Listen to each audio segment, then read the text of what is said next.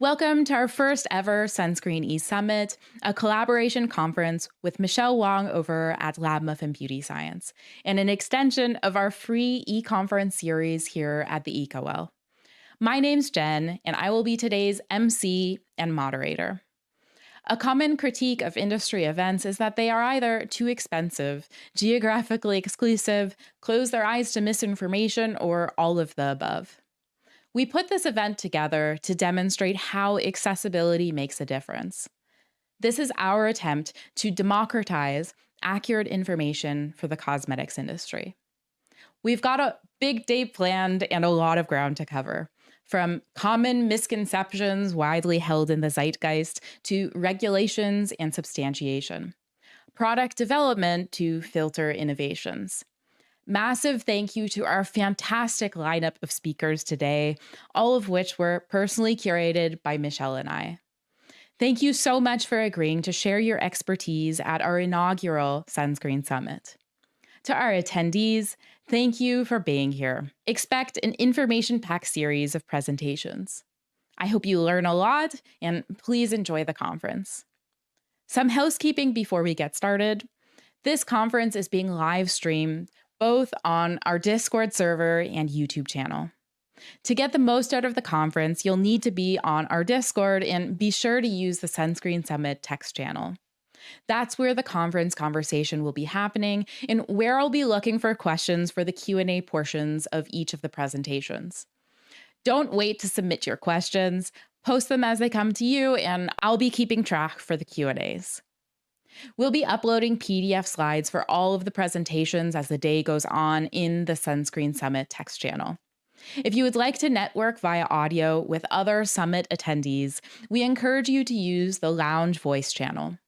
Finally, Decium is here with us today with a virtual booth.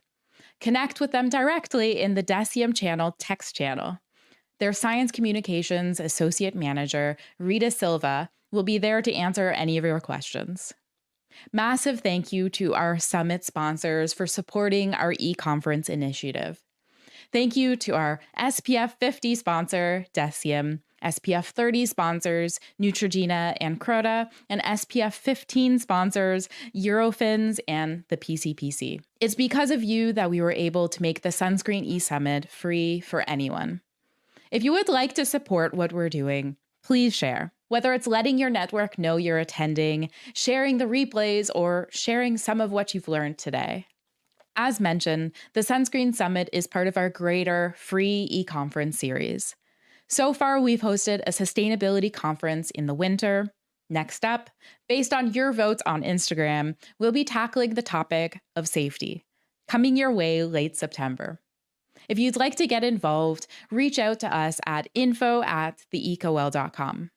And for this conference, we are planning to make this a yearly event and continued collaboration with Michelle from Lab Muffin Beauty Science. There's so much we wanted to cover but couldn't in the single-day event this year, so for the next time around, we're mulling over a 2-day event. And that's all I have. Thank you so much for registering for our conference. I hope you enjoy the day. Kicking off the Sunscreen E-Summit is our conference collaborator, Michelle Wong. The reason why I collaborated with Michelle on this one was because I truly believe, out of anyone online, she's done the most to bring sunscreen science to the masses. I don't think there's a person anywhere who's done a more effective job debunking sunscreen misconceptions, from reef safe to how sunscreens actually work and so much more. Who better to present on the topic of sunscreen myth-busting than the OG sunscreen myth-buster on social media? And with that, I leave you with our first presentation. Sunscreen Myth-Busting by Michelle Wong, PhD. Hi everyone, my name is Michelle Wong and I am pretty much a professional myth-buster. Today I'm going to be talking about what I've learned over the last 10 or so years of busting sunscreen myths online. My formal education is in chemistry and my professional background is mostly in science education. I'm the founder of Lab Muffin Beauty Science, where I've been explaining the science behind cosmetics and personal care products for a general audience on my blog, social media and YouTube channel over the last 10 years. I talk about all sorts of topics related to cosmetics, but sunscreen, and particularly sunscreen myths, is probably my main topic. People ask me questions about sunscreen all the time, and it's about half of my most popular videos on YouTube. So today I'm going to be talking about some of the things I've learned over the years about where sunscreen myths come from, how to effectively bust them, and why we should care about myths. Now, I'm going to be really annoying and start with the last question because I kind of need you to be on board with that so you'll listen to what I say about the other two questions. So, why do we need to care about myths? We're going to start with this common myth, which is that chemical or organic sunscreens work only by absorbing UV and converting it to heat, while physical or inorganic sunscreens work only by reflecting UV. So you might think, this myth is fine. It's really just a technicality. Why should we even care that consumers don't know the nitty-gritty science behind how sunscreens work? So here's the problem. People are actually quite smart and curious. They will draw connections and apply the information they've learned to new situations.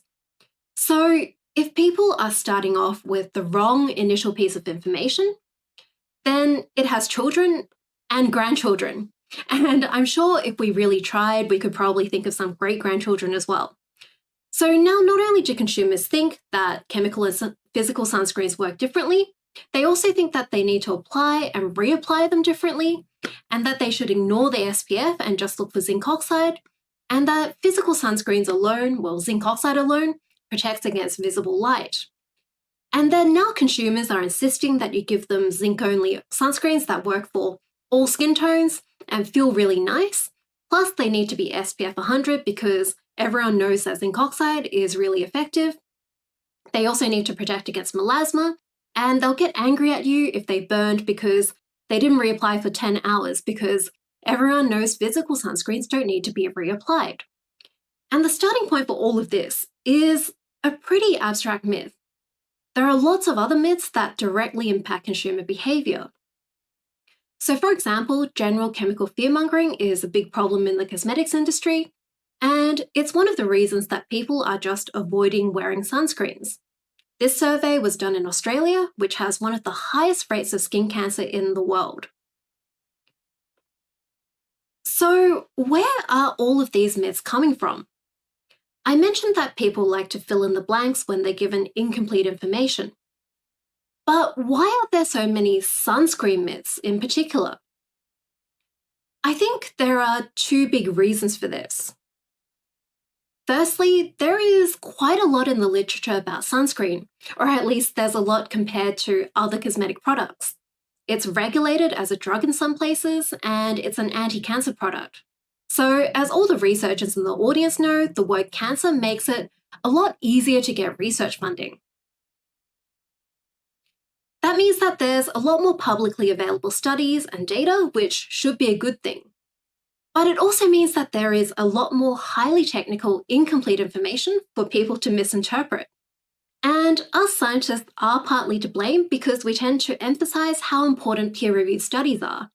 But we often don't talk about their issues, so people who don't have a research background often go straight to the peer-reviewed literature without realizing these problems.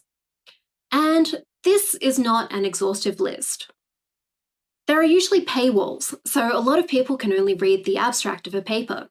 A lot of researchers treat the abstract like it's marketing for their paper to try to get people to read the full version. So abstracts tend to purposely leave things out and talk up the importance of their findings. Even if the abstract is completely honest, there is still a word limit, so they really shouldn't be read alone, but people still do read the abstract alone and get conclusions from that because that's all they have. Open access papers are not always, but they are usually a bit lower in quality. A lot of open access papers are sponsored by companies who have a financial interest, and they're trying to use the peer-reviewed paper as basically marketing for their products. Predatory journals are also more often open access than higher quality ones. Predatory publishers generally don't have a rigorous peer review process. So the papers that people can read more easily often have a lot of bad methods and lazy literature reviews. And this also happens a lot in higher quality journals as well, especially for cosmetic chemistry, which isn't really a field that has a ton of academic interest. So the papers really need to be read critically, which isn't exactly easy. Papers are also written for a postgraduate audience specializing in that field. So someone jumping in might misinterpret concepts or even just misunderstand terminology like organic or significant. And of course, they won't be able to critically assess the methods used or the reasoning presented in the paper. The introduction and conclusion sections of papers tend to hype up the research, and they really need to be taken with a grain of salt. They're not rigorous, systematic, or critical reviews, but again, people who aren't used to this tend to take them at face value.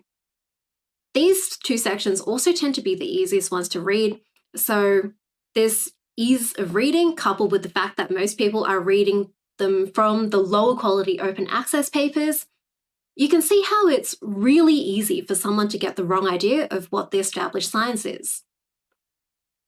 There is also the fact that a lot of cosmetic science isn't published in peer-reviewed journals.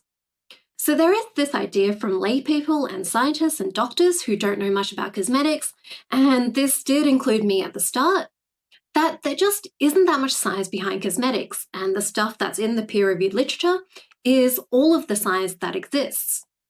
So you might remember a peer-reviewed study that got published last year announcing that avobenzone could be degraded by uncoated zinc oxide, and that this was brand new information.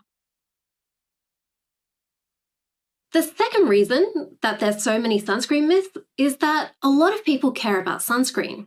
You can see the exponential growth in Google search volume here over the last 18 years. And I think some of the contributing factors to this is that firstly, the skincare category has been growing exponentially. And sunscreen is unanimously promoted as the most important skincare product, which it is. But it's dermatologists and influencers, and yeah, pretty much everyone's saying this. It's also gotten a lot easier to import grey market products, and Asian sunscreens in particular are both reasonably affordable and really nice to use. On top of this, the Korean government also has a lot of incentives for exporting Korean products. And then, of course, K-pop and Korean culture has gotten a lot more popular as well, which has meant that Korean cosmetics have sort of gotten this ride to the top. There are also a ton of cosmetically elegant Western sunscreens for the face that have come out over the last 3 or 4 years. So people now are actually wearing sunscreen and talking about them instead of just pretending to. So that means we have a topic that's really prone to misunderstandings, and people really want to talk about it. And the correct information isn't easy to access. And so we have the perfect conditions for myths to grow and proliferate. So I guess the million-dollar question is, how do we bust myths effectively? So in my experience, this is a recipe that tends to work quite well. Directly addressing the myth head-on. So I'm going to be using a Mario Kart analogy because I'm a millennial. This is like using a red shell that directly hits the myth, which in this analogy is Bowser. I have an example here of an Instagram post busting this myth, which is that chemical sunscreens need to react with skin before they work and start absorbing UV. I had a longer explanation of why this wasn't the case in the caption. Most of my myth posts use this very clear myth-truth format, and it's worked incredibly well because it makes it very easy for people to recognize which myth you're talking about. Plus, it's also really eye-catching. If the myth is really common, then it's quite shocking for people to find out that it is actually a myth. So it sort of acts like honest clickbait. There was a paper that was published a while ago about the so-called backfire effect, which is where they found that if you mention the myth first, it can actually reinforce the myth in people's minds. But later researchers found that this isn't actually a problem if you make sure that it's clear that it's a myth and you explain everything properly afterwards. I've personally found that if I didn't have the myth there and just tried to explain the science on its own, some people would ask me questions in the comments that clearly showed that they didn't realize I was talking about that particular myth. So yeah, I think signposting is just incredibly important. Then after that, it's also good to explain why the myth is incorrect. Helping people understand what's going on is firstly more convincing than just saying that X is wrong. Plus, it also helps people retain that information later on. The way I approach debunking is I am trying to make the science more appealing and seem more logical than the myth. And this is not always easy. It's often quite challenging because the science is usually more complicated than the myth, and it requires people to go against their cognitive biases a lot of the time. And most people don't actually realize that they have cognitive biases to begin with. What I found really useful is to point out things that people know, things that are really commonly known, that are inconsistent with the myth. So using multiple arguments is also really good if you have multiple arguments in case one fails. It's also good to show rather than just tell. So for this myth where sunscreen needs to react with skin to work, there's a simple demonstration you can do with sunscreen on paper and a UV torch. There's also the fact that you wouldn't be able to measure UV absorption spectra if skin had to be involved. I had a few other arguments as well. I like to approach this sort of debunking like a legal case or a newspaper article with the strongest argument at the start, because people do tend to lose focus while reading through the caption. They are on social media after all in their spare time. They're not really there to try to learn and focus. Explaining things is also a bit of a balancing act. You need to go into enough detail to build a good case and help people understand, but at the same time, you don't want to distract people with too many details, and you want people to actually make it to the end of your post. Social media is actually a really good place for experimenting with this sort of thing. The comments can give you pretty immediate feedback on what you're doing right, what you're doing wrong, and so how you might want to adjust your messaging in the future. One thing that I think is really useful is preempting common questions and misconceptions that your debunking post might actually bring up. If you don't do this, sometimes you can end up really bogged down in the comments when people ask you the same question a bunch of times. A lot of people might also just try to argue with you in the comments because they get really defensive if you're missing an important aspect. And so if you're like me and you're in a weird time zone and you have to go to bed and you can't monitor the comments, your comment section can actually end up spreading misinformation, which is very much not what we want to do. One thing I do really hate is convenient, quick ways of dismissing a myth that don't really address any underlying concerns that people have. This was actually one of the big reasons I started my blog, because I was getting really frustrated with this sort of debunking, because it just didn't really seem to help. So I was seeing a lot of this sort of thing. Someone would say, I like natural products because I don't want to put chemicals on my skin. And then some smartass would come along and say, but everything is chemicals. And I think we've all been there. We're all sick of people being scared of chemicals for no good reason, but it doesn't address the real concern, which is people have heard scary things about the specific chemicals in cosmetics, and they're using the word chemicals as shorthand for ingredients that are probably synthetic that I've heard really scary things about. And so after this exchange, our concerned consumer walks away with the same opinion. Plus, on top of that, they now feel like scientists are dismissive and they don't care about their health. So this sort of snappy comeback is a lot easier than trying to explain the science, but it ends up being really counterproductive. And I think that one of the reasons that my content has resonated with so many people is because I really try to deal with the rest of the iceberg under people's statements, even though a lot of the time it isn't that rewarding. So this whole thing is not meant to be a diss of Decium's Everything is Chemicals campaign. I actually really like it because they don't stop at everything is chemicals. They go into lots of detail about it. They explain things like toxicology, hazard versus risk, the fact that regulations exist. So lots of respect to Decium for this campaign. Now, on top of explaining, I think it's also good to try to sort of vaccinate people against other myths, to try to maximize the debunking's impact. So try to cram in more info while the person is still engaged in my post. If you hint at greater complexity, that what you have in your post is just a summary and there is a lot more to it because there's only so many characters you can fit in an Instagram post, I found that tends to discourage people from taking what you've said and spinning myths out of it. I'm always really paranoid that I'm accidentally creating or contributing to myths because we have enough of them already. But I do think that it's something that's impossible to completely avoid. If there are related myths, you can also mention them a bit as well, and I think that tends to encourage people to look at other things critically too. You can also directly discuss critical thinking and cognitive biases in the post to try to encourage that sort of skeptical mindset. Busting myths in a timely manner is also really important.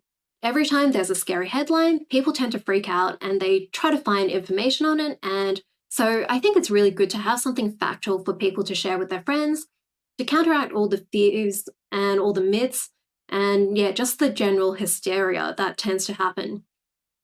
Also, having a timely debunking can also stop the whole myth family tree thing from happening. Now, as well as just busting the myths directly, I think there's also a bunch of things that can be done to create like a hostile environment for myths to help prevent consumers from falling for myths as easily, so they won't spread the myths as widely. In this Mario Kart analogy, this is like spreading banana peels everywhere so that the myths will slip and fall. One thing that's really important, I think, is making information from experts easily accessible. And this is something that Jen does really well through her EcoWell podcast and what we're doing here at this conference. Now, only the more invested people are going to consume this longer, more detailed information, but then they'll be able to share the correct information to people who will only sit through a 1-minute video. It's like we're influencing the influencers, so sort of like a trickle-down effect that actually works. General education on the science of how products work. People are more interested in stuff that's directly relevant to their interests, so if you can link basic scientific concepts to their interests, so in this case maybe sunscreen, it can help with trying to explain other things later on. There are lots of concepts that come up repeatedly when talking about cosmetics, things like pH, surfactants, and solubility, and I found that people do manage to understand that sort of thing quite well. And again, educating people about cognitive biases and critical thinking is good as well to try to cultivate that skeptical mindset. Now, there are also power-ups for myths that make them more difficult to bust and make them more likely to get shared really widely and go viral. So in my analogy, this is like mushrooms that make the carts accelerate. First off, if a myth taps strongly into basic emotions like fear, anger, and disgust, these sort of reptile emotions that developed early on in human evolution. This tends to shortcut people's ability to pause and reconsider and think critically. Fear is particularly powerful. It's like a golden mushroom power-up. For example, finding out that something you use every day might be harming your long-term health. People generally have good intentions and they want to share helpful, shocking information to help protect their friends and family. If something is harmful to babies or if it's linked to cancer, these are especially strong emotional triggers for people. If a myth taps into a cognitive bias really well, most myths will play to at least some cognitive biases. If it confirms a belief, like that big corporations are evil or that chemicals with scary names are scary, then people will tend to believe it a lot more easily. Appeal to authority is especially powerful, and I think it's really one of the frustrating things about cosmetic myths. If there's perceived expert support for the myth, it makes it really, really hard to debunk. And in cosmetics, it isn't always clear who the relevant experts are for a particular topic, and there are a lot of experts speaking outside of their scope of expertise incorrectly, that people will just believe. On top of that, there are also a lot of experts speaking within the scope of their expertise incorrectly as well. So for example, I've come across cosmetic formulators saying that there's tons of asbestos in talc. We have like clean cosmetic chemists saying that we need to avoid chemical sunscreens and lots of other so-called toxic ingredients. I've even come across a board-certified dermatologist saying that chemical sunscreens cause birth defects and kidney disease. Personally, I found that people do tend to believe me more quickly now when I say things because I now have that cosmetic chemist qualification, even though getting that qualification didn't actually make me any better at interpreting studies. So just having that perception of expertise is really powerful. One of the big reasons why this chemical sunscreens absorb UV and physical sunscreens reflect UV myth is so persistent is that the American Academy of Dermatology has it on their website. And again, people don't really understand expertise. They don't really know what dermatologists actually do. There's this perception that dermatologists just sit around all day looking at skincare and they know everything about skincare, even though in reality, most dermatologists probably spend maybe an hour or two of their training actually looking at skincare outside of products that actually treat medical conditions. They don't realize that dermatologists probably know nothing about physical chemistry. They probably don't even realize that this is physical chemistry. So even though Curtis Cole and J&J wrote this article that explicitly debunks this myth, people still believe the dermatology version. And journalists are still asking dermatologists to talk about this, and most of them end up saying what the AED says. I actually worked on a letter to the editor with a dermatologist on this topic. She tried to get an article published in a dermatology journal, and it actually got rejected because they said that this version is correct. Reef-safe sunscreen is another example. There are now quite a few reviews published going through all the evidence on sunscreens and coral reefs, and they found that the risk to reefs from sunscreens is most likely pretty insignificant. But people don't know the difference between a review and a study, and they'll still point to individual studies that have overemphasized their findings, as well as the NOAA website, which has this infographic. One of the top coral scientists has been repeatedly saying in the media that sunscreen is a distraction from the real issues facing reefs, so things like climate change. But the scientist who did the 2016 study that started ReefSafe has also been in the media saying a lot of things like this. In my professional opinion, most of the coral reefs in the last 40 years have died because of your bathroom than anything else, climate change, oil spills, what have you. And even though most of his research these days isn't even on coral, a lot of people will just see this and think, there are scientists on both sides have equal amounts of evidence, we don't know anything for sure, it's probably 50-50. Maybe even more depressingly, there's an article published last week by some dermatologists that was specifically on sunscreen misinformation. And it says that the effect of sunscreens on coral is worrying. For this, they cited an open access paper, which was also written by dermatologists. So, what can we do about these superpowered myths? It would be really great if just presenting the facts objectively was effective, but unfortunately, that is just not the reality that we live in.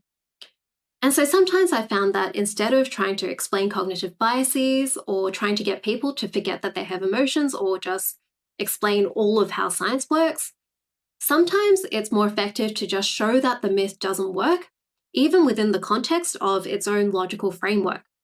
So what I mean is, when people are scared of beauty products causing cancer, it's good to directly point out the emotional manipulation, but also the bad things that could happen if they don't use these products. So for example, if they don't use sunscreen, they can get skin cancer. If they don't use preservatives, they could go blind from using contaminated products. Also, it's good to point out that fear-mongering just has a bad track record. So for example, the EWG used to promote that the measles vaccine caused autism. So they're putting the trust in the wrong people. Going with the logic when targeting cognitive biases also works. So for example, pointing out that evil money-grabbing corporations would actually get more money by making safer products is a really good strategy. Or showing that natural things like bananas also have scary-sounding chemicals in them. Hello. For dealing with misinformation from experts, I think the most effective thing is to just have more experts giving the correct information. So I think it's important for people with credentials to consider doing more science communication, while also being responsible about what you say. So especially if it's outside of your field, you want to make sure that you fact check, because perceived expertise is just so powerful. People not understanding expertise is also a big issue, so I think it's important to point out who the relevant experts are for a particular topic, and also stating what your sources are, whether that's books or articles or other experts. This can help people understand how to deal with information in other situations. It's also important to call out misinformation, especially when it comes from another perceived expert, and especially if it's someone with the same credentials as you. So, for example, if a dermatologist says something incorrect about how birth defects are caused by chemical sunscreens, it's a lot easier for another dermatologist to correct it. A lot more people are going to see that and just accept it at face value, compared to if I came along and tried to explain that dermatologists aren't experts in birth defects and you should believe me over them, even though they're a medical doctor and I'm not, because there are these studies. Or in this case, it's actually even worse because I have to show that no studies exist, and it is really hard to explain to someone without a science background what a lack of studies actually means. So, my key take-home messages about sunscreen misinformation. First off, people do have an appetite for learning, and there is a lot of power in science communication. When I started my blog 10 years ago, I always just assumed that it would stay a very niche blog and I would have a very small audience, but clearly the demand was there for accurate, in-depth information. At the end of the day, people really just want to be using products that are safe and effective, and a lot of people realize that science is a great tool for helping them get to that. But a lot of the time, people just don't have access to the right information. Also, debunking misinformation can change how consumers act and what consumers ask for, which changes what products end up on the market, and hopefully that changes for the better. To effectively debunk misinformation, you need to be empathetic and really understand why people believe the misinformation. It's a lot easier to debunk things that way. It's a lot more powerful to do it that way because you're really getting to the root cause. Experts have a massive advantage in debunking misinformation because of that perceived expertise. And I think experts from the cosmetics industry should really take a more active role in it. So thank you to everyone who's agreed to present today. Hopefully this event will add a lot more correct information about sunscreen and dilute the misinformation, and hopefully make my job a lot easier.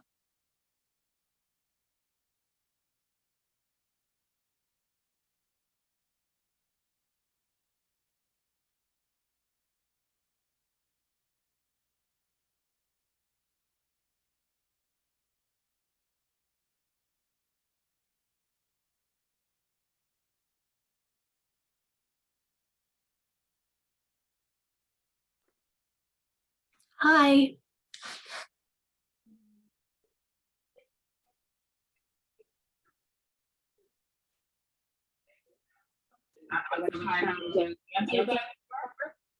Would you mind just mute yourself? Yeah.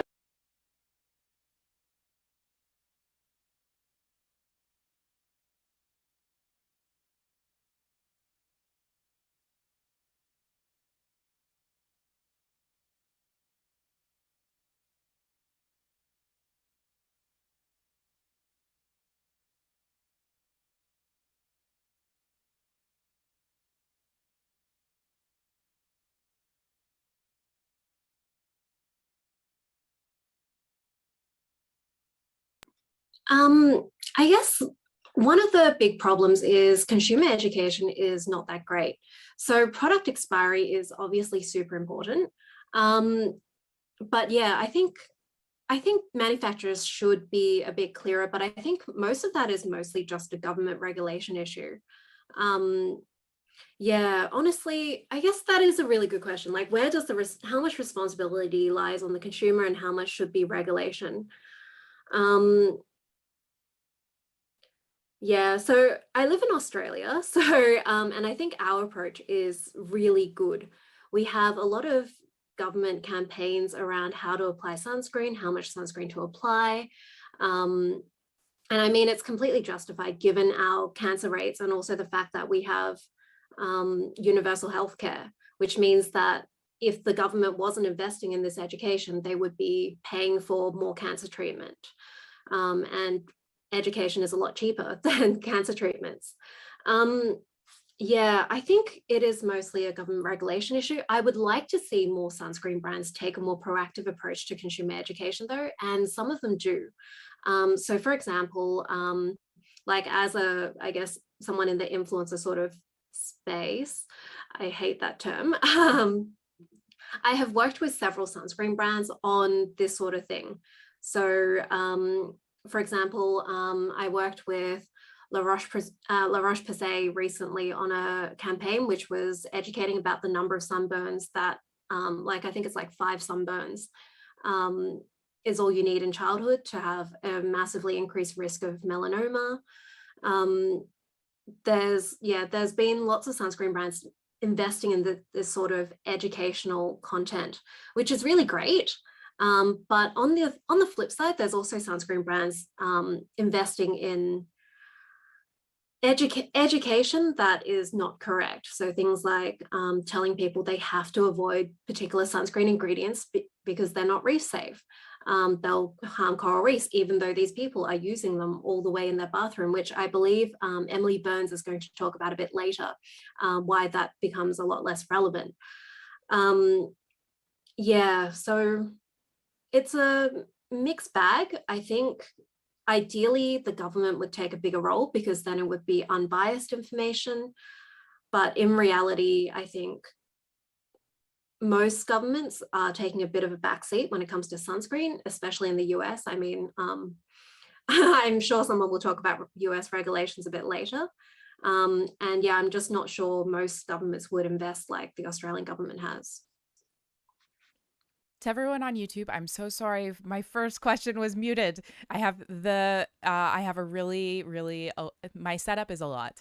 I will maybe put it in my stories so you can see what I'm working with. I'm sorry, that won't happen again. Okay, we had another really great question from Ancient Fig Tree.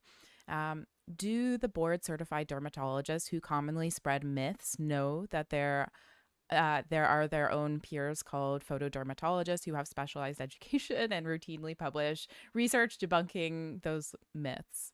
Do they know that? I would assume they did, but what do you think?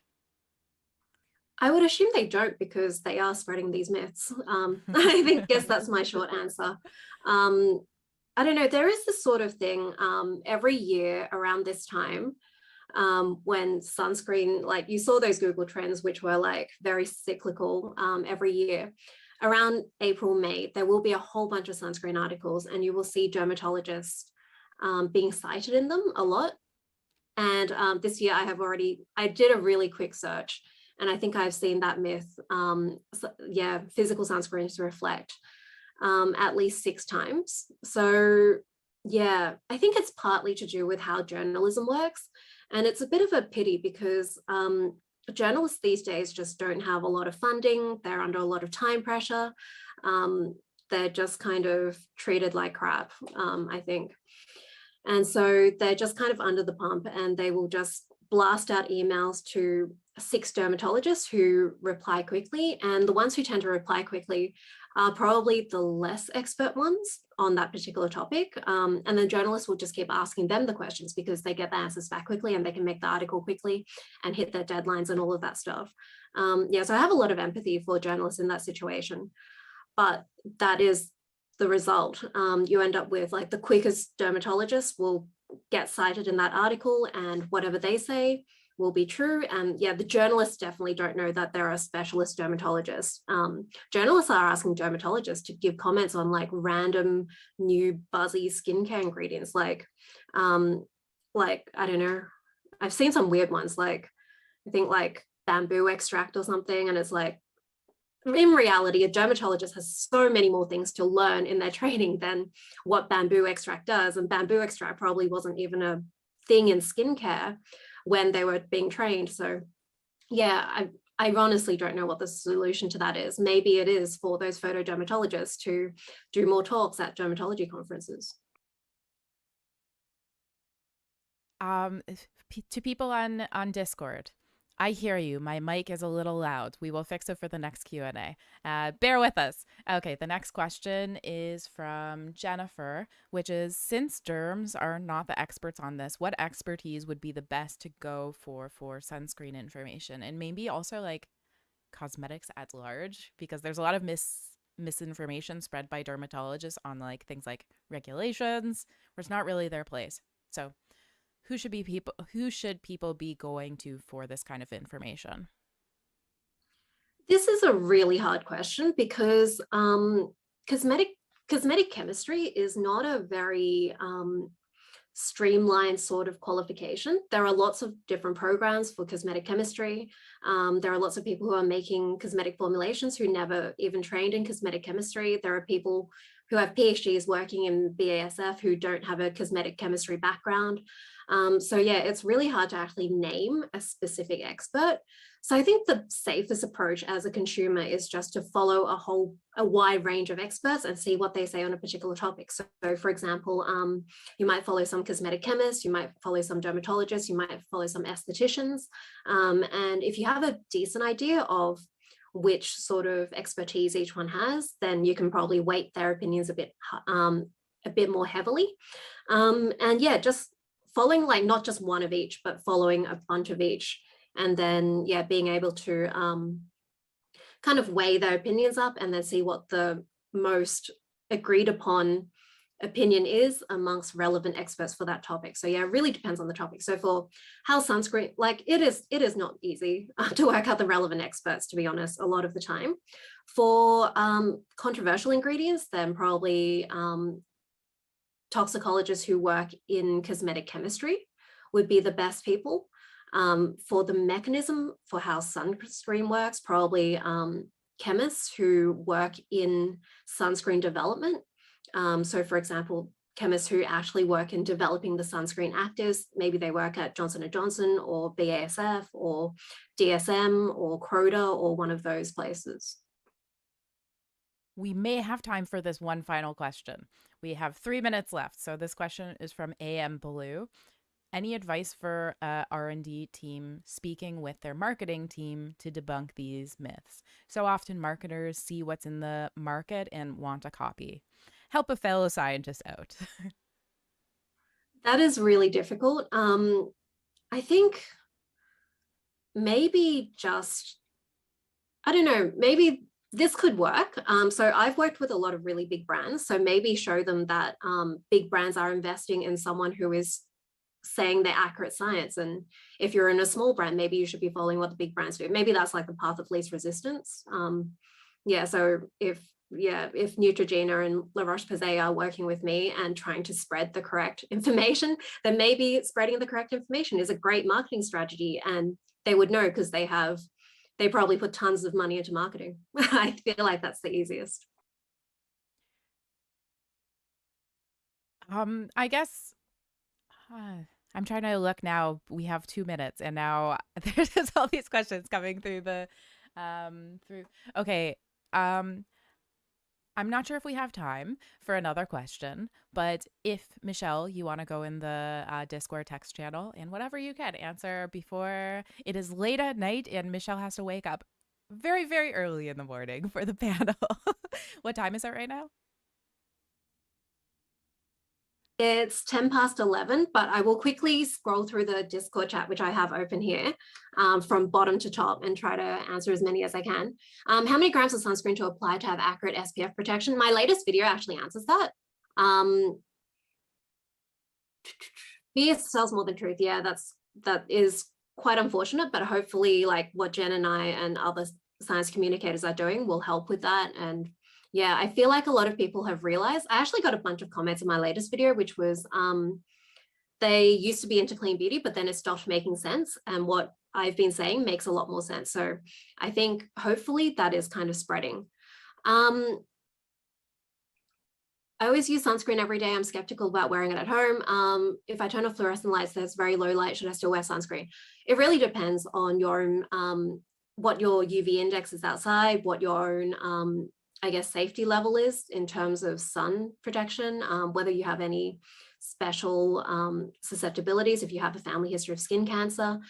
Best thing is always talk to your medical doctor about it. But it sounds like, given that you were kind of skeptical about wearing it, you probably don't have a massive amount of UV. Yeah. I think that might be it. Ultra long UVA rays even more worse than the others. So this is a misconception. I don't think anyone addresses it in the rest of the conference, so I'll just quickly address it.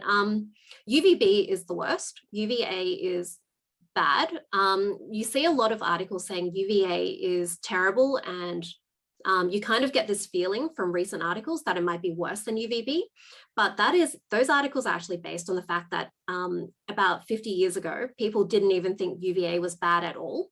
So that's a reaction to that.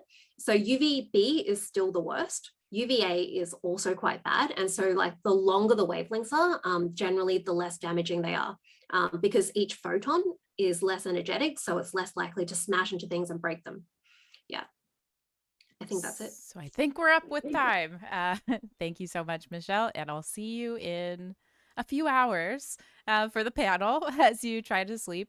Yeah, thank you so much. And the next presentation is on regulations. Stay tuned.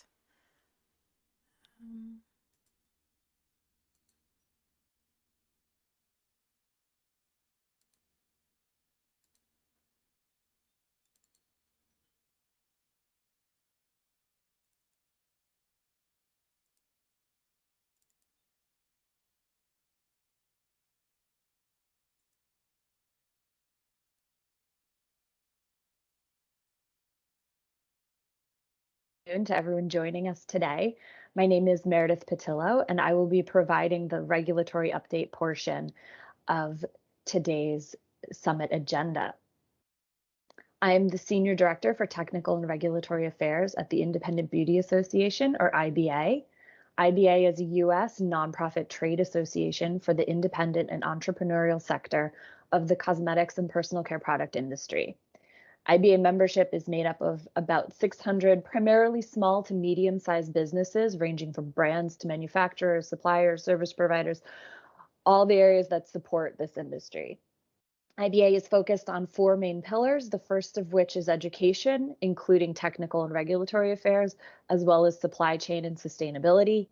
Second is member services, then reasonable legislation, especially as it applies to small business, and networking. I want to thank Jen and Michelle for putting this event together and providing a wonderfully curated selection of topics, all about the very important product category of sunscreens. It's a challenging category for many reasons that are going to be discussed all throughout today, but it's also fun. We're also used to seeing imagery like this related to sunscreens. Beautiful, sunny, a delightful boost of vitamin D just by looking at the picture. I love sunscreens both professionally and as a consumer. And I'm sure this audience shares that opinion, at least at some level. Sunscreens are one of the categories of personal care products that reaches a wide range of consumers. Almost everyone is a sunscreen consumer to some extent, and therefore the impacts of the regulatory landscape for sunscreen products will reach most, if not all, consumers. So delving into today's topic, a regulatory update. Certainly not as sunny as the last image, to be sure. Looking out at the horizon right now when it comes to regulatory affairs for sunscreens can be daunting, stirring up questions and what ifs, and the not so sunny outlook of what the category will look like when all of our questions are able to be answered. There's a lot of activity to cover, and I hope to highlight some key items to note now, as well as some others that need to be monitored, because I think we can all agree that the future of sunscreen regulation that is looming out there holds game-changing power. The regulatory complexity has never been greater, with the combination of the regulatory status of active ingredients, impacts on health and human safety, both from an ingredient perspective and a sun protection and skin cancer prevention perspective, as well as environmental concerns. All of these pieces coming together make the regulatory landscape more challenging to navigate than ever. And while not strictly sunscreen regulation, sustainability legislation and packaging requirements cannot be ignored. We all know that these pieces overlap and intertwine, adding to those ominous dark skies of uncertainty. So let's dig in and focus on a few key markets with some things that are pending that have the potential to really change the game for brands looking to sell sunscreen products, especially internationally. We're going to talk about what is going on in the US at the FDA federal level and at the state level, in particular, the efforts to regulate the allowed UV filters due to environmental concerns. This is a key driving force behind much of the state activity that we're seeing, environmental concerns over the potential impact to coral reefs. And I believe later today you will hear from the Personal Care Products Council speaking on the coral reef research update session. So please be sure to tune in for that important update to help gain a deeper understanding of this topic and this subset of sunscreen regulation. We'll make a quick note of Canada and then highlight some ingredient-centric updates from the EU and UK. We know that the EU is a very important regulatory market because so many other countries and jurisdictions look to the EU cosmetic regs as inspiration for their regulatory schemes. So the implications of changes in the EU are far-reaching. All right, so starting things off with a look at what's going on in the US with respect to FDA regulation. Who would have guessed that the pandemic would move the needle for US OTC monograph reform, but the March 2020 CARES Act did just that. Buried deep within the CARES Act is a section on monograph reform, which has now replaced the existing monograph rulemaking process. Monograph reform led to some direct and immediate impacts for sunscreens. We'll get into some details in the next few slides. Very quickly, it's worth mentioning one component, MUFA, the over-the-counter monograph user fee program. This program introduced for the first time facility fees for OTC drug manufacturers.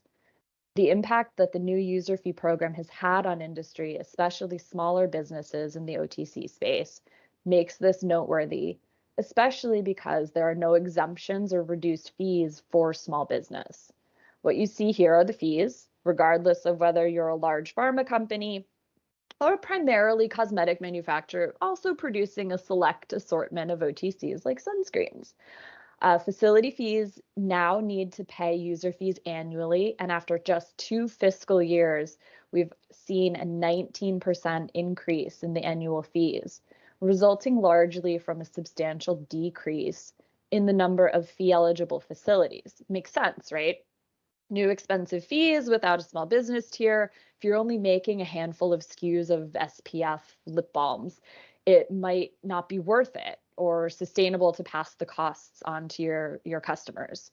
The fees are based on how your business is registered in the FDA's system. So one would imagine, since this came into effect, the motivation to ensure the accuracy and correct registration information that might not have been such a big deal previously has really increased. And facilities no longer making OTCs have now likely officially indicated this in the system.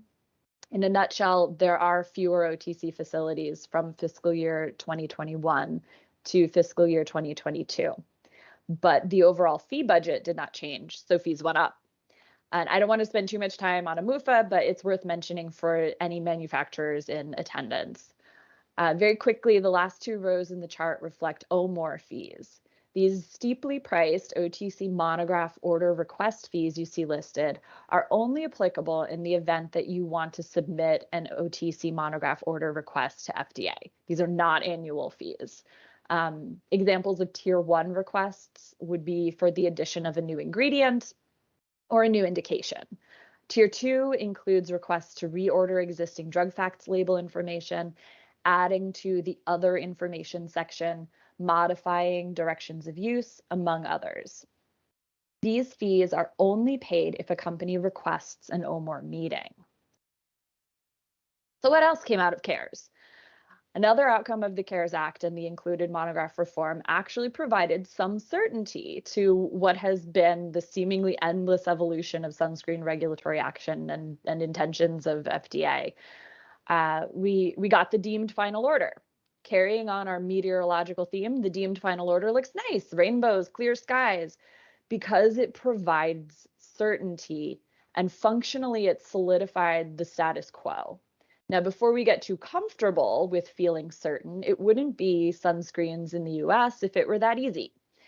At the same time, we can enjoy some solid ground. Just kidding, we also are now operating with the prospect of the proposed order. When it comes to going down that path, not so sunny. So the deemed final order. Essentially, this is the scheme under which we are currently operating in the US, and it maintained the status quo for the most part. Most sunscreens are already in compliance because the information in the deemed final order is primarily referencing two existing sources, the 1999 Fda Final Monograph and the 2011 Final Labeling and Effectiveness Testing Rule. Just a quick note about the link there at the bottom of the slide. This is an FDA webpage with additional information and the direct links to both the deemed final order and the proposed order, which we'll talk about after going over some features of the deemed final order, can be found via that link. Okay, so according to the deemed final order, what actives are allowed? Here they are.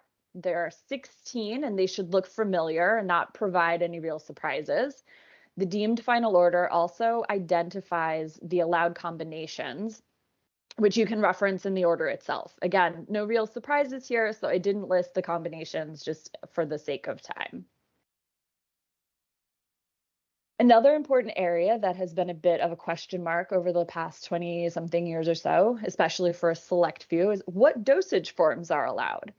The deemed final order identifies allowed dosage forms, which are listed here: oils, lotions, creams, gels, butters, pastes, ointments, sticks, sprays, and interestingly, powders are also included.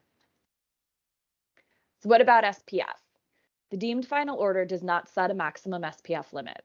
So under current regulations, there is no upper limit. Broad spectrum testing is not required, but there is optional broad spectrum testing and labeling requirements if a brand wants to make this claim. So those are some of the highlights from the deemed final order, but the story does not end there with the deemed final order. FDA also published a proposed order, which lays out a compliance pathway that will require significantly more changes to formulas, labels, etc., than what industry is dealing with today via the deemed final order.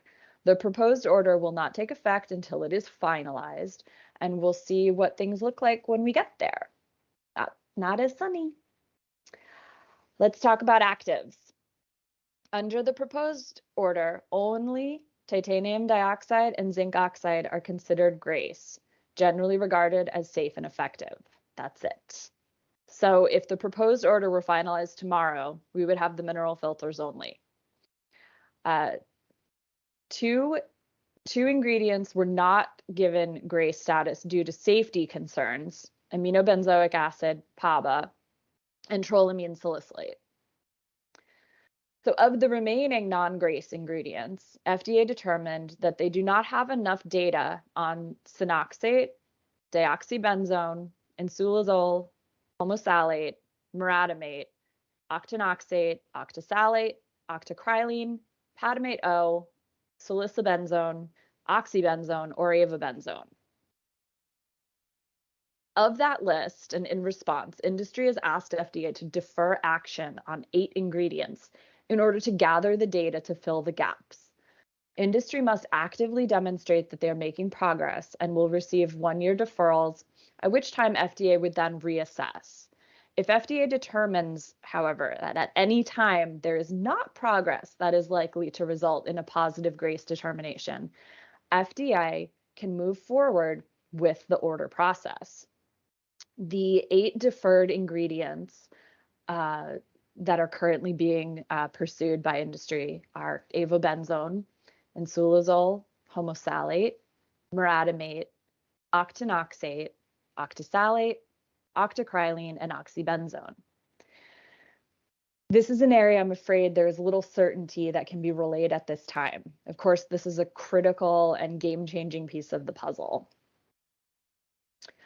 Shifting from ingredients to SPF claims, the proposed order sets much stricter boundaries as it is currently written than the deemed final order. The proposed order allows for label claims up to 60 plus and allows for formulated SPF values up to 80. FDA is proposing that all sunscreens SPF 15 and higher satisfy broad spectrum requirements. Some other changes from the deemed final order to the proposed order come in the area of dosage forms. Here are the proposed allowed dosage forms: oils, lotions, creams, gels, butters, pastes, ointments, and sticks. Let's also note that sprays are listed, but with an additional requirement to minimize potential risks for inhalation and flammability. Labeling requirements can be expected to accompany the spray format. So what didn't make the cut as the proposed order is written today? Powders have been given the status of insufficient data, and FDA has stated that if powders move to gray status, they would require particle size restrictions. All other formats would not be in scope for gray status under the proposed order when it is finalized, and therefore would require brands interested in making another format to submit an NDA, a new drug application, if they wish to market a dosage form like a wipe, a towelette, a body wash, a shampoo, and so on. So quick note about Canada. Canada is one of the few other countries that regulates sunscreens as drug products. They can be either a DIN or an NHP, a natural health product, based on the ingredients used.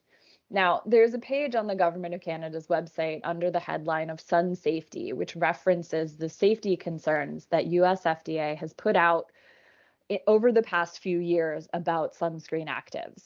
Just wanted to note the remark that Health Canada has reviewed these findings and agrees with FDA.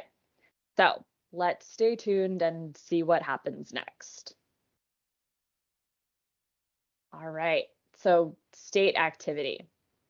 If the fees and the deemed final order versus the proposed order aren't enough to make your head spin, let's talk about states and what they are looking to do. As expected, the main focus of FDA's activity is related to human health and safety, but the states are also looking at environmental concerns. You're going to get a deeper dive later today, so let's just briefly mention the local city ban in Key West, Florida, that then had the rug pulled out from underneath it by the state legislature and governor signing a law prohibiting that type of ban. The reason that Key West was pursuing this ban was to protect their coral reefs. So at the moment, it seems that the back and forth in Florida has settled down, but Hawaii is not as settled. This audience is likely already aware of the 2018 ban of oxybenzone and octinoxate that became effective in Hawaii as of January 1st, 2021. There's been some recent action in Maui County proposing the ban on the sale, distribution, or use of non-mineral sunscreens. Additionally, statewide efforts to ban non-GRACE actives appear to be on pause for the moment, but again, this is a space to definitely keep an eye on. All right, so switching gears from the US, let's talk about the EU for a little bit, where unlike the US and Canada, sunscreens are regulated as cosmetics. And as previously mentioned, what happens in the EU does not stay in the EU, as so many other countries look to the EU cosmetics regulation as a model. So today, let's take a look at a handful of ingredients to be keeping an eye on with respect to EU regulatory activity. And I first want to give credit where credit is due. IBA is incredibly fortunate to have Biorius as a partner for our EU and UK program. And much of the following information is excerpted from a presentation given by Dr. Frederic Lebreau, the CEO of Biorius, from a much larger cosmetic update presentation he provided at the recent IBA Tech Reg Forum earlier this spring. UV filters were obviously covered in the cosmetics update because sunscreens are cosmetics in most of the world. So what UV filters should we be watching? Now, this information on titanium dioxide should not really be a surprise because as of October 1st, 2021, this is the information necessary for determining compliance of titanium dioxide as a UV filter based on particle size. You can see the particle size ranges and associated restrictions here.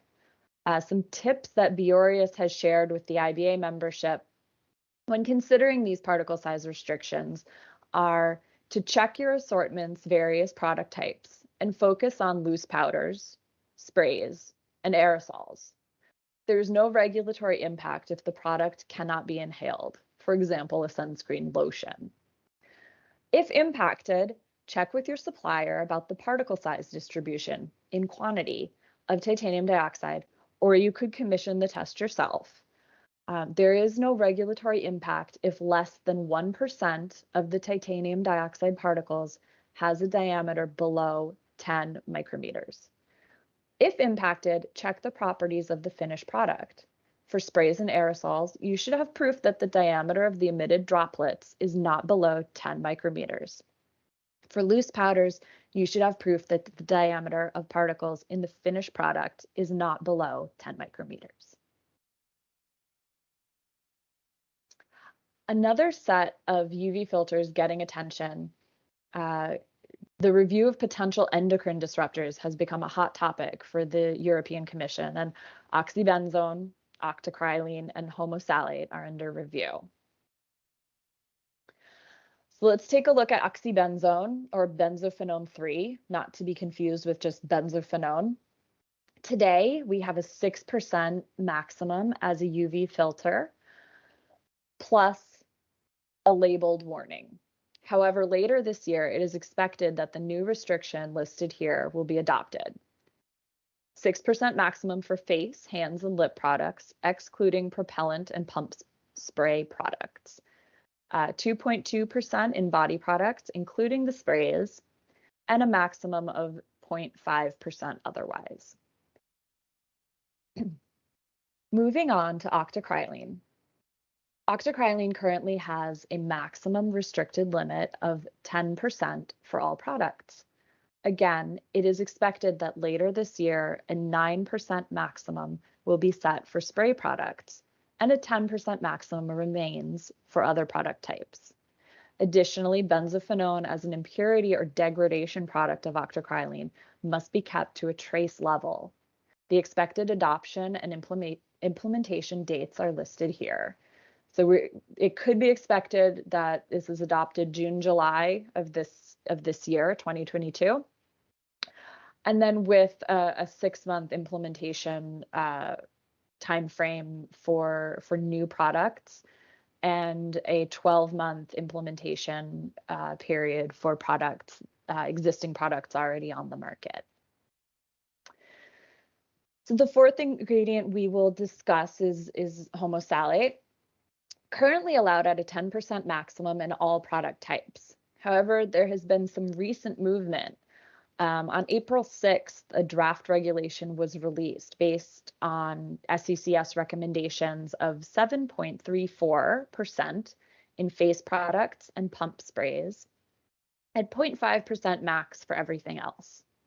Now, originally, the SCCS recommendation was set for 0.5% across the board.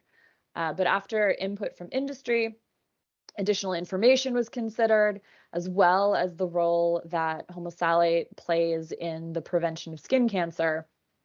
And the SCCS agreed to the levels listed here. So 7.34% in face products and pump spray products. We may expect to see this finalized by the fourth quarter of this year, and an effective date of Q4 2024 for new products and Q4 2026 for existing products already on the market. And that would be the withdrawal date for non-compliant products still on the market at that point.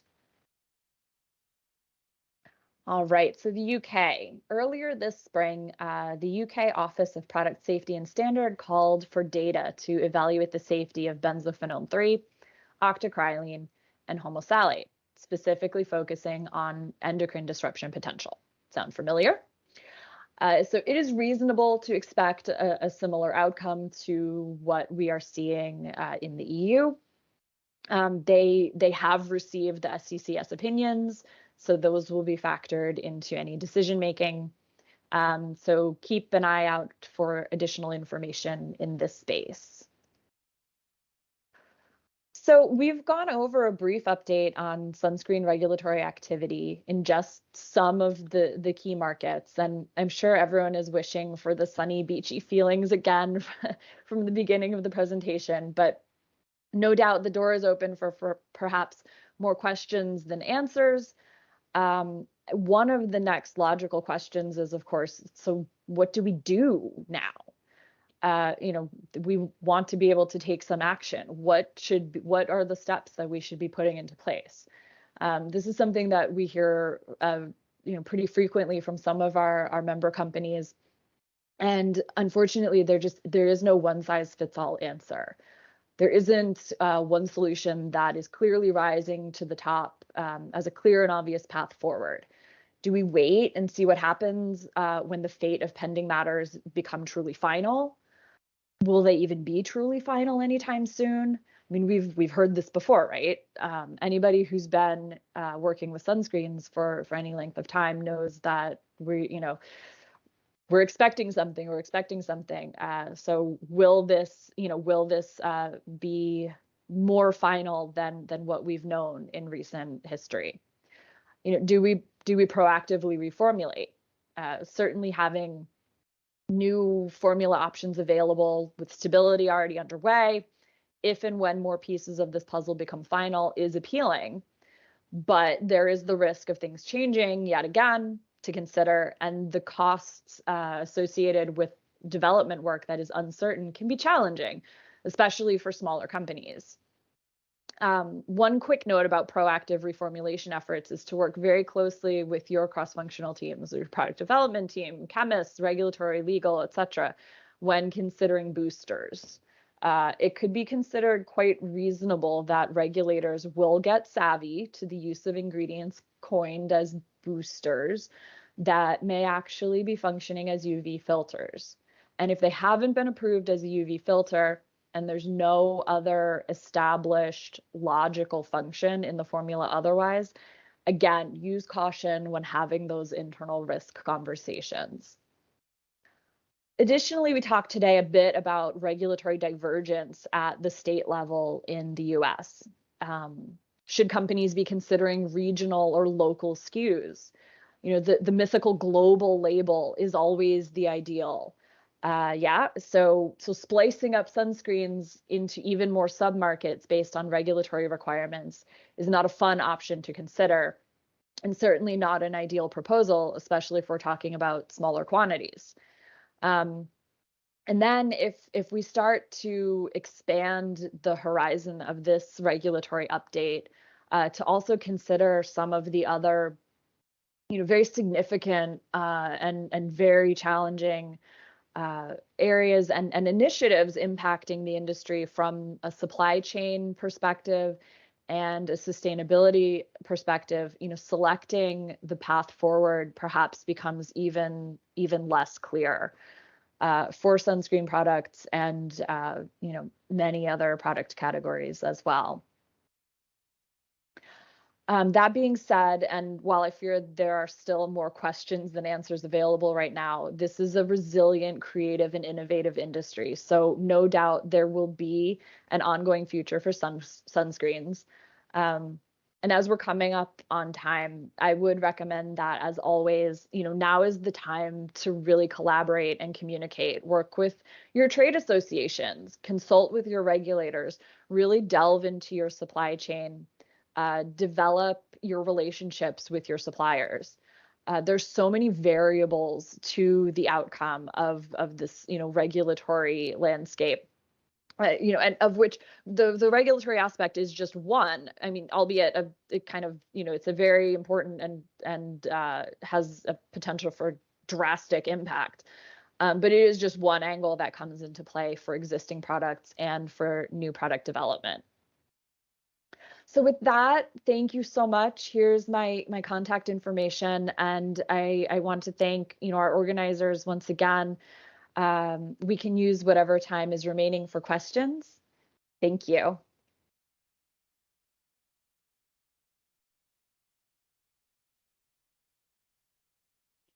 And with that, we're entering the Q&A period. I'm just going to reshare my screen with Meredith, and we got so many questions from you guys.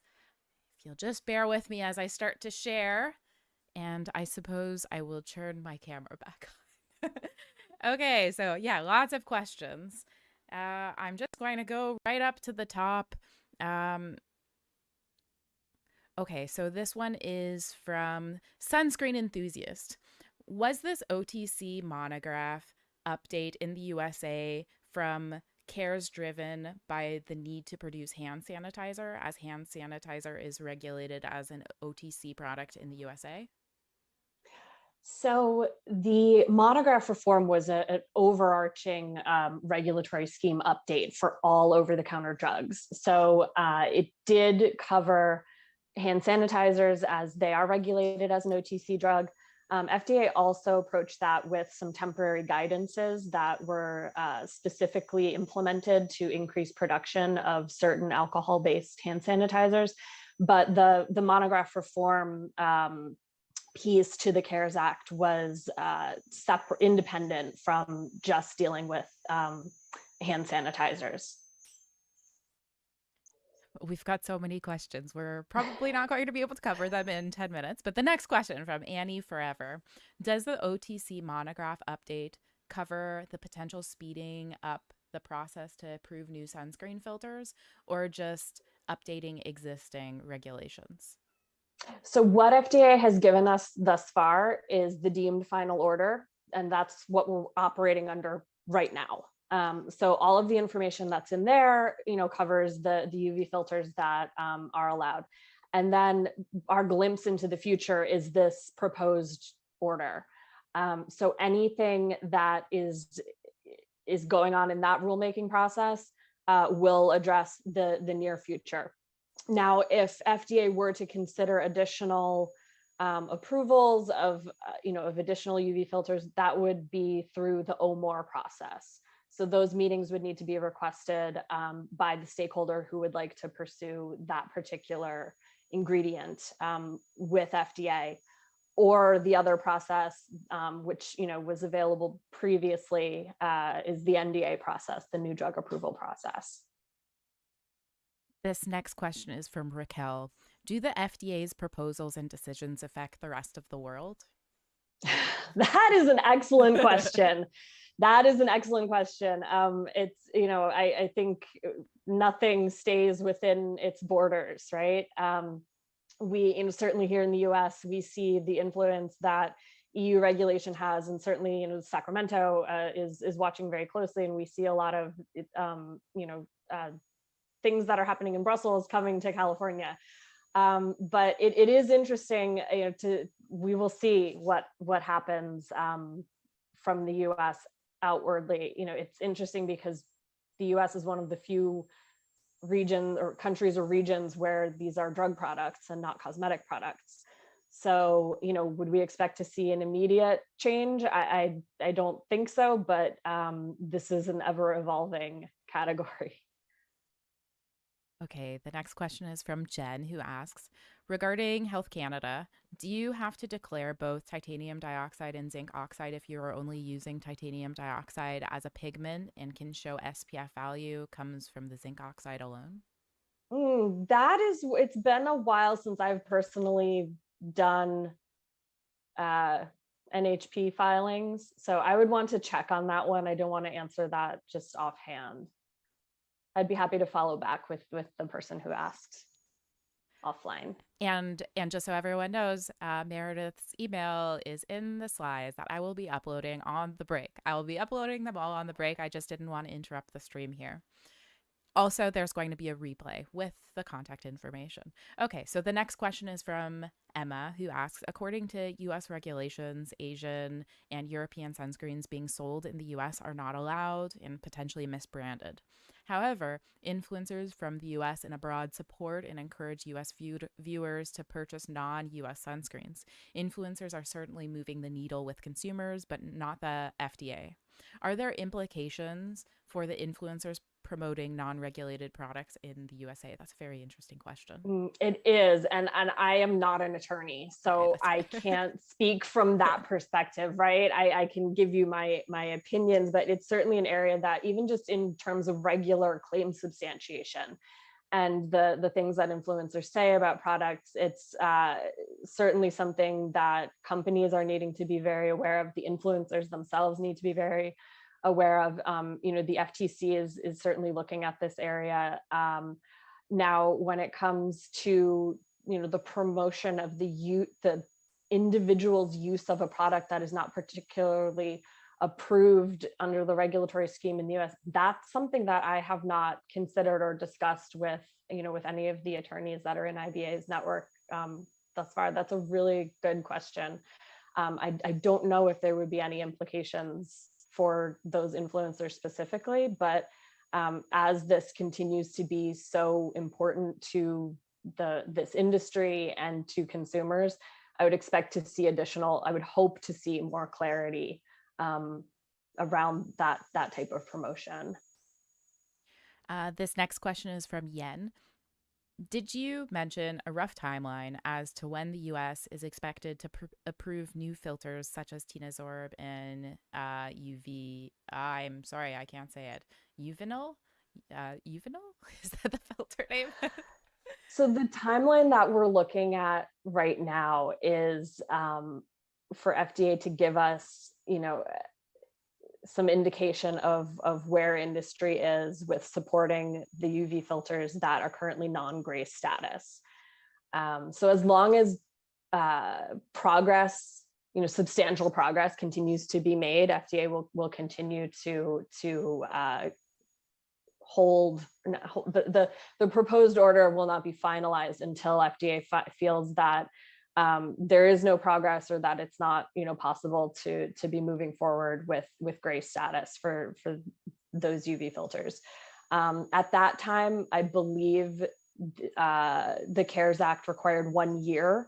So if FDA acts on finalizing this proposed order, it would be 1 year of implementation, and they would need to include the implementation and the effective dates there. But that's really the only timeline that we have for expanding on what they have currently stated as the titanium and zinc as the only grace actives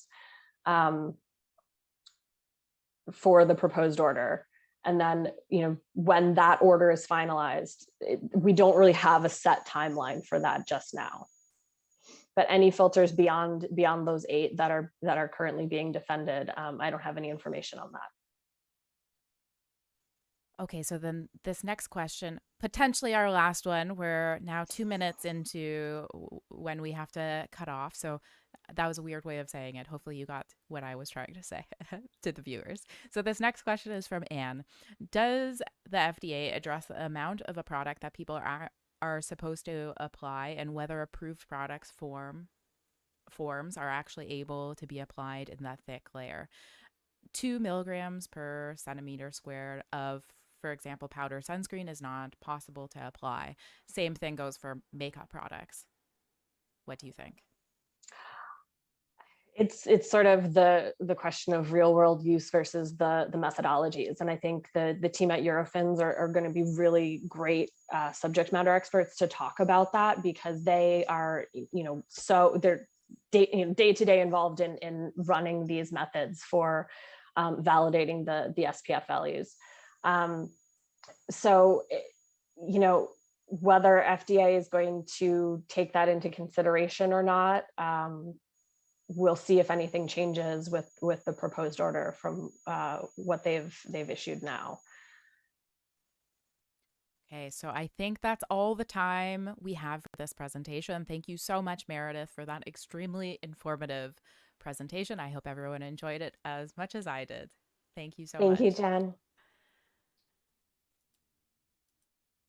And the next presentation up, just bear with me as I get it started for you, is going to be from BASF about organic filter innovation updates. So just 1 second here.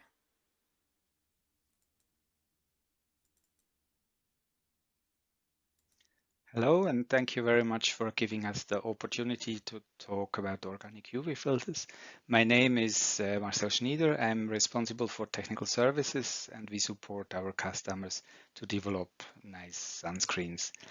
I will switch off the camera then in order that you can see the full slide. First, I would like to give a short overview about the global requirements for sun protection.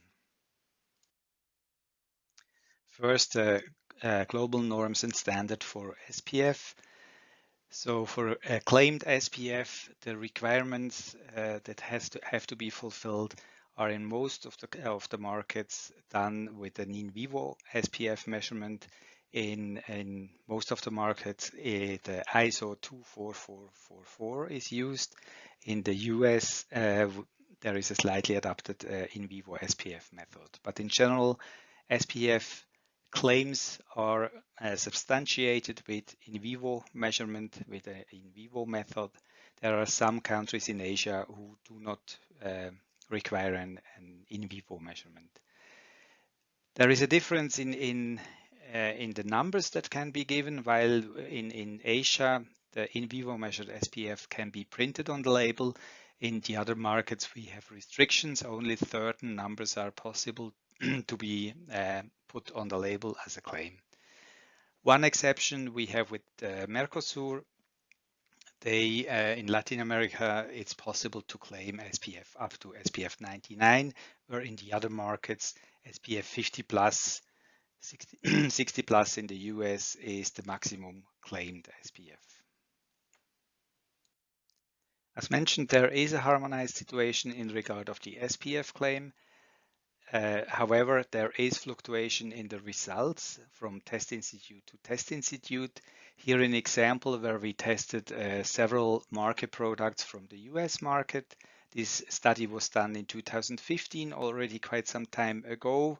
At that time, these products all claimed an SPF 50 or higher, and we sent the formulations to a European institute where the SPF was measured with the ISO method, and as you can see, the result was significantly lower than the claimed SPF, which is based on a FDA SPF most probably. So as a general statement, we can say there is fluctuation in the SPF in vivo method, and in tendency, European results are usually lower than compared to the US results.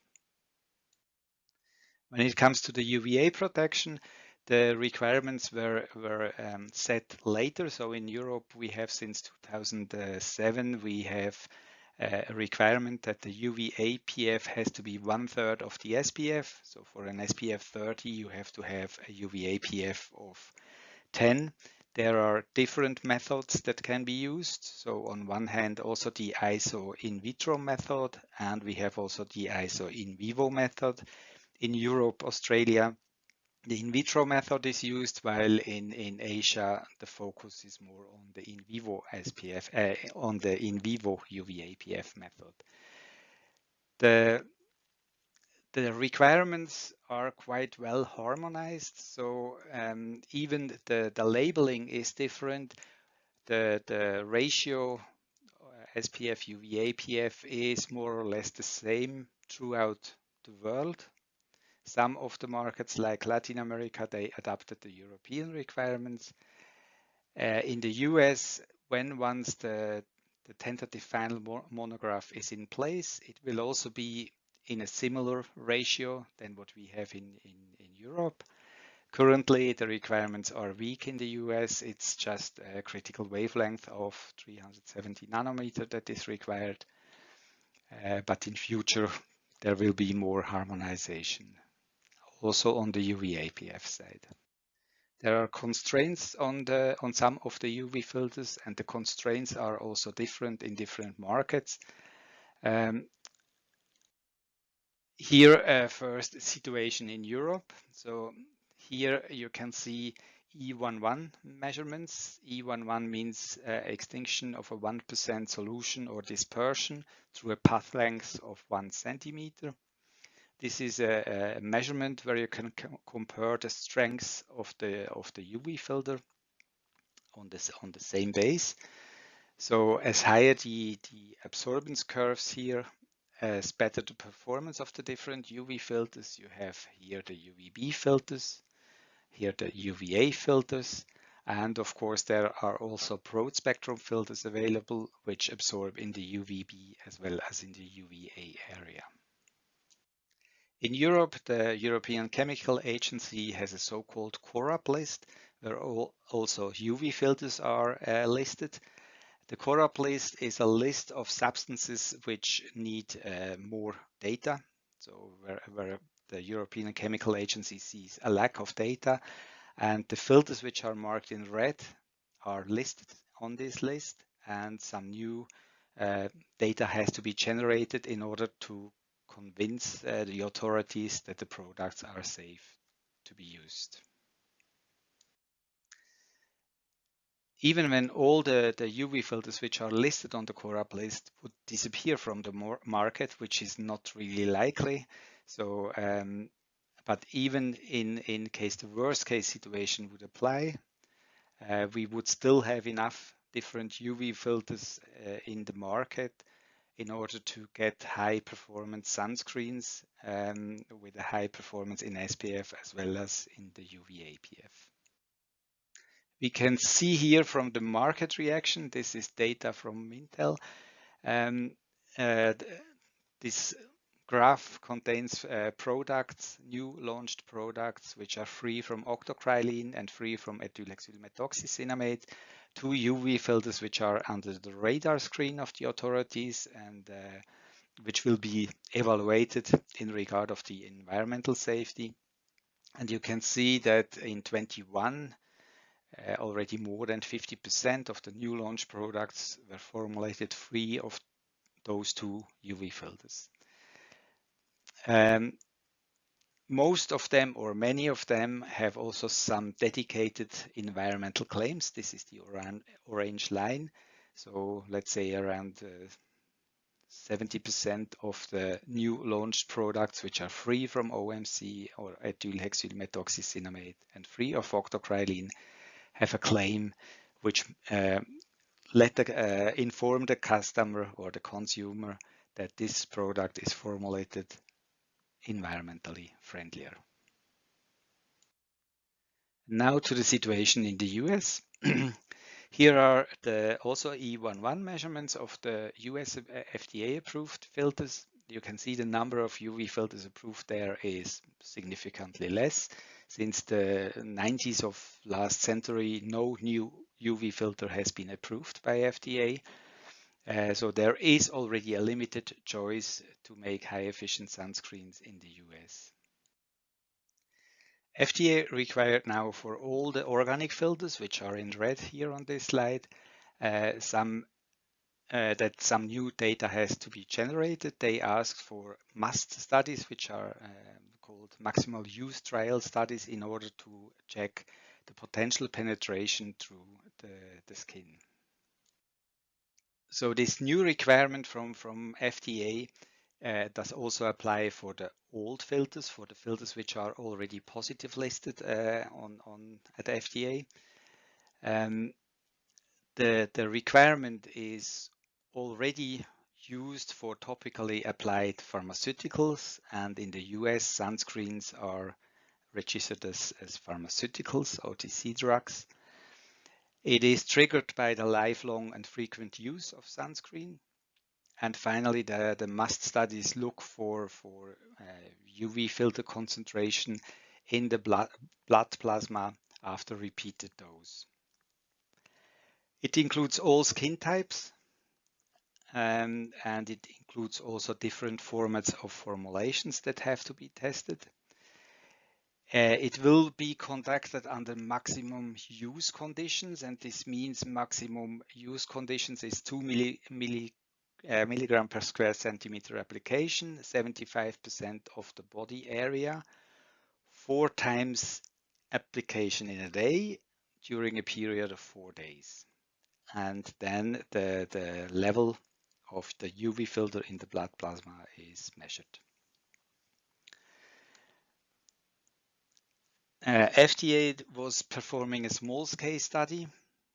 So FDA was asking for such data from the industry, but the industry did not commit to do such studies. So FDA did it by themselves, and they published it in 2020 and 2019, their own studies, what they did.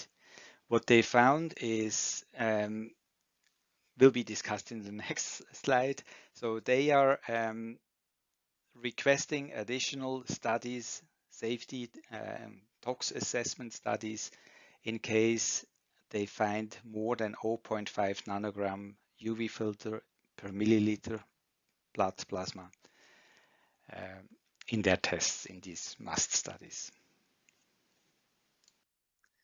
And here now the summary of the studies published by FDA. So already after one application, the level was exceeding the 0.5 nanogram per milliliter blood plasma. The concentrations were still above the threshold after 21 days after the study start. The concentration in the blood plasma found was independent, more or less independent from the formulation type. So they found it with all the different application forms. From the UV filter, Oxybenzone showed the highest concentration of penetration, followed by homosalate.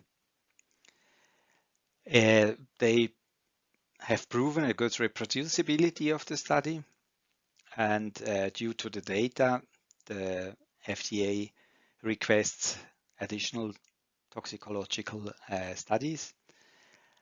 These studies will be animal tests, and they have to be provided, or they have to be done in order to prove the safety of these organic UV filters.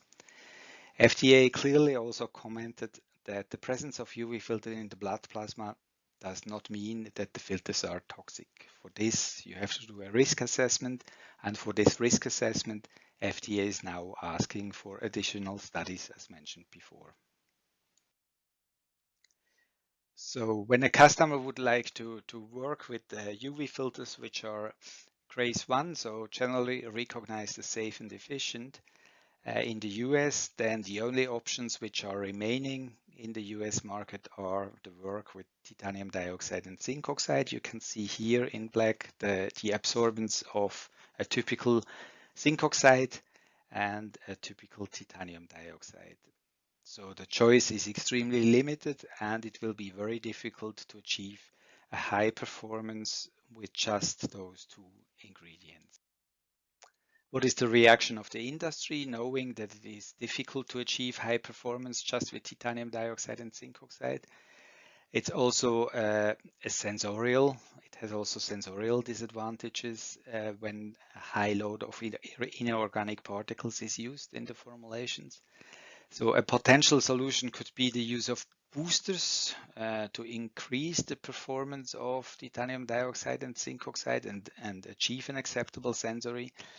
Boosters can either be scattering particles, film formers, thickeners can help to increase the SPF of formulations.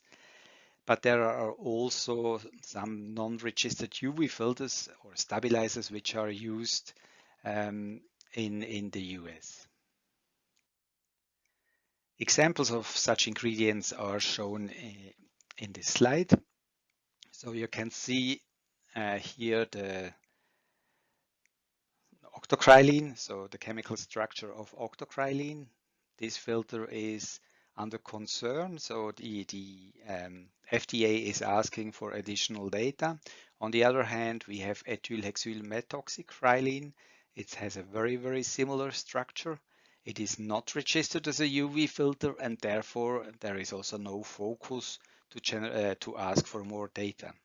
So when we see the absorbance in red, we have the absorbance, the E11 of octocrylene, compared in light green here the absorbance of ethylhexyl methoxycrylene. So both have a UV filter function. The one in red is approved and under evaluation by the FDA. The light green one with a very similar structure is not approved as a UV filter and is not under concern. The same applies also for ethylhexyl salicylate in yellow and butyloctyl salicylate, which is not a UV filter, not an approved UV filter, but has a similar absorbance than ethylhexyl salicylate, which is approved as a UV filter.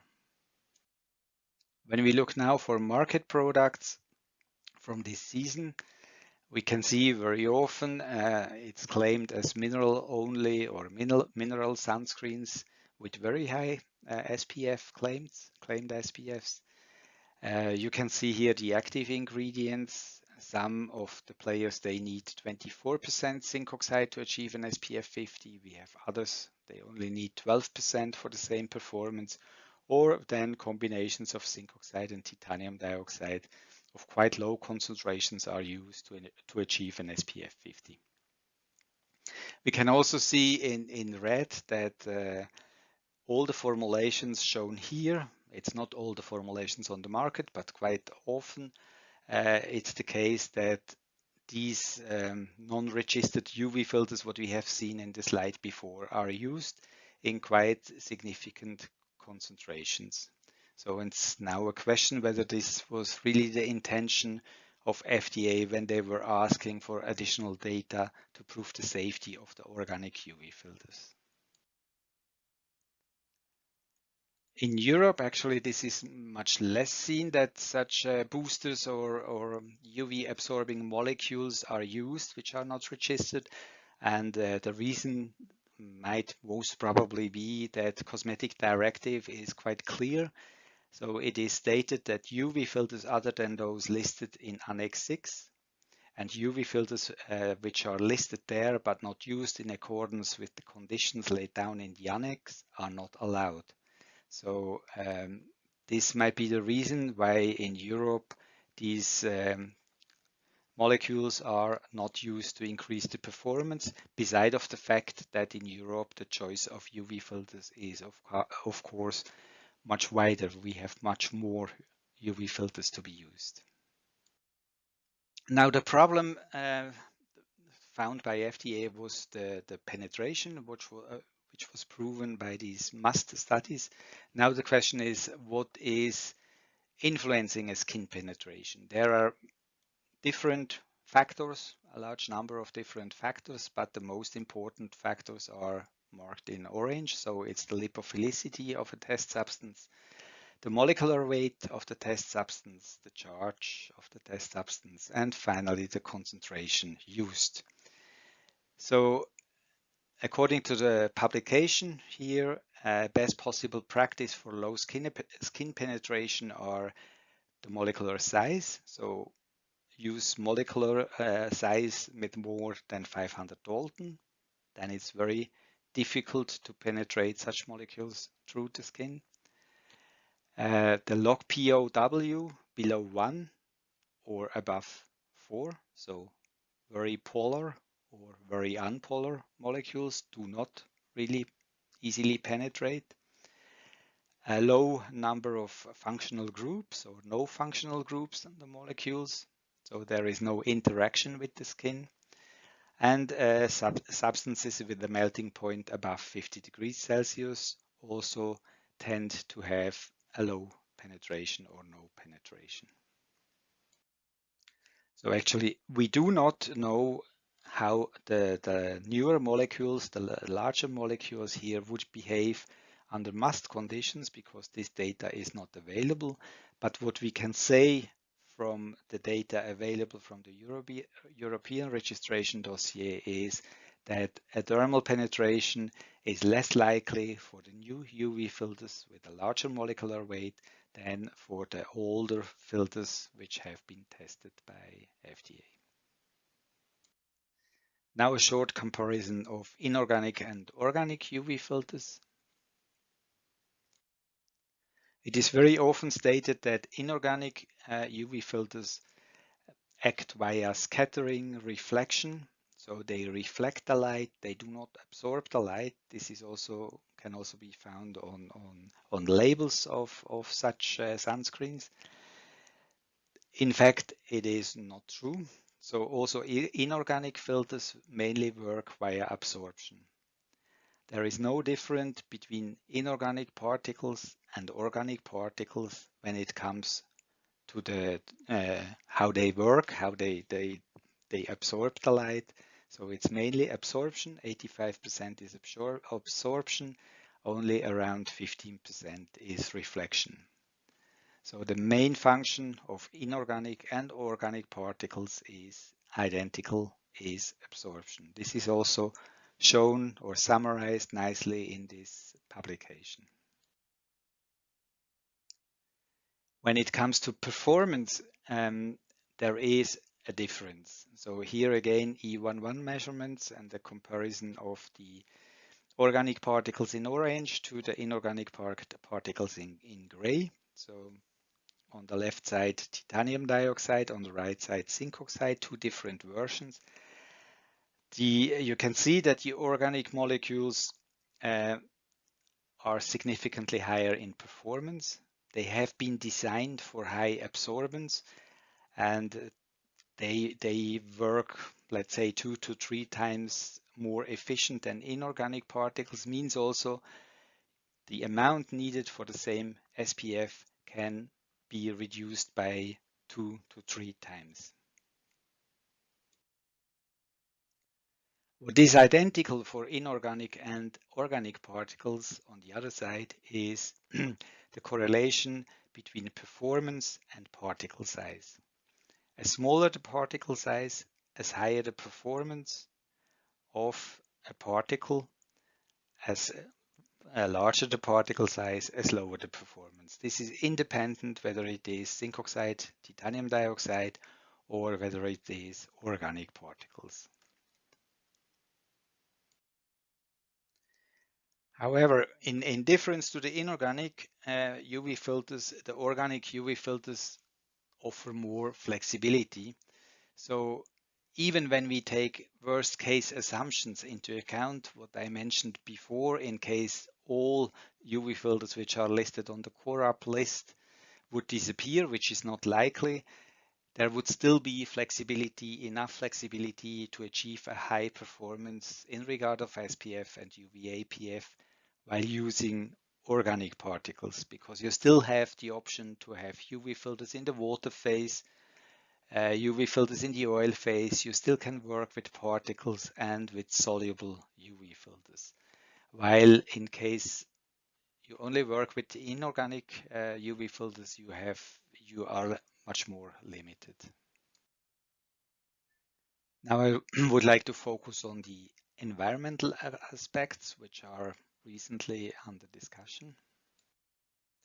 As you might know, in October this year, organic UV filters, the ones which are approved in the US, will be banned in Hawaii.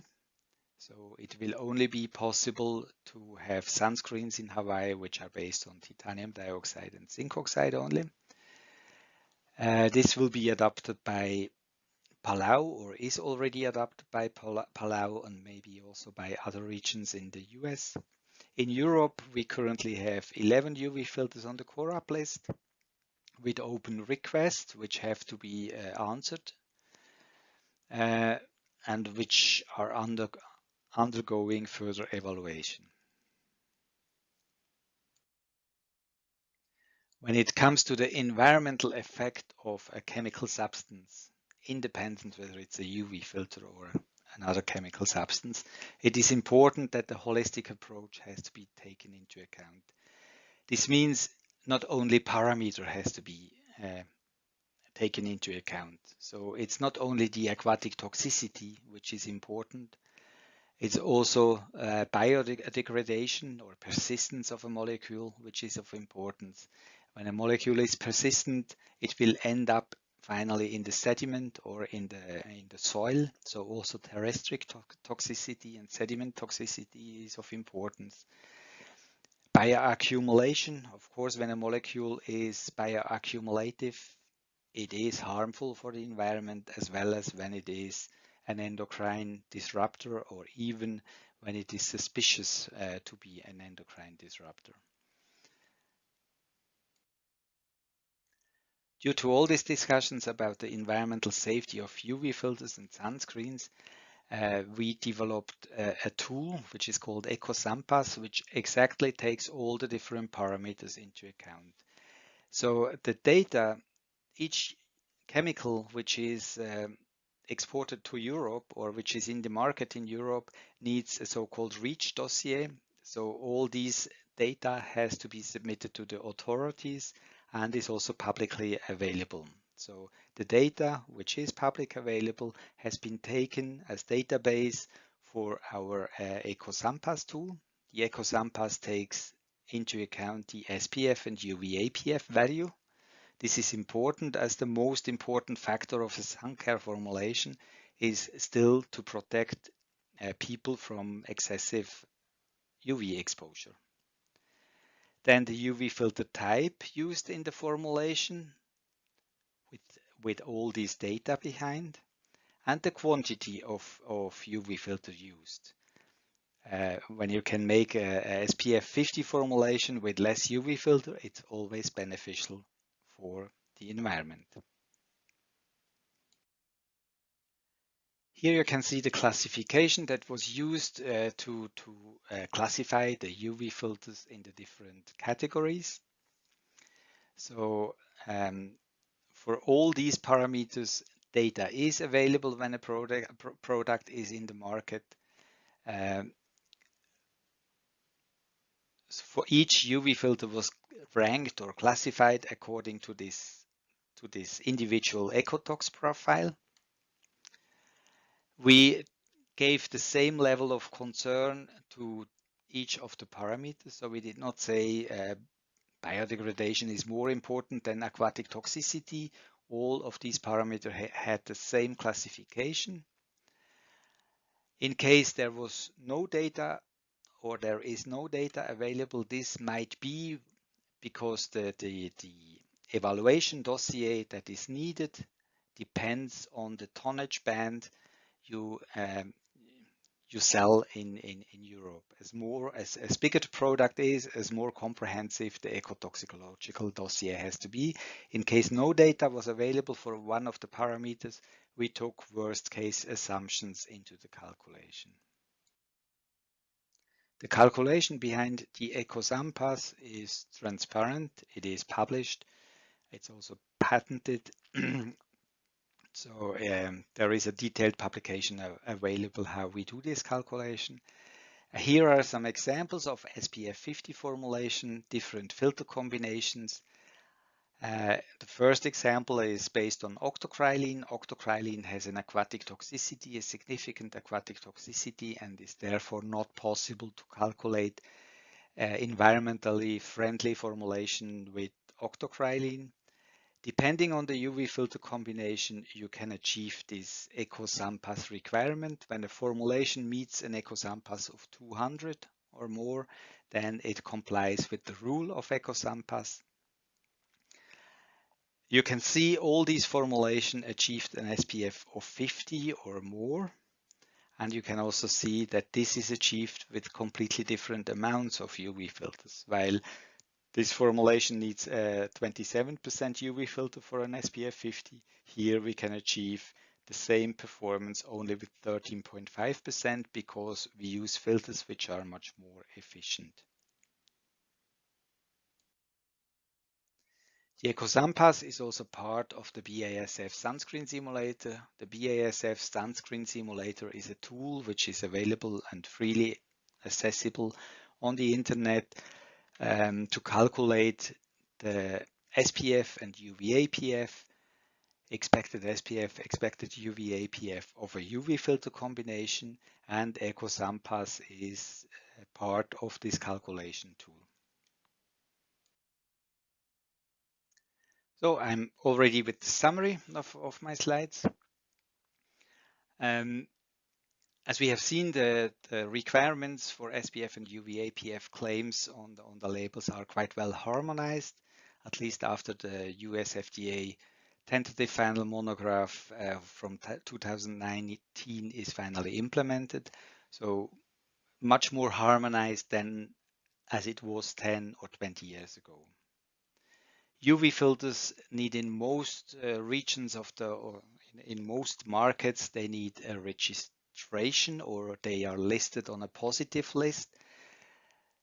This also means they undergo most detailed safety assessments of all cosmetic ingredients. The choice of UV filters is globally reduced due to questions of authorities, mainly in regard of the environmental sometimes also in regard of the human safety. The lack of performance due to UV filters that are disappearing from the market are sometimes filled with very flexible interpretation of what boosters should be. So even all organic UV filters which are approved in the US showed penetration under the FDA must study conditions. It does not say, it does not mean that this will happen also with the newer UV filters which are in the market, as simply no data is available. So today we do not know how the new molecules would behave under such must conditions. The modern UV filters are designed for highest UV absorption and for the best safety profile, and we have seen they also outperform inorganic UV filters. We believe with our EcoSampass tool, we offer a possibility to calculate the environmental impact of a UV filter combination. Finally, the reduced choice of UV filters that can be used will finally also negatively impact the protection of the end consumers, which finally result in another concern, because we know that excessive exposure to UV light is a risk in regard of skin cancer. Thank you very much for listening. In case of questions, my colleague Miriam Sohn will answer those questions. Actually, I'm on vacation and cannot be with you live in this session, but Miriam Sohn will answer all your questions. Thank you very much.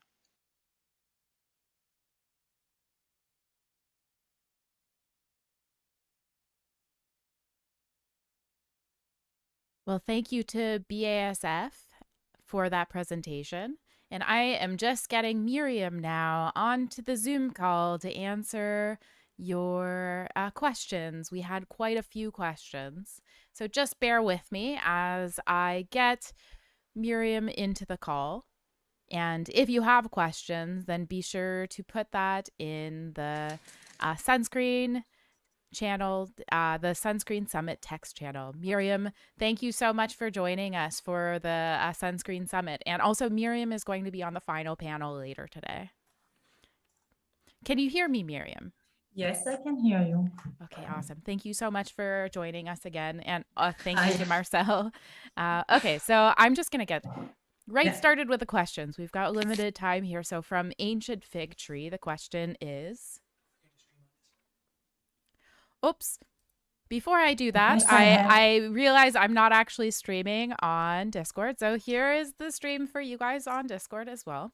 Okay, so the question was, avobenzone is still one of the most common UVA filters. We know it can be stabilized with octocrylene, but fewer new products have octocrylene. Can it be stabilized with other UVA filters like Uvinol A+? Are there any new ways to stabilize it? I mean, it is very known since a long time ago that avobenzone has problems, can you hear me? I can hear you perfectly. Yeah, okay, thank you. That avobenzone has an issue regarding the photostability, and that's why also in the US product, some combinations with avobenzone are not done, like with OMC. So it's true that we know how to photostabilize BMDBM, so avobenzone, the US name. But what we know also is that avobenzone can never be fully photostabilized. So you always will have a part that will photodegrade. So this is not possible to get it 100% photostabilized, even with the best molecules. So the known UV filters are octocrylene. So these we have heard several times that it might be an issue with using octocrylene in the future. So this is hurdle then to get photostable sunscreens. Another filter molecule that is very effective in photostabilizing avobenzone is bemotrizinol. So this is the US name of a molecule that is not yet approved. So as BASF, we try to get it approved through the TEA, so time extension application process. It was not successful until now, but in Europe, this combination is used because it allows the photostabilization of BMDBM avobenzone. However, now in Europe, as you mentioned, we have UV Plus, which is another filter that absorbs very efficiently in the UVA range and that is fully photostable. So finally, you get rid of all the discussion about photostability or photo instability and all the mechanisms you have to consider to finally get effective sunscreens. And effective sunscreens in respect, of course, of high SPF, but also in photostability, in terms of photostability, because you know when a sunscreen photodegrades, it produces some other molecules that are not tested at all on their effect and safety on the human body. So yeah, there are solutions to photostabilize avobenzone, but the best solution, of course, is to use inherently photostable UV filters. The next question is from Annie, who asks, have the FDA done blood study that concludes reapplication to consider how much it detects in the blood for 1 day as an example for a daily exposure limit, or just that small study after one application? No, I mean the study that the FDA did, the MUST study, so the maximal usage trial study, were done in the condition would be done for a drug. So it's meaning, like my colleague Marcel mentioned, several days, several applications per days, and with an amount of 2 milligrams per square centimeter. So it's really the worst case because the hurdle is that in the US, the sunscreen is considered like OTC, so they follow the same rules as the drug. But there is a huge difference between UV filter molecules that intend to stay on the skin surface, and they are designed to have higher molecular weights, for example, than for drugs where the objective is the opposite, so often to penetrate, and are designed for this. So the FDA, since sunscreens are OTC, the FDA did these MUST studies in the condition of drug, and they have not adapted the study for the use as a sunscreen. So what was mentioned earlier in the Congress is also that users, consumers, often or always use less than this 2 milligrams per square centimeter. So studies have shown in different panel volunteers groups that they rather use half or quarter of the amount. So it's true that in reality, the studies done by the FDA is a very tough conditions, and the FDA also stated that penetration does not mean toxic molecules. So you do not must stop to use sunscreens because of the fear. So that's why the FDA now is requesting more studies, but as mentioned by Marcel also in the presentation, there are UV filters available also with higher molecular weight and then with a lower penetration. This next question is from Teresa, who asks, does the 1 nanogram per milliliter limit for the MUST studies correspond to some known biological impact, or is it more related to the limit of detection of the assay? I guess this is really the condition that FDA fixed for the other ingredient. I assume I don't have the reason why it's this 0.5. What is true is that the analytical methods to detecting the filters at a such low amount needed to be developed. So it's, but this threshold of 0.5 nanogram per milliliter, I cannot tell you from where it comes from, as I assume that it's a general condition the FDA has for these MUST trials. Now we had a question from Skin Junk, who wanted to know, Now, like there is a perception out there that organic sunscreens or quote unquote chemical sunscreens are unsafe to use during pregnancy or when breastfeeding. Is there any truth to this? Here we come again to the safety evaluation. I mean, in Europe, all filters, of course, go through a tough registration process as well, where the different aspects regarding safety were tested. I mean, the problem with the milk and the breastfeeding, I guess it's more related to this endocrine disruptor topics that raised a lot of concern in the last years.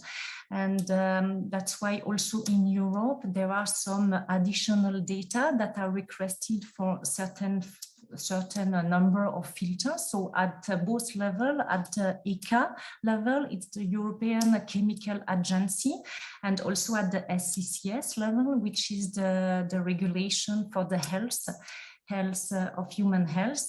And so it's not because a filter was registered 10 or 20 years ago that there is no new data that is requested also in Europe. So there are a certain number of filter molecules that need to provide more data regarding their endocrine disruptor activity or potential activity. So from the time being, they are registered with the data submitted at the time of the approval. They were considered safe, but there is an ongoing review for their safety and all the perception regarding the breastfeeding and problem that may arise regarding the endocrine disruptor are also under evaluation for some of the filters where there might be some doubt. Thank you so much, Miriam. This was so informative. We are out of time for the Q&A, but stay tuned. Miriam will be on the final panel. Thank you so much for agreeing to participate in this conference. Thank you. Speak to you. Okay, so bear with me. I am now going to start uploading. As I said, I was a little afraid to put the PDFs of the slides onto YouTube. Or sorry, onto the text channel, just in case that would interrupt the stream. So I am doing that now, and we were taking a 15-minute break, and then we will be back with a presentation about SPF testing by Eurofins.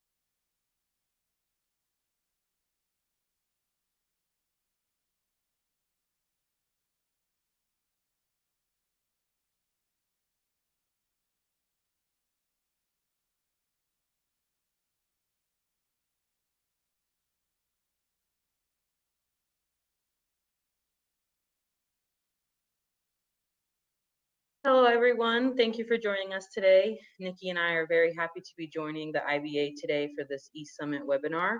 Nikki and I will be discussing the SPF global updates today.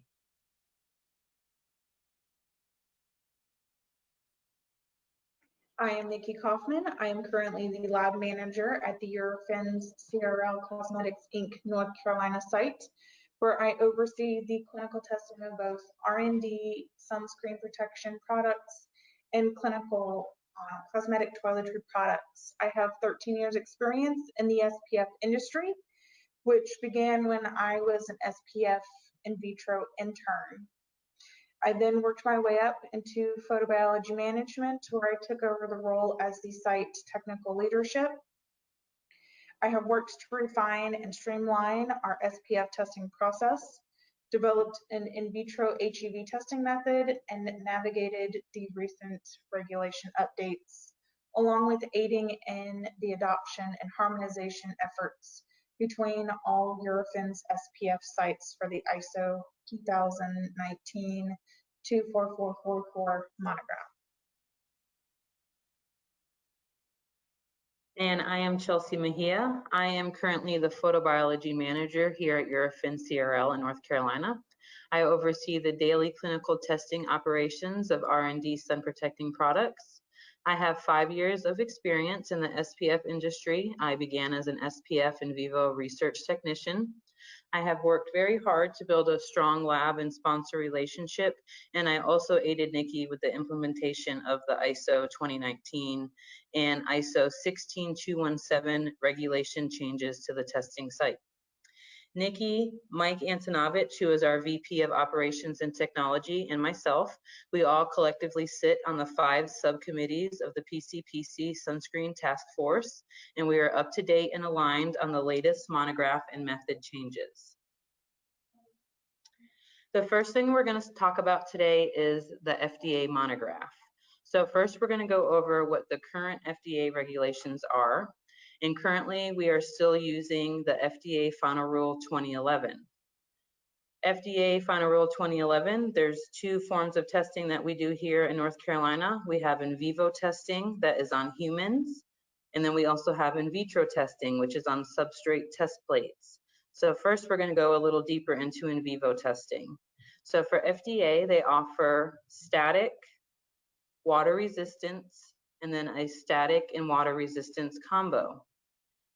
In order to make an SPF claim for FDA, the requirements need to meet a minimum of 10, but no more than 20 valid subjects on the panel, maximum of 3 invalid subjects.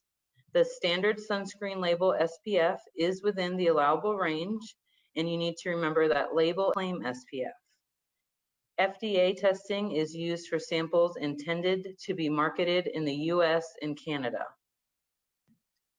Regarding in vitro testing, this is what we call the critical wavelength or broad spectrum testing. In order for a sample to meet the in vitro claim requirements, it needs to have a test product SPF of at least 15, obtains a critical wavelength of 370 after irradiation, and there must be protection over all of UVB and just over half of UVA. So we're going to move into the FDA 2021 proposal. The FDA has ended their comment period and should be working on releasing a new monograph in 2022 per the timeline that was set forth in the CARES Act in 2020 during the coronavirus pandemic. Any procedural changes proposed are not definite at this time and have no impact on the current testing procedures. No release date has yet to be announced on when this new monograph or final procedural will be decided upon and will be made a permanent change for the current procedures or new current procedures. We would like to identify a few items that were mentioned during the proposal, even though they do not have an impact specifically on SPF testing. There is an addition of the sunscreen active ingredients for the items that are no longer allowed to be tested or that are in question for safety. We only currently have, based on this proposal of what they may end up with, the formulators for any sunscreen products, 2 approved ingredients, which will make formulation very difficult. We are looking at having a maximum level for SPF, where it would be at least a maximum of SPF 60, and you could not claim anything over that. We are also looking at adding the broad spectrum requirement of a UVA1 to UV ratio, in addition to the critical wavelength value. And also we are looking at a change in dosage forms. Part of the FDA ingredient ban and other concerns on ingredients revolving sunscreen formulations is for the coral reef. So currently a ban and a request for additional safety information in certain sunscreen ingredients, such as, but not limited to, avobenzone, oxybenzone, and oxanoxate is in effect. According to the FDA, studies have shown that sunscreens containing these ingredients are harmful and could be harmful to human health, coral reefs, and marine life. Due to this, we have seen an influx in mineral-based sunscreen formulations from all clients in the US and internationally. The main 2 ingredients being used for new formulations are zinc oxide and titanium dioxide. Unfortunately, these are not preferred for consumers to apply to their skin due to the white cast that these mineral ingredients leave behind. Even though I know that a lot of the ingredient companies are working towards nanoparticles or smaller particle sizes for these ingredients.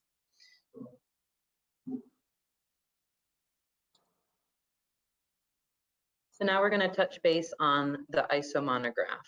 So current ISO regulations are ISO 24444 2019 for static, ISO 16217 and 18A61 2020 for water resistance, and the newly implemented ISO 24443 2012 for in vitro. Again, in vivo and in vitro testing is offered for ISO. For in vivo, they offer static and static water resistance, a little different from the previously discussed FDA. In order to make a water resistance claim for ISO, you also have to complete the static portion. In SPF claim requirements for ISO, minimum of 10, maximum of 20 valid subjects on the panel, maximum of 5 invalid subjects, so that's 2 more than FDA allows. And the standard sunscreen label SPF is within the allowable range. And again, mean SPF equals claim SPF by the 5s. So ISO is a little different. So say for instance, your product was to achieve an SPF 32. You cannot claim that the sample as a 32, it would have to be claimed as an SPF 30. You can only do claims by the 5s. And ISO testing is used for samples intended to be marketed internationally. Regarding the in vitro portion, again, we're testing for critical wavelength. So an in vitro product is considered passing if it has a critical wavelength of 370 after irradiation. 95% confidence interval is within 17% of the mean UVA PF value. The S2 standard falls within the acceptable range. And again, there must be protection all over UVB and just over half of UVA. So where is ISO accepted? Here I have a little list of all the ISO accepted regions, of course, starting with Canada and China, Japan, Chile, Russia, Israel, Mexico, South Africa, India, New Zealand, and Australia. ISO is accepted in all of these places. So for the ISO 24444 2019 monograph release, there are a few additions or new changes that were made in comparison to the 2010 version, and we're going to go over a few of them. The definition of an MED was updated, and an MED is what is considered the endpoint, the minimal erythema dose at which the panelist shows a burn. So this is the desired site that you want to see for all of the test sites for the UV doses administered. Between the unprotected site, where we're going to determine how much energy the panelist is dosed with, all the way to the determined amount of energy for the test product and the standard sunscreens used to validate the testing. The mean ITA of the test panel must be within the range of 41 degrees to 55 degrees, with a minimum of 3 subjects in 2 out of the 3 ITA bands. So ISO broke down the skin types instead of specifically by skin type, but by skin color. So now there are 3 different ITA band ranges that all of the panelists need to fit into, associating with skin types 1, 2, and 3. And then if a panelist does not fit within that range, as you are proceeding with testing, you can put them on a different test panel so that the mean ITA for each test panel is within this specific 41 to 55 range. There is a beam uniformity testing required for the solar simulators, which is needing to be a homogeneity of greater than or equal to 90%. This is going to make it easier for all sites that are doing SPF testing to ensure that the beam uniformity and that the beam stability is the same across all testing locations. Clear application procedures for viscous liquids and semi-solids, powders, and foaming formulations. They also introduced new standard sunscreens for new testing SPF ranges. So instead of just having a P2, P3 on the panel, which is more of a lower SPF, they introduced ranges for different SPF test products and what standard sunscreens are suitable for that range. So the P2 and P3, which everyone should be familiar with, is good for any product that is less than or equal to 24. P5 and P6 is one of the new standard sunscreens that is good for SPFs that are equal to or greater than 25 but less than 50. And P8 are for test products that are SPF equal to or greater than 50. The last thing that they proceeded to add on this particular slide that we have is the harmonization of reporting tables. So within the monograph, they made sure to have all of the specific data that the testing sites are required to report out in a harmonized table that could be replicated and which is then used across all of the different testing sites. In March of 2022, ISO released another amendment. This included the below, the use of any standard sunscreen for test products with SPFs greater to or equal to 24. So before we would have to use P2 or P3, but now that you can start the study with any secondary standard. They removed the statistical test for the reference standard sunscreen. There used to be, many qualifications in order for the standard to pass. Now it just has to be within the SPF range. And they also updated the uniformity testing for multiple beam solar simulators. So they did add an extra step when I'm doing the monthly calibrations to make sure the lamps are in spec for the ISO monograph. They added another extra step just to make sure the multi-port simulators are also uniform as well. So for the ISO 16217, which is the individual water procedures for water resistant testing, in 18861, both editions from 2020, the 18861 is in regards to the water resistance percentage calculation. This is new as ISO had not released any water resistance monographs. These were now replacing the Collab 2005 previously used water resistance testing method, which was carried over from the previous Collab static testing. So the updates from these monographs compared to the Collab 2005 water resistance are the conditions specifically relating to the water. There was an increased temperature range. The electroconductivity was set to a minimum level. The flow rate for the water was determined. And dry time during immersion cycles now range from 5 minutes to 20 minutes instead of the set 15 minutes. Now, I will say that there will be several testing labs, including ourselves, who will probably default to the 15 minutes as it is the same as the FDA water resistant procedure.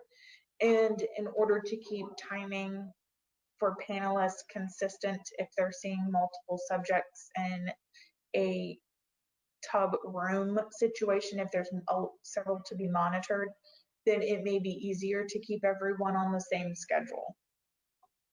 The P2 standard is no longer required to be tested on every subject. That the water resistant method validation via the P2 standard sunscreen is completed for every 200 subjects or every 2 months as a rolling new panel, or in addition to the panels. And the water resistant percentage, the retention of SPF between static and water resistance SPF calculations is now based on local claims for the region where you are going to be marketing instead of guided by the monograph itself. So regarding the ISO 24443 2021, so this is regarding the in vitro. The implementation for this amendment will begin in June of 2022. We are just finishing up our protocol here in North Carolina to be able to start testing this method shortly. This amendment included the acceptance of sandblasted PMMA plates, the introduction of the new high UVA PF standard P8. This will be done monthly to make sure that it's in range, as well as with the S2 that we've been doing. Introduction of critical wavelength calculation in the coefficient C accepted from the in vivo screening or full panel SPF in new range is set to 0.6 to 1.6. So in regards to this, also a new thing that will be starting is the in vivo panel will have to be done, and we will have to have a set SPF to use for in vitro first. Before, you could do in vivo or in vitro first, it was your preference, but now the new amendment has been released and they would like the in vivo portion of testing to be done prior to the in vitro being completed.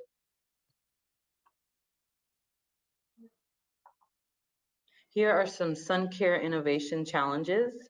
So regulations, UV filters, active ingredients are regionally regulated, dosage and combinations.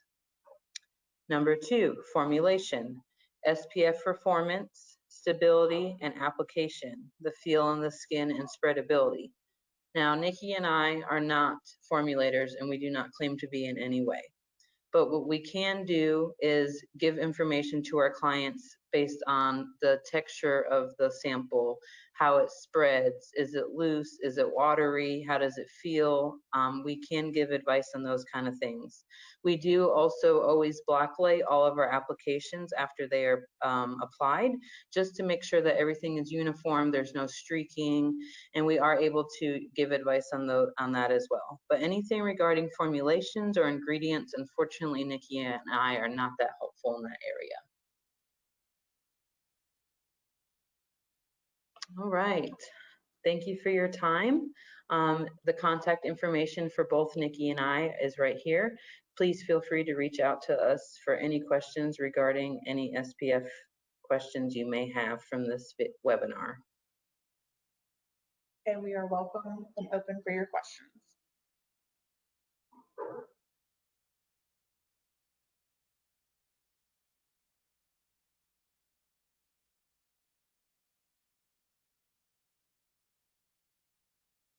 And bear with me as I get the Zoom call chatted. We're just waiting for Chelsea and Nikki to get into the Zoom, but we have some time. So while you're waiting, ask your questions in the text channel and I will ask them.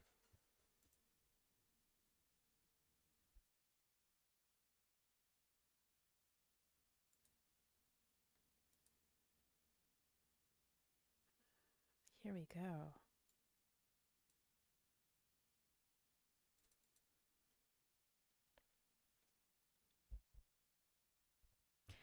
Hello to Nikki and Chelsea. Can you guys hear me?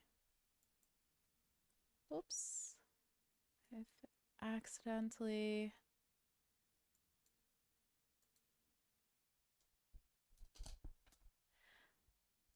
Chelsea and Nikki, can you hear me? Can you hear us? I can hear you perfectly. Oh, great. Okay, thank you so much for that information-packed presentation. We have a little bit of extra time for this Q&A, so I'm going to get started. We had lots of questions. I'm just scrolling up to the top here to find the first question. Okay, so the first question was from... Oops, I forgot to go live again. Here I am. Okay, so the first question is from Ancient Fig Tree, who asks, when it comes to in vivo sunscreen testing, we know that most regions require volunteers with Fitzpatrick 1 through 3 skin tones, whereas Asia includes 4. Some experts think limiting testing to those skin tones can impact the numbers, especially since there are some races, I'm sorry, ethnicities. Oh my gosh, I'm having a hard time saying that word today. I'll just stop trying. That can fall in between Fitzpatrick categories. Will there be or are there any requirements to promote skin tone and ethnic diversity within volunteer panels?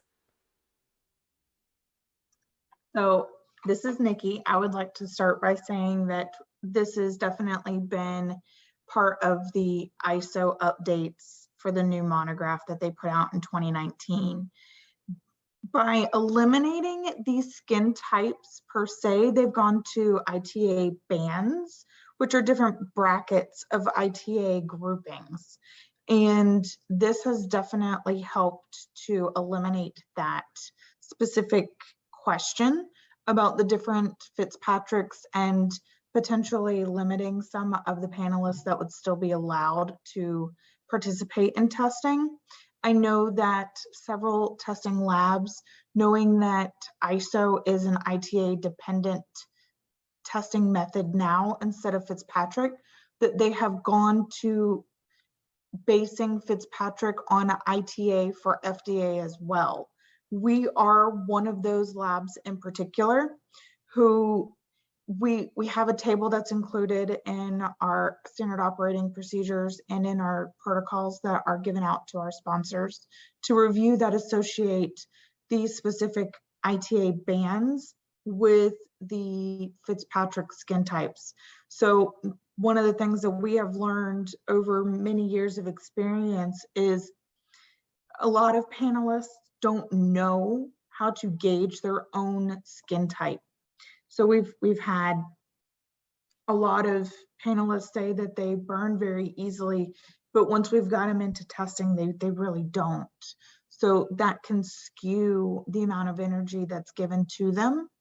And it can also cause them to be disqualified as a screening failure because we overdose their initial dosings to determine their burn response. So long answer short, the Fitzpatrick skin types are slowly being moved away from, and everything is going more towards a skin color measurement in order to eliminate that question of different ethnicities and skin types potentially being removed from testing probability when they do actually qualify. This was an interesting question from Yeli, who asks, what is the reason behind limiting the SPF that sunscreen manufacturers can advertise? So I'm going to jump in on that one as well. The reason that is a lot of work on the dermatology end has not proven where for the majority of the population worldwide where increased SPF is beneficial.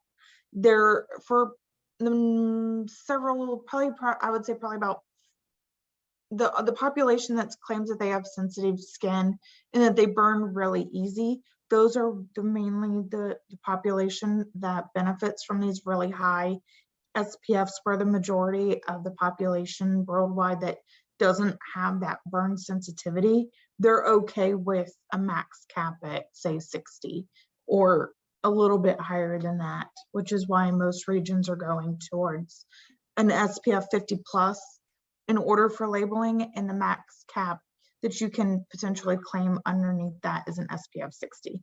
Anything other than that, everyone is looking to eliminate. That doesn't mean that your product can't reach it. You just can't market it as such. Right. And another interesting question from Annie. How do you gather volunteers for in vivo testing? Do the employees in the area volunteer or reach out in the area? So in our area here in Winston-Salem, North Carolina, we have a great recruiting team that actually goes out and advertises our business for us. We go to different community events, fairs, libraries, job fairs, and we just look for people who are interested in, learning and partaking in the advancement of skincare products. Of course, we also compensate them, so that is also a plus. But yes, we mostly depend on our community to come in and test the products for us. Another question from Ancient Fig Tree, who asks, so many companies, especially but not limited to the US, are making claims for HEV or visible light protection. When will companies have to substantiate the claims through label testing? What is the best way right now for a consumer to evaluate these claims when comparing products? Okay, so that's kind of a difficult question because, as everybody knows, there's really no regulations for HEV or blue light testing right now. So Nikki has, she designed the protocol specifically for our site. There really wasn't one. So right now there's really no talk of any regulatory changes or any mandatory things regarding blue light. Nikki, do you? The main reason why nobody has initiated a regulation on blue light right now for skincare products is because there isn't enough research to back the support of this claim. The only research that really has been backed is the effect that blue light has on your eyes with the radioactive oxygen isotopes. So, and all the free radicals that come along with that. A lot of the new ingredients that come along with blue light testing, the advancement just really isn't there. And a lot of your companies are looking to mix blue light with the SPF products. So the extension of that protection. The main thing is that the ingredients for HEV protection, they don't play well with sunscreen ingredients. So they're having a really hard time formulating those types of products. Another question from Pakimbi, who asks, why are the testing subject sample sizes so small? Is there any potential change? For someone who's been around for a little while in this industry, it actually used to be the norm to have a minimum of 20 valid subjects on the panel. Both ISO and FDA would require that, which is why now that is the maximum number of valid panelists. So the change was made when they ended up noticing that you could get the same overall statistical analysis with a valid panelist number of 10. So knowing that the difference between 10 and 20 wasn't that much, it made it easier for the industry to complete testing and move products through to market a lot faster without damaging the statistical analysis of the product. This next question from Dai, who asks, are there any activities to standardize UVA protection declarations globally as for SPF? And the second question to that, do the results from UVA in vitro testing vary strongly from PPD in vivo testing on average? So I'm going to jump in on this one, as I am the main person who's been doing in vitro work and being able to see the correlation over the years at our site. I can say that generally between the ISO PPD response of the panelists and the in vitro calculated UVA PF value, they're very close. Generally, they are very, very close. That is nice to know. There have been several times when we've actually achieved the same exact value, multiple times. So that's wonderful to be able to let the clients know and anyone developing. The only difference that I can say though is for the globalization is I don't foresee there being one main definition of UVA protection that is required for claim, because the FDA for right now is not going to streamline and will not go with ISO testing. They're going to stick to their own methods, and their determination for UVA is a lot different. Right now, they are just looking at the critical wavelength determination, which is the same globally, but there is no UVA PF determination through the in vitro method. They are looking at adding a UVA1 to UV ratio to determine UVA protection and whether or not it's safe, or to a certain level that would be somewhat comparable to the 1/3 the UVA PF to SPF ratio as the ISO or global requirement, which is mainly a recommendation, but most countries and regions accept that as the going standard. So the FDA is trying to be comparable, but for right now, I don't foresee it matching. And then another question from Kristen. Why do both the FDA and ISO monographs only require half the UVA range to be covered? So when testing for UVA, the SPF of the product is so the UVA is 1/3 of the SPF of the product. So when we're testing it, in order for it to work for UVA, ISO, FDA, you have to have at least 1/3 of that SPF when you're testing for UVA. The reason why they want such a high value for the UVA or for the UVA protection is because UVA is where you're looking at the damage to DNA. That's what's going to cause the majority of your skin cancer, where your UVB is just burning your skin and is causing the inflammation. And yes, it does contribute to skin cancer, but the UVA, because you have to penetrate the skin much further in order to create that damage, that the UVA protection is becoming much more important. And they've only found that up to the UVA1 portion of UVA is where the most damage is. So that's why everybody's trying to put that UVA value of some sort of protection into all of the claims.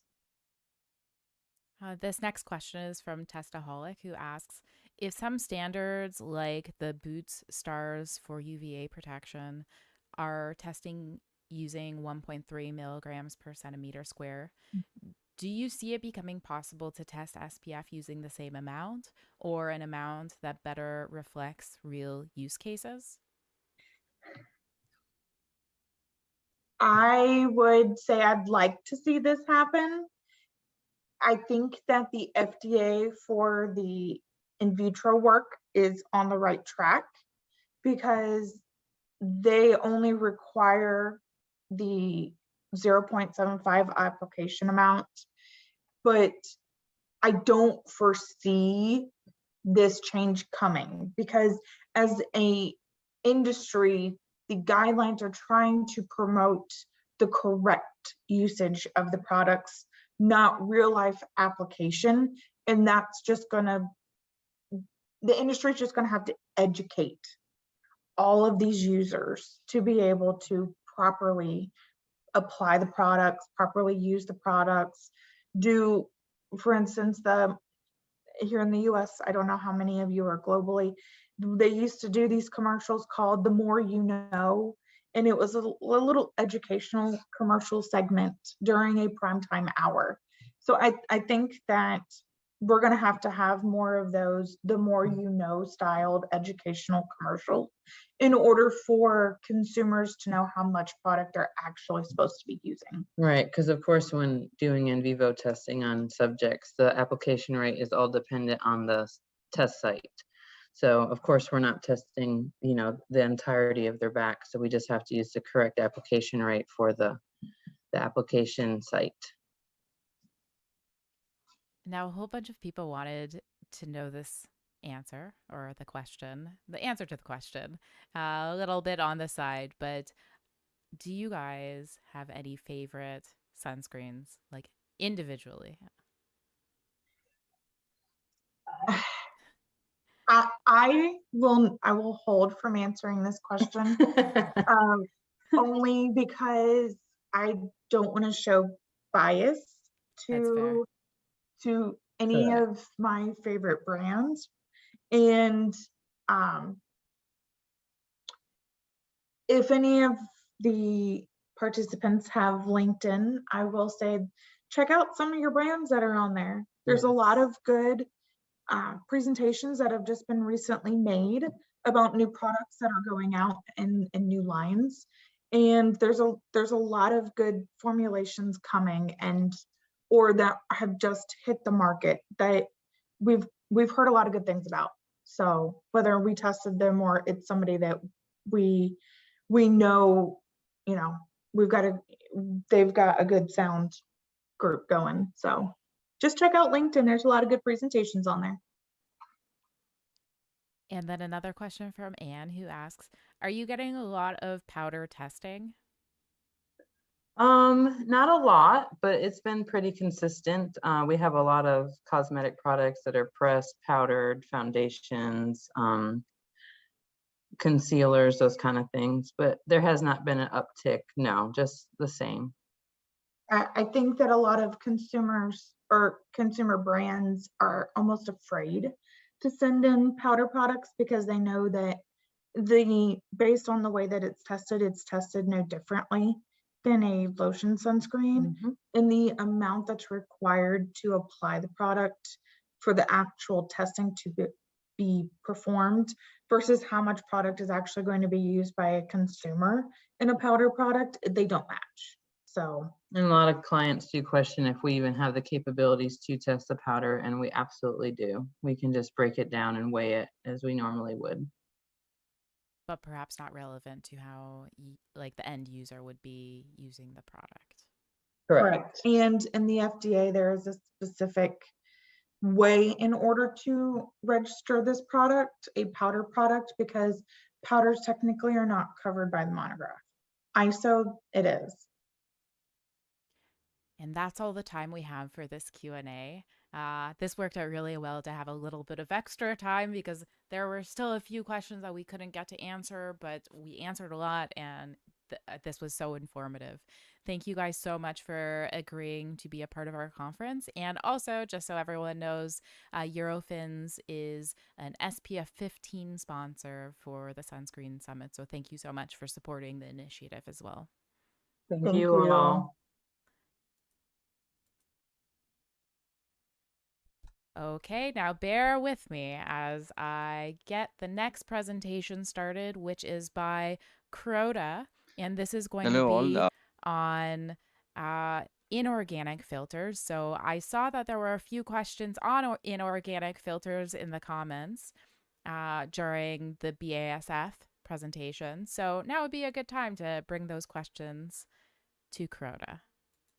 Without further ado, here it is.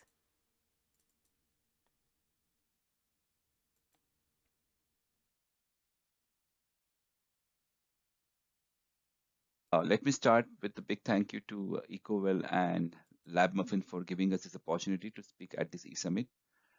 Today, I'll be talking about innovation which Kuroda has brought to the personal care industry in the area of inorganic sun filters, which are also known as mineral sun filters. Before getting into the actual presentation, I would like to give you an overview of solar protection at Kuroda. Our development and manufacturing is mainly European based. The dispersions are made at our facility at Ditton, which is in northwest of England. Our titanium dioxide powders are mainly manufactured in Mevisa in Spain. And across our two facilities, we work very closely together to support our solar care customers. Our global synthesis team is based at Ditton in UK, and it is ably supported by our formulation and application specialists all across the Kuroda globe, working in various labs. It is very important to mention here that our sites are GMP certified. What does that mean? That means that our products are suitable for sale in US as APIs. So if you want to sell your product in US as a sunscreen, rest assured you can use our SolarWell technologies for that. In addition to introducing solar care technologies, we also collaborate with Kuroda's global formulation network, which is supported by formulations in labs all across the world. To name few are Brazil, US, France. It's in South Africa, Korea, majority of Asia like Korea, China, Japan, to name few. And this allows us to cater to the region-specific formulation needs, and that kind of brings us close to our customers. We work with like customer projects, try to work on the briefs given by the customers. So this global formulation network definitely puts us close to our regional customers. Kuroda is committed to be the most sustainable supplier of innovative ingredients, and we are working towards our goal of becoming climate, land, and people positive by 2030. These are the areas where Kuroda's existence has positive impact, positive impact on environment and society. And we seriously believe that it is much more than just doing less bad. We seriously feel that we can make a difference here. By 2030, we also aim to protect at least 60 million people annually from potentially developing skin cancer, which could be due to exposure to harmful UV rays. And we want to achieve that through use of our solar protection ingredients. Let us switch gears and look into the inorganic filters. Those are going to be titanium dioxide and zinc oxide. These two are quite unusual oxides. In a sense, they are capable of absorbing UV light, but at the same time, being particulates, they also scatter light. Both absorption and scattering, which are associated with these two inorganics, they are functions of wavelength of the light, the particle shape and the size of the particle, and also the refractive index, which tells you about the chemical nature of these inorganic particles. Let's take a quick look at particle scattering theory to get the better understanding. Scientists have used a computer me theory program to look at TiO2 hard spheres, which is a controlled and an ideal system. Me theory predicts that scattering will be maximized if the particles are around half the wavelength of the light. Theory also predicts that as particle size is increased, the scattering of the light is shifted to longer wavelengths. So based on this, it is observed that UV light is best scattered by the particles of around 150 nanometer diameter. And if you have TiO2 particles of 250 nanometers in diameter, they're very efficient at scattering the visible light. So by controlling the particle size, we are being able to minimize the scattering in the visible region, and thus we can control whitening of this product on the skin. So that kind of helps you give less whitening, more transparent product on the skin. These inorganic oxides, such as titanium dioxide and zinc oxide, they are crystalline materials with regular arrays of atoms, and this periodicity gives rise to materials' electric and optical properties. The resulting energy level for semiconductors is such that their outermost energy gap is similar to the energy of the UV light. This means that they are capable of absorbing light of energies higher or a wavelengths lower than this. So if you're looking at TiO2, this absorption edge is going to be 3.06 electron volts, which is equal to 405 nanometers. And if you're looking at zinc oxide, the gap is a little larger, that is at 3.23 EVs, giving the absorption edge of 385 nanometers.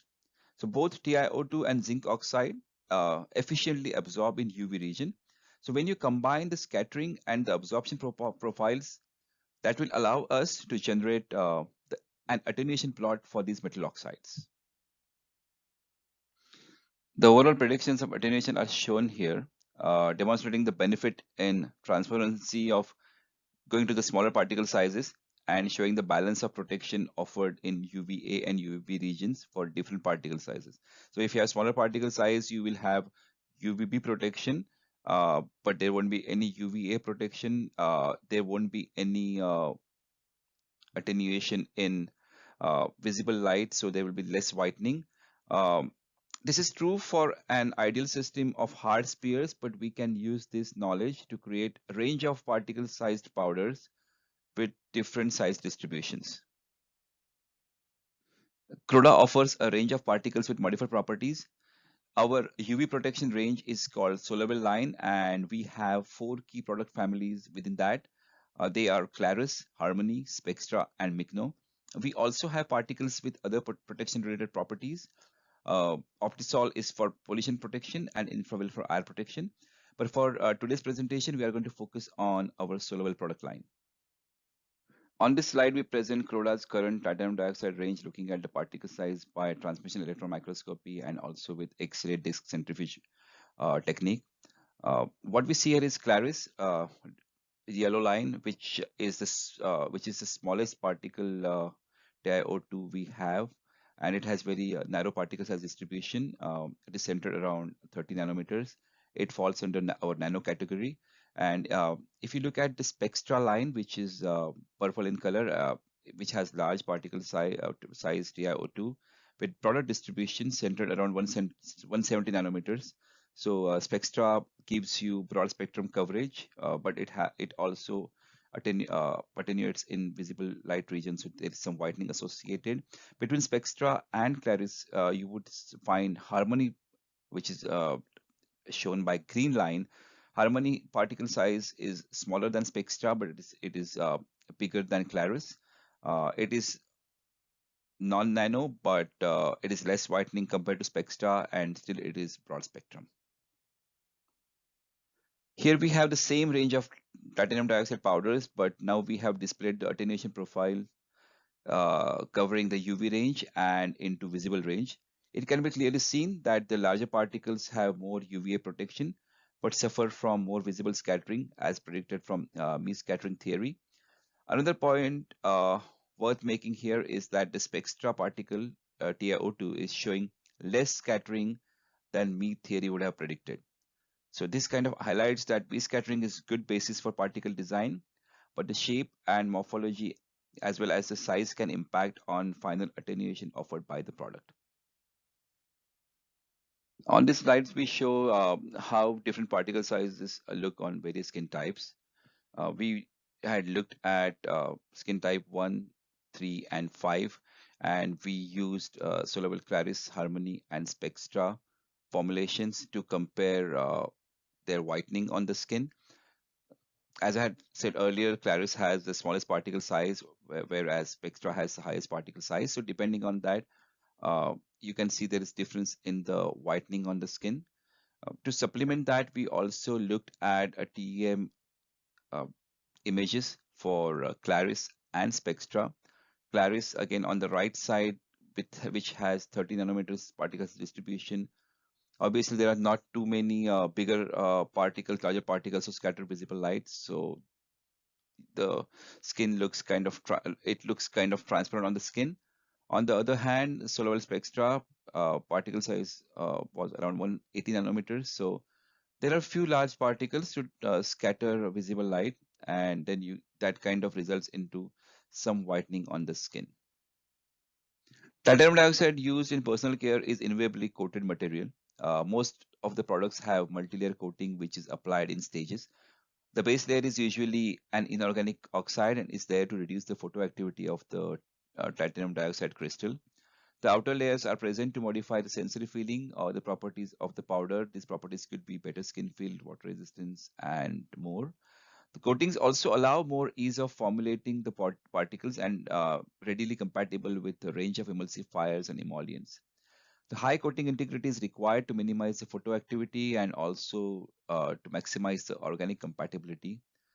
I just want to highlight here how important different coating technologies are becoming in our market today. And is an area of focus innovation for Clora. Most of our established product ranges are based on alumina stearate coating, but we are developing the same core particles with other coatings such as silica. Silica is not, in fact, it's not exactly new to our market, but we have seen an increased demand for silica by clean beauty brands who are concerned about chemical phobia of consumers and want to avoid the use of word alumina in their inky names. So in fact, we would like to get some feedback on coatings if you have any preference or if you are if you have any concerns about particular coatings. Clora puts high emphasis on creating correct particle size for the application. It could be for true transparency or it could be for enhanced UVA performance. Optimization of particle size in our products is achieved through the dispersions of particles in oil and water carriers. Here, the carrier fluid is mixed with the defined charge of dispersing agent to form a premix. Once fully homogenized, the premix is milled using high-energy bead mill. The bead mill acts to break down the larger agglomerates of powder to a suitable particle size, offering desired UV attenuation. The milling process is closely monitored by UV spectroscopy, and which is mainly to keep a tight check on the particle size. Commonly used dispersants are steric, electrostatic, and electrosteric. This slide shows the link between particle size and the UV attenuation. If you look at two lines in this slide, yellow and blue, yellow line represents the dispersion, blue line is the bulk powder. Dispersions, they have aggregates, so smaller particles, their particle size distribution is very tight compared to the bulk powder where they have agglomerates. And if you look at the UV attenuation, dispersions tend to have high extinction coefficient and extinction coefficient in UVB region and minimal attenuation in UVB and visible region compared to the like bulk powders where they attenuate mainly in UVA and way deeper into visible light region, making them more white on the skin. Dispersion optimization is the key. The level of the dispersant is crucial in any colloid system. The solid loading and the dispersant concentration have direct effect on the rheology of the system. Commonly, thixotropic gel is preferred as a dispersion because on standing, the gel structure forms, it stabilizes the system, making sure that particles cannot aggregate. But at the same time, with small amount of shear, the system becomes free-flowing, allowing the ease of use, or also makes it easy for pumping into the manufacturing tanks. The dispersions which you see here are produced at 30% solids, so that they could be prepared on bead mill and their UV attenuation profile or properties can be compared. The unmilled dispersions seen by the orange line is without any dispersant and it appears very fluid, but UV measurement reveals poor attenuation properties. Solid particles quickly settle out of the suspension to form sediment at the bottom, thus affecting its efficacy. When a dispersion with 3% dispersant is milled. Look at the yellow line. When you submit it to milling, UV attenuation profile improves along with an increase in the viscosity. The aggregates are now broken into constituent particles because of the milling. When dispersant is further increased to 6%, the light blue line on the slide, this allows the particles to disperse further and well stabilized. The UV properties are further developed, but when the dispersant is increased further to 9%, we see a spike in the viscosity. Even the UV properties are well developed, solid loading becomes limited. Recently, Croda launched a new zinc oxide in partnership with Intechno. It is called Solovel Micno Zinc Oxide. The particles have unique shape and they are ordered in a platelet-like structures. This results in less scattering and less reflection to the surface and thus gives unparalleled transparency on the skin when it is compared to the conventional zinc oxide, where visible light gets scattered back to the surface and thus giving a very white appearance on the skin. Micno zinc oxide is non-nano and it's available in powder as well as dispersion form. Next part of the presentation covers formulation fundamentals. In that, we are going to discuss importance of the film distribution on the skin, discuss the actives and phases where these actives are to be added. We'll also look at three most common types of mineral-only systems, which are comprised of titanium dioxide, zinc oxide, and combination of these two ingredients. So let's start with the importance of film distribution in sun care formulations. In order to achieve the high efficacy of sunscreen actives, it is important that the sunscreen is evenly distributed on the skin. It is very important, especially for the mineral sunscreens, as the efficacy is directly linked to the particle size and the distribution. Coherent film on the skin, even distribution of sunscreens, and optimal particle size ensures high efficacy of our formulation. This image represents the even distribution of actives within the film when the sunscreen produces an even film on the skin. So this is more like an ideal world scenario. In reality, we have bigger challenges. So how does it work in the real world? The uneven nature of the skin surface makes it very difficult to achieve such an even distribution. And in most sunscreen products, the true situation is likely to be closer to what we see in this image, with some parts of the skin surface having very little or no protection at all. A thin film model shows that these gaps contribute to almost 10% of the total skin area. What does that mean? It means that in the real world, 10% of the skin will be uncovered. And this is why formulating sunscreen is so challenging. This slide gives an idea about poor distribution of actives. The image which you see here tells you what happens when an oil and water emulsion is applied and water phase evaporates under dry down conditions and oil film is left behind. The actives are poorly distributed on the skin. You see there on the slide. You can also see some agglomeration is occurring with the actives. Those are excluded from the oil film and they are staying on the surface. And in addition, you also see that some oil pools are being created within the skin wrinkles. So overall, if you look at it, it's a very poor distribution of actives. So when you have poor distribution of your actives, obviously you're going to have a very poor efficacy from these actives.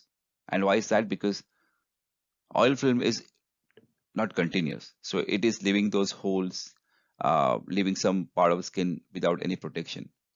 Distribution of active particles is inconsistent. So some part of skin is getting this active, some part is not getting active.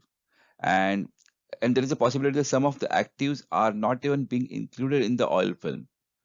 So they are without any dispersing media and they are just forming aggregates on the skin. So overall, your efficacy is impacted. The product film composition largely depends on the type of emulsion you're working on. If it is water and oil emulsion, evaporation of water is very slow. So the film can be considered as consisting of the emulsion itself.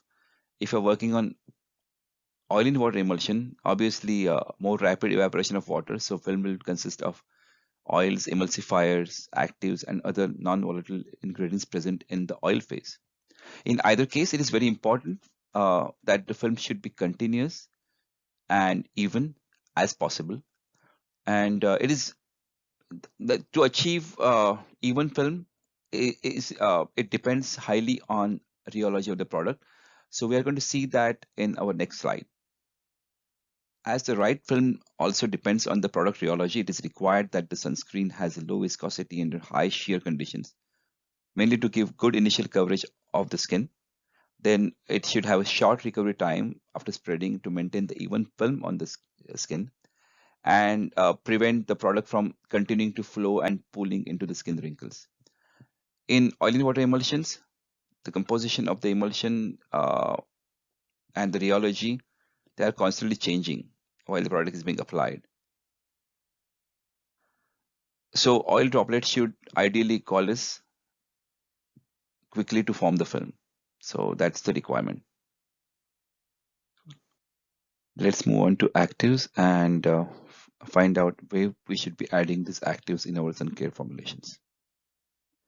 Croda has range of dispersions available with different carrier fluids. So based on your carrier fluids and type of emulsion you are trying to put together, these actives can be included in either internal phase or the external phase of your emulsion, or can go in both the phases. The most versatile systems tend to have the actives in their external phase. If you are working with water-based dispersions, then they will be more suited for the water phase of oil in water emulsions. And if you have oil-based dispersions, then they will be more suited to the oil phase of water in oil emulsions. So you can always have them in both the phases to achieve the synergy, and that way you can have higher loading of solids if possible. Now moving on to the different types of actives which we can incorporate in the sun care formulation. To stay within the scope of this presentation, we are going to focus only on mineral-only systems. So the actives which we are looking at will be the systems put together with either zinc oxide only or TiO2 only, or combination of zinc oxide and titanium dioxide. So let's start with titanium dioxide system. If you are working on a system where titanium dioxide is the single UV filter available in the system, in that case, you will need to use titanium dioxide with improved UVA protection to meet the global UVA regulations. And for that purpose, you'll be using either soluble Spextra or soluble Harmony, which tend to have both UVB and UVA protection. If you happen to have TiO2 without UVA enhanced properties, then that's not going to meet UVA European regulations when it is just used by itself. If you are working with water-based dispersions of titanium dioxide, something like soluble XT40W, that will offer you great deal of flexibility while formulating, because soluble XT40W is a broad spectrum filter which will give you both UVB and UVA protection. So it can be the single UV filter you can use in the formulation. Being water-based dispersion, you can add this to your water phase of your oil in water emulsion. So your oil phase has a lot of room to add various different oils to improve the feel of your formulation, or it will also allow you to solubilize other actives like other organic UV filters, and it will also make your Cosmos formulations way easier, and it will offer better spreadability, better skin feel, and will reduce the whitening appearance on the skin. If you prefer to work with titanium dioxide powders instead of the dispersions, yes, it can offer you a benefit of lower cost compared to the dispersions, but to have a pre-dispersion made with homogenization or high shear equipment will be absolutely required to ensure the efficacy of the formulation. And if you are just working with TiO2 powders, then you will have to use either soluble XTP1 or soluble XTP2 powders, which will offer you broad spectrum coverage. Let's take a look at the systems where you combine zinc oxide and TiO2 together. Combination system is an ideal choice when you are trying to use more transparent TiO2 to improve the whitening properties of your formulation, but at the same time you need the broad spectrum coverage. But when you use transparent TiO2 which has lower particle size, it's not going to have enough UVA protection because it has high attenuation in UVB region. So you will combine this TiO2 with zinc oxide, which has high attenuation in UVA region, but less attenuation, lower attenuation in UVB region. So when you combine these two, that's going to ensure a transparent product with broad spectrum coverage. Among the sunscreen formulations, emulsions are the most common form and the most popular form. They have the best rheology to form the good film on the skin. Also, they allow oily products to be applied in the most elegant manner, allow incompatible ingredients and actives to be together. They can have them coexist. Since they contain a large amount of water, again, definitely cheaper option compared to anhydrous sunscreens, and also offer flexibility as viscosity, skin feel, and appearance, which can be easily modified. And now let's take a look at the system which is built with zinc oxide as the sole sun filter. It is always challenging to formulate with zinc oxide. If you're working with oil and water system, in that case, you might see pH drift and eventually leading to the separation. If you have zinc oxide system built with built-in water and oil, then you might see increase in the viscosity over the period of time. So anhydrous system could be the best option to work with zinc oxide, but it is not the most economical option. The most common problem faced by the formulators while working with zinc oxide system is the migration of zinc oxide. And it is evident by increasing pH. You will also see increase in electrolyte concentration. And there is a good chance that you'll see agglomeration of zinc oxide in water phase. So if you want to make a successful formulation, you must prevent this migration, and you should be able to enhance the redispersion of zinc oxide if it is migrating, and also make sure that the system is tolerant to high electrolyte and high pH.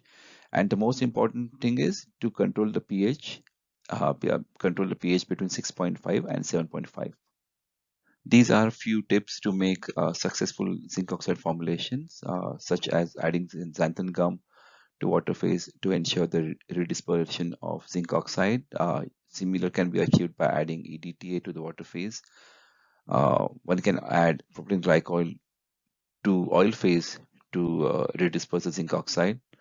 Always maintain pH above 6 after mixing oil and water. So these are the tips which might give you a better chance at making stable zinc oxide formulation.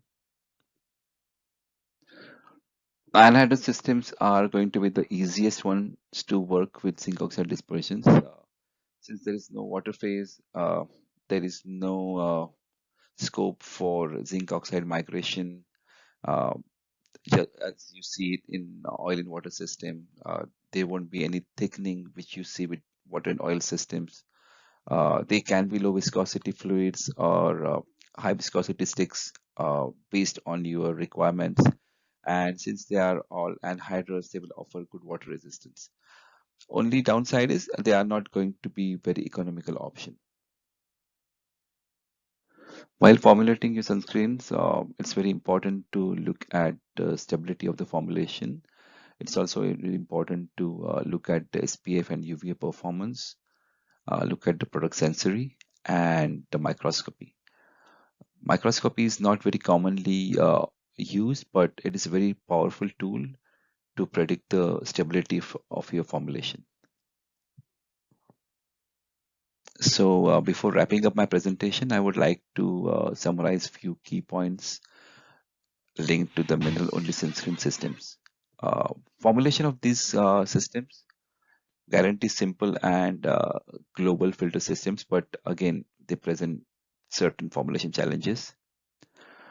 Key requirement is to maintain the good dispersion of particles in the emulsion and when applied to the skin. Use of non-ionic emulsifiers is the most preferred one for these filters. Most versatile systems tend to be those where active is in external phase. If you are working with water and oil systems, pay attention to the rheology of the system.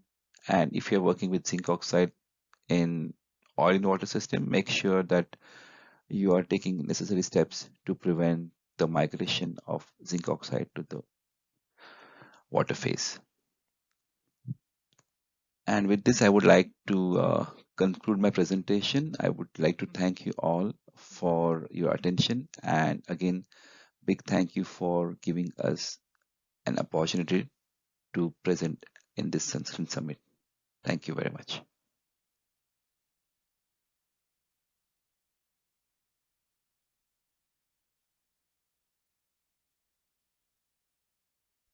And here we are with, oh my gosh, you'll have to pronounce your name for me. You'll have to pronounce your name for me. Apijit? Is that how you say it? Oh, that's wow. right. Yeah, Wow. yeah. Okay, so I have heard worse pronunciation, so you were very close. So how do no you, worries. would you mind saying it? So maybe I can, No, you were right. It's Abhijit. okay. Okay, so we have a lot of questions to get through. Thank you so much for that very informative, a very informative presentation. So I'll just get right started. So the first question is from Chris, who asks, why do mineral SPFs often fail on consumer reports for UVA protection? I wouldn't say they failed. It depends on how you said for UVA, right? Yes. Yeah. So it depends upon how effective the combination you have. Like if you have titanium dioxide just by itself, if you have it at lower particle size, then it's definitely not going to attenuate in UVA region. So it's not going to give you broad spectrum. That's why we need to bring in zinc oxide, which will assure that UVA protection and thus making your sunscreen broad, that you can make that broad spectrum claim. So I would rather combine TiO2 and zinc together, or I will go with the titanium dioxide, which is slightly bigger particle size, which will ensure broad spectrum coverage. So you'll get UVB and UVA together. And this next question is from Emma LC, who asks, are there analytical ways to determine if the zinc oxide is migrating to the water phase? Would your zinc oxide assay be different before it migrated versus after? Yeah, you can do the assay. Simple test will be the change in the pH. pH will go up. So if you see a drift in pH in your zinc oxide formulation, that means your zinc oxide is migrating. And obviously that will depend on the type of emulsion you're making. If you're making oil in water, then you'll see that drift in pH. So pH goes up, that means zinc oxide is migrating. Another question from Emma, who asks, has the EU requirement to label nano minerals changed the sales of nano versus non-nano minerals in products at all? It is kind of personal choice, depending upon what customers or consumers want to prefer. So yeah, there are guidelines, but the sale, it stays like it changes from company to company, and depending on what kind of claims you want to make on your products. So definitely there will be some up and down in the sales of minerals, but again it goes in a cycle. So there is no specific observation on that. And now this next question is from Heartlines. Other than marketing, Is there advantage in only using mineral filters instead of using mineral and organic, or mixing the two? Depending, again, it depends on which region you are in, because in US, if you want to mix mineral and organic together, then there you don't have much option, because if you're going with TiO2 as your mineral filter, then only UVA filter which you have in US is Evobenzone, but that combination is not allowed in this region. In other regions, probably you can combine mineral and inorganic together and even get better marketing claim and better UV protection. So yeah, it depending upon your region, you can try combination. But in US, it doesn't really help because you don't have much choice of filters to do that UVA protection. This next question is from Ancient Fig Tree, who asks, some coatings can minimize white cast like manganese, but only to a certain extent when skin tones are darker and deeper. Are there any better coating innovations to minimize the white cast without sacrificing UVA protection?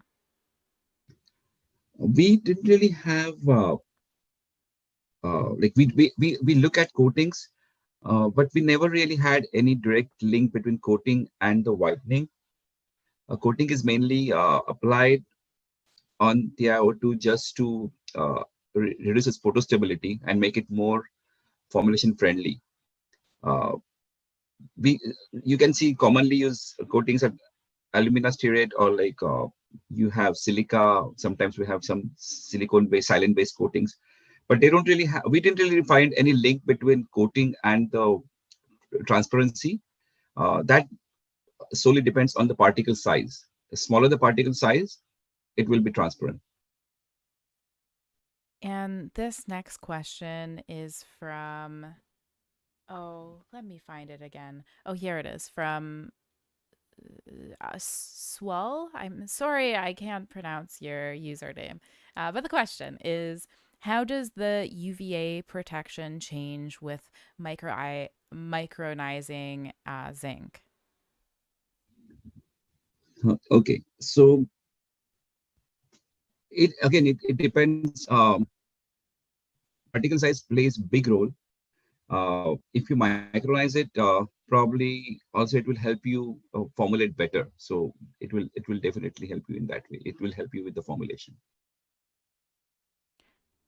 I think that's all the questions that we have for you. But this was such a thorough, informative presentation. Thank you so much for this. And for everyone who's watching, Crota has supported the conference also as one of our SPF 30 sponsors. So thank you to Crota, and also you, of course, for supporting our initiative. Anytime. Like, I'm glad it was like helpful for the viewers. And if they have any questions, they feel they can always reach any of us. We are in like we are a global company, so they can find their support from whichever region they are in. But we are always there to support their formulation needs and their sun care needs. And just so everyone knows, there's contact information that is in the PDF slides, which I will be uploading to Discord during the lunch break, which is next. Thank you so much. I hope you have a great rest of your Sunday. Thank you, Jen. Thank you very much. And so now we are in our lunch break. We'll be back at 12:45 with a presentation. It's a pocket talk with Rita Silva from Decium on fighting misinformation in the cosmetics industry. While we are in lunch break, I will be uploading the presentations onto the Sunscreen Summit text channel. And now is a perfect opportunity to go head over to Decium's.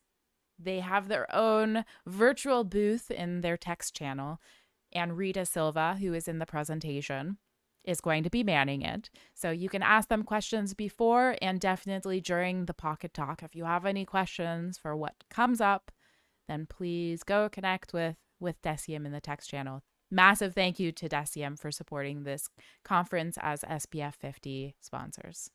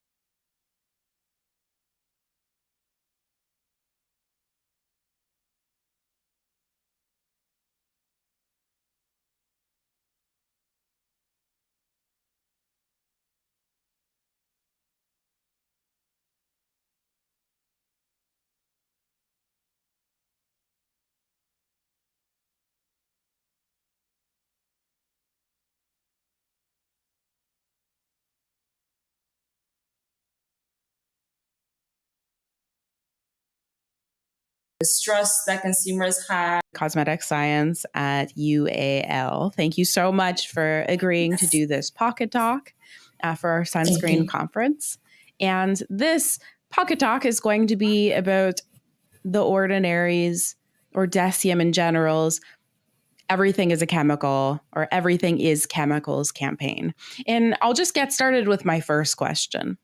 Why did DECIEM decide to start the Everything is Chemicals campaign? And just in general, how did it get started? So it actually was born from an idea that I had during my placement year at DECIEM. And my placement was on transparency in ingredient and product safety. And I looked at clean beauty and at the mistrust that consumers had in the industry. And I proposed a way of giving consumers trust without leaning into, the clean beauty fallacy. The first proposal was a huge undertaking, so I'm not going to go into the details. But the second proposal was educating consumers. Because it's something that DECIEM has always done. And it was a conversation that we were already having in our scientific department, which is quite big, but it was really growing at the time. It was becoming a huge department. We were really just disappointed at the way that the concept of toxic was being misconstrued and how it deserved a retelling of its story, right? And with DECIEM's previous track record, it was really just a clear step forward for us to continue that legacy. And the brand team was really receptive to that. And they really felt like our hyper-educated consumers were the perfect audience for this. And my experience working with brands, this kind of campaign, is very unique and it's made a big splash. It's challenging with the misinformation that is out there. Brands that I work with typically will just go with the flow because this is what consumers are after. This is especially if you're in some of the retailers like Sephora.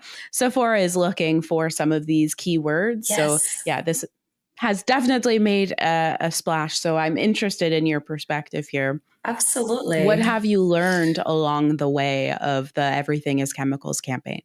Well, we've learned so much, but we definitely learned that, you have open-minded consumers if only you excite them about the information that you give them. So we really had to excite them about the nuances of science and make them accessible to them, right?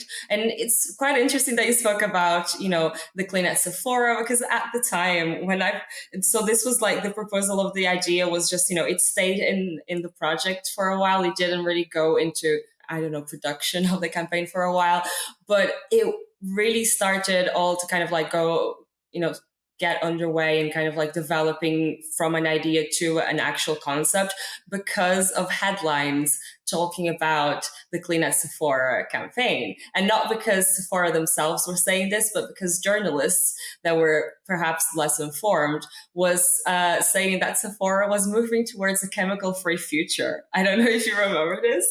So I do. I know that for us, saying something like a chemical-free future sounds absolutely baffling, but people have, access to information, but sometimes they may not have access to such a kind of like a wealth of information as we do as scientists or as, hyper-educated consumers that are very interested in science. We had been already inspired by the work of, all the cosmetic scientists and, scientists in general that work in the cosmetics realm and social media, such as yourself. But we really felt like a lot of our consumers, despite being hyper-educated when it comes to skincare, they might not rub shoulders with people with a scientific background as much as, we do within our department and, your listeners would as well, right? And your followers. So we really felt like we really had to, make it as accessible as possible to include the people that don't have that understanding of chemical as like, I like to call it the language of everything. Because it really is like, we use chemistry to communicate the making of everything around us. So that is why we call it Everything is Chemicals. That's why we took such a simplistic approach, because that might not be obvious to everyone. From the beginning, we wanted to start by countering this fear of the word chemical. And once we understood that there's so much chemistry in nature, it becomes impossible, to be afraid of chemicals that are made synthetically. But we also learned that cherry picking is still prevalent. We really had to cover our bases. And by covering all our bases, there is, a lot of room for error, because we were really, really covering a very wide array of subjects and condensing them into these little pieces of information. And sometimes, details escaped us. It really was like a peer review effort, right? We have a super kind of like large team. We have, your toxicologists, your microbiologists, your R&D chemists.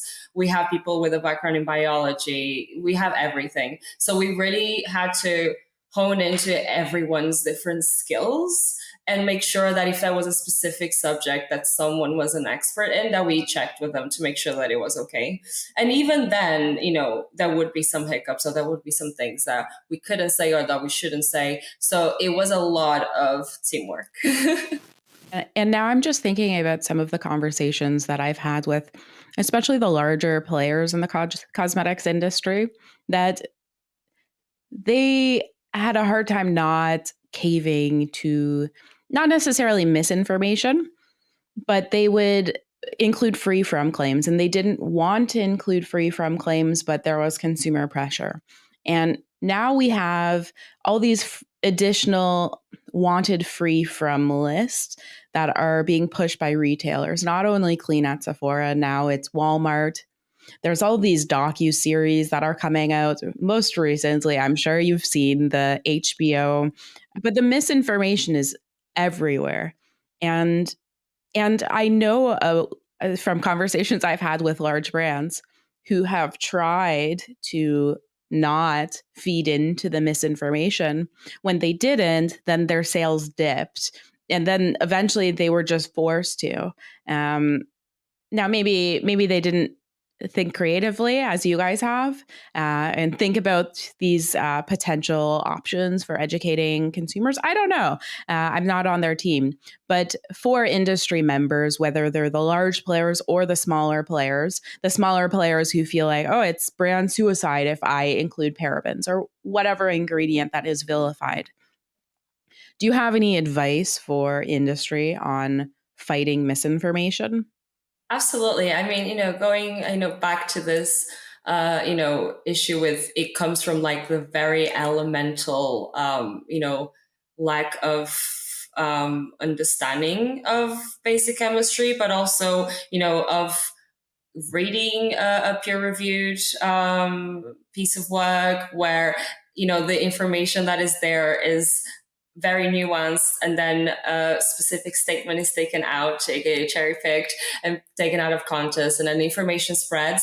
A lot of people don't even go back to that one study that spread the misinformation. So it's really important to, not assume and to really be excited about educating consumers. And sometimes that might include, really having to do some extensive work. I do feel like, we really wanted to explain the nuances of toxicology, that dose makes a poison, how the same chemical can be perfectly safe in one scenario but toxic in another. This is something that it needs to be instilled in consumers, especially the dose makes a poison, I think, because a lot of ingredients are vilified for having one effect in one circumstance that has nothing to do with its application in cosmetics. That was the case of sulfates for a while, for a long time still. And we really tried with our pro-sulfate campaign to counteract that. And it was still very, very hard. You're still going to get people pushing back, but being ready with responses and being very responsive and reacting quickly is key. Not only educating, but also if there's a new question, responding quickly and responding accurately and honestly. We also believe that, if someone decides to do this task to combat misinformation, work with experts. That's like my last advice, my biggest advice, work with experts, because I have seen a lot of brands trying to, take science and make it their brand.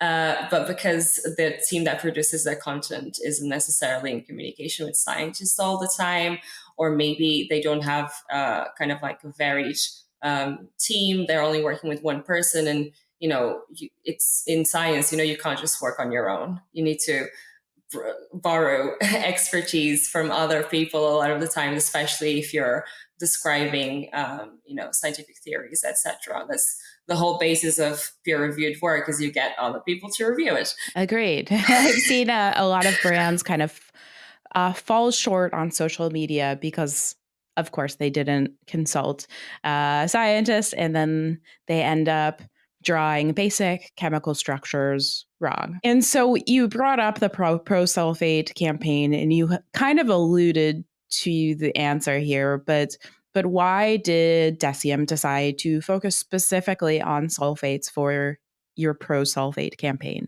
Well, firstly, because we felt that it is an ingredient that is really misunderstood, and it would be very easy to make a case for it, especially after the Everything is Chemicals campaign and the great response that we had from our consumers.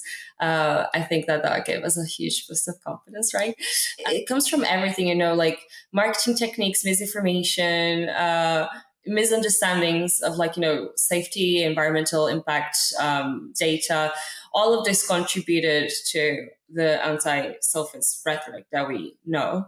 But the impact that it had in the industry was so surprising to a lot of formulators, because sulfates are so useful and affordable. They make for very affordable products, and more than anything, we know that the formulation makes the product, not the ingredient.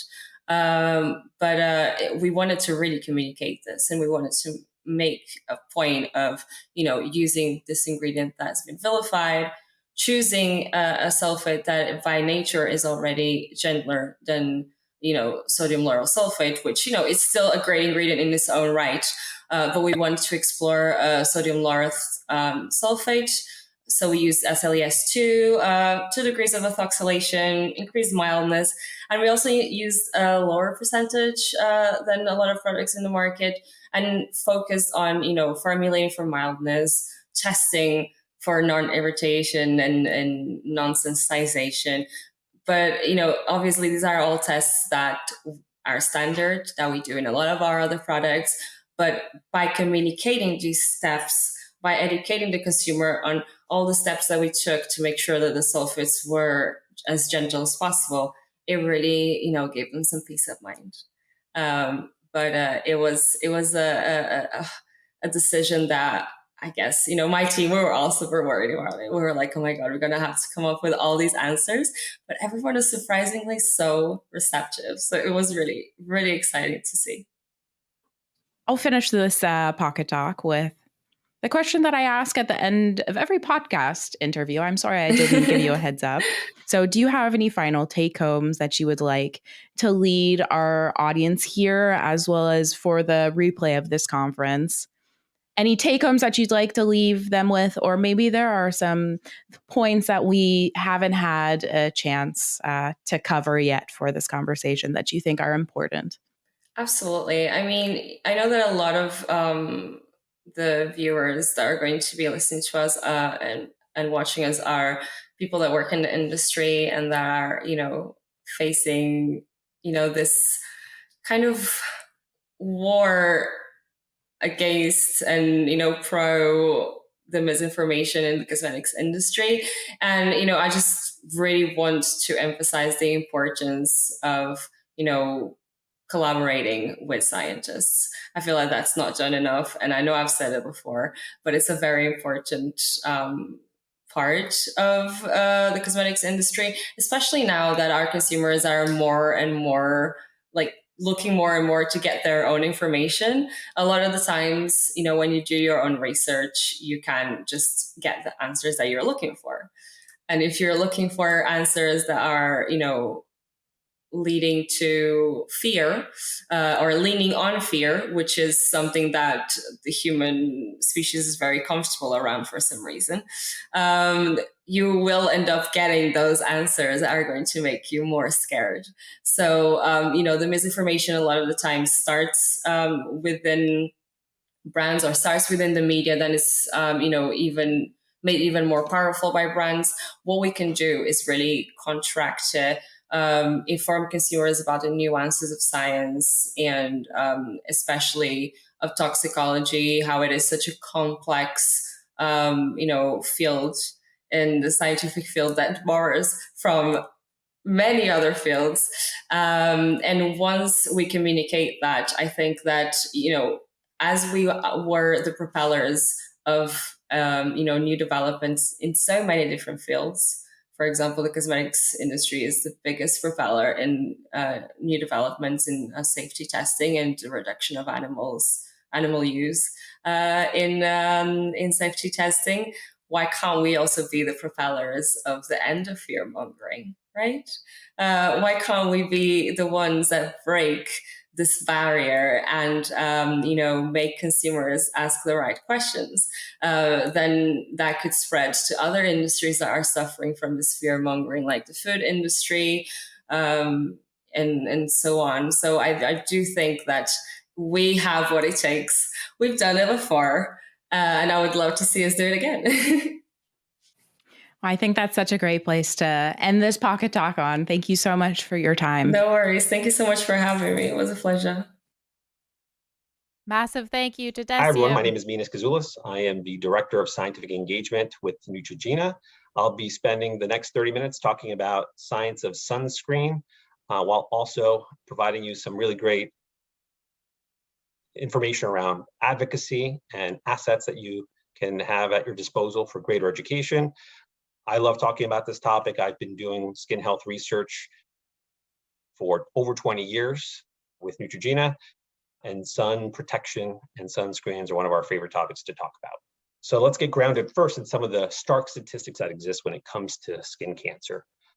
Today alone, over 9,500 people will be diagnosed with skin cancer in the United States. And skin cancer is one of the most common cancers that you see in the United States. You actually see more skin cancer than all cancers combined, and the cases of melanoma continue to rise. I am one of those statistics. I had been diagnosed with very early stage of melanoma skin cancer years ago, and it's something that is top of mind. I am a classic case of someone who did not necessarily practice sun-safe behaviors, wasn't really taught at a young age about protecting your skin. In fact, we did the opposite. We believed that we needed to experience a sunburn before you can really start getting that deep tan. One thing we know for sure from a lot of the research that's been done, some of it from Australia, that it really does show that daily sunscreen use can cut the incidence of melanoma in half, yet only 40% of households, less than 40% of households, purchase sunscreen at all in the United States. So there's still a lot of room for improvement. One of the reasons why it matters as much, if not more today than it has in previous decades, is because we are seeing the intensity of UV increasing. We've seen some of this preliminary data coming from Australia, where they're seeing an average increase in high UV index days. We're seeing some of these same trends as well in the United States, and that's what the graphic on the left here shows. There are many more days, high UV index days all across the country when you compare data from 2017 versus 1997. On the right, the graphic really does show just how much sun we're being exposed to on a regular basis. 75% of US cities are experiencing over 100 days throughout the calendar year of a very high UV index. And for those who might not quite understand the UV index is an indication of UV intensity. And to give you an idea, a UV index of 8, which is where this analysis was done on, for someone with fairer skin like myself, I will start to develop a sunburn in as little as 15 to 20 minutes when the UV index is 8. And so the concept of protecting your skin has never been more important than it is today. Unfortunately, though, we know there's a lot of opportunities still to really drive a sun safety message, raise awareness, and really start changing behavior as much as we can. We'll talk about that as we go through this presentation. One of the things that I believe is really interesting is that while what the reasons that people aren't wearing sunscreens, over 50% believe they aren't exposed to enough sun to even warrant using sunscreen or some form of sun protection. 15% don't like how sunscreen feels. And then 22% believe their skin type doesn't burn easily. And I think the reality of the situation is that everyone can benefit from using sunscreen and practicing a variety of sun-safe behaviors. The slides I just presented just before this really help dispel this notion that you don't need to be using sun protection. And the reality as well is that there's really strong data showing that all ethnicities and skin tones can sunburn. And so there is a need to continue to protect your skin. And if you're not motivated to protect your skin just simply because of your fear of a skin cancer, being able to protect from UV radiation and sunlight will help other benefits in terms of preventing accelerated signs of aging and sunburns overall. The other thing I like to talk about too is that your sun care needs do change throughout the year.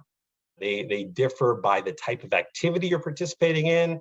It can vary by the time of day, the skin tone that you have, and whether or not you have a sensitivity to sun, or maybe even more likely to burn than others. And this really is an important insight into why, when we're formulating, developing sunscreens, we are looking to develop a wide range of products that can suit the variety of needs that you as an individual or your family have when they're outdoors and out in the sun.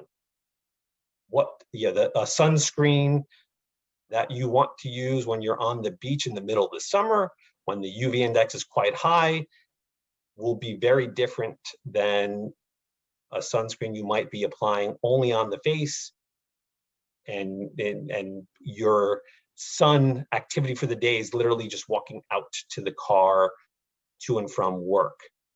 So better understanding these aspects can really help you better identify the right products, for your skin needs. But it also really reaffirms the fact that we all should be not only practicing sun-safe behaviors, but choosing and purchasing the right sunscreens that we need. I know for me personally, I have a variety of sunscreens I will use. I have sunscreens, at an SPF 30 or 50 level for kind of day-to-day use. I'll use something a little higher, especially because of my history of skin cancer, when I'm out in more, high-intensity environments. And we'll use all different forms in our family, from sticks to sprays to lotions. All have a purpose, whether it's ease of use or reliability of protection. So these are all factors I think we all should be taking into account when we are choosing our sunscreens. It's also obviously a key factor when developing sunscreen. So as product developers, we have to consider a variety of aspects, not only all the different environments and activities that people are participating in when they are out in the sun, but then how do you blend the aspects of aesthetics and performance? Sunscreens have to protect from UV, and they have to drive compliance. They need to be aesthetically pleasing. That we know is one of the biggest hurdles that we have to overcome. So often we get asked the question, what is the best sunscreen? And I think the easy answer is it's the sunscreen that you personally will use regularly and as recommended. We know that sunscreen can protect the skin from UV rays, but you have to be able to use it regularly at the level, the amount that is recommended to be able to have that to relate to the SPF level that's on the label, and you need to be able to reapply as needed, especially if you're sweating, if you're out in the water. And so fundamentally, it's finding the right sunscreen that blends into your skin tone, that is easy to apply, that you like wearing. That's the one that's probably best for you. And we all have our own preferences. Some of the factors we look at when developing the sunscreen formulation are what you have here on the screen. We look at stability of the formulation. We look at solubility of the actual ingredients, the sunscreen filters that we use to really maximize efficiency and efficacy of the sun filters. Aesthetics, as I mentioned before, is a huge focus. We need to make sure that we're developing products that blend in quite nicely in a variety of skin tones, have a really nice glide, are easy to apply.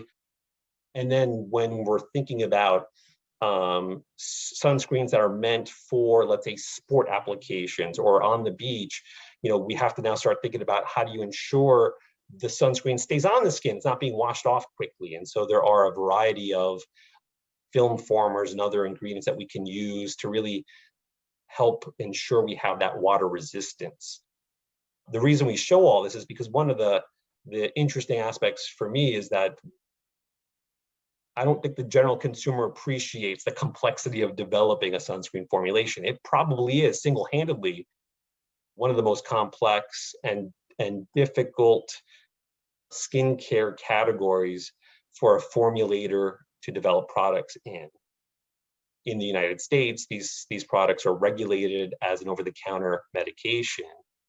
And so, there are requirements established by the FDA, but fundamentally, we're trying to balance, I said before, being able to develop something that feels beautiful and wonderful, easy to apply, has a beautiful aesthetic, while also ensuring that the sunscreen filters and the various ingredients we incorporate into the formula are stable and able to protect the skin. In addition, we want to make sure that the sunscreen will remain stable on shelf. And so that's, really important because, again, the complexity of formulating sunscreens, once we initially produce these products, you want to make sure and have the confidence that these products will continue to be stable and perform when you buy them off the shelf in the store, your favorite store that you go to. So fundamentally, let's really just reground in what is the core role of a sunscreen. The sunscreen is supposed to protect against UVB and UVA rays. UVA rays are much more ubiquitous. They are rays that penetrate a little deeper into the, beyond the surface into the deeper layers of the skin. They are associated with the formation of free radicals that can damage the key components of the skin, which lead to signs of aging like wrinkles. It's also, UVA can lead to damage that causes skin cancer as well. UVB, though, while less ubiquitous than UVA, is much more of a high energy particle. So UVB rays can cause more damage. They hit more of the surface of the skin, but they directly damage our DNA, are direct factors and main causes in leading to cancer. And so understanding this and being able to then use the armament of skin filters that are available, sunscreen filters that are available to us is important, because you want to really develop a sunscreen that protects against both UVB and UVA rays. And that term that you often see on a sunscreen label, it's called broad spectrum. And so fundamentally, there are two main classes of sunscreen filters that we have at our disposal. One are the mineral filters. These are really two. It's titanium dioxide and zinc oxide. The way mineral filters work is by reflecting and absorbing UV rays. They basically like to scatter the UV off the surface of the skin, but they do absorb some of it as well. The chemical sunscreens work by absorbing that UV radiation. And it's quite often you might sense a sense of warmth or heat when wearing a sunscreen. Obviously, part of that is due to the fact that you're outdoors in the sun. But the way your chemical sunscreen works is by taking the by absorbing the UV rays, that radiation particle, and dissipating that high energy into heat. And that's why often you might feel a sense of warmth or heat when using sunscreens, but it's actually a sign that the sunscreen is actually working.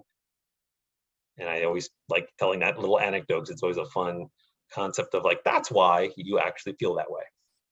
The other thing I'm a big fan of, and I know we try to do quite a bit at Neutrogena, is really provide a combination of offerings, whole host of forms, as you see in the picture here, from liquids to lotions to sprays to sticks, to really drive that sunscreen usage. All of these would require a slightly different approach to really developing these products.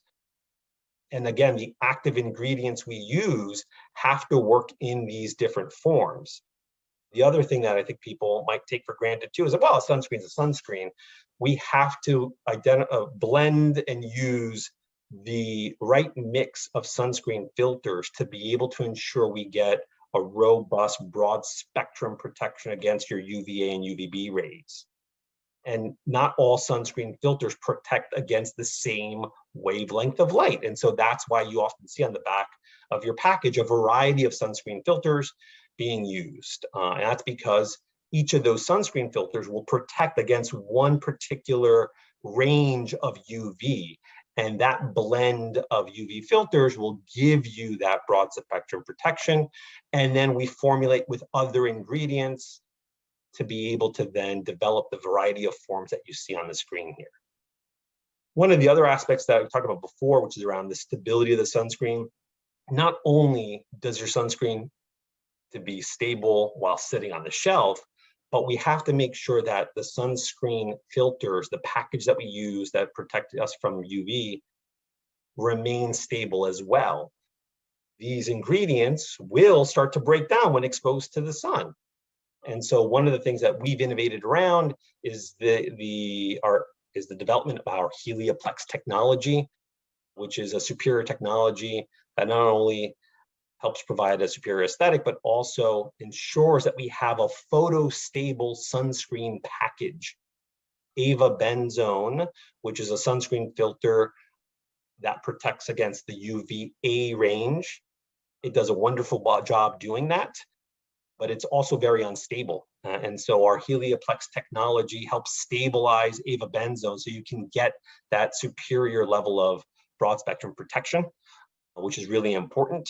It's something that we introduced over 15 years ago, and it was class leading at the time and still is in the ability to really develop a robust sunscreen package. The other aspect that we know is really, really important is really having sunscreens that blend in beautifully, sunscreens that push the envelope in terms of aesthetic and really merge this world of kind of the recreational sunscreen and the skincare world. And the Invisible Daily Defense line that we just launched over the last year really does a wonderful job doing that. It's a product that blends in all skin tones and does not leave behind a white cast. It uses the Helioplex technology, which is found not only in the Invisible Daily Defense, but our hero platform, which we call Ultra Sheer.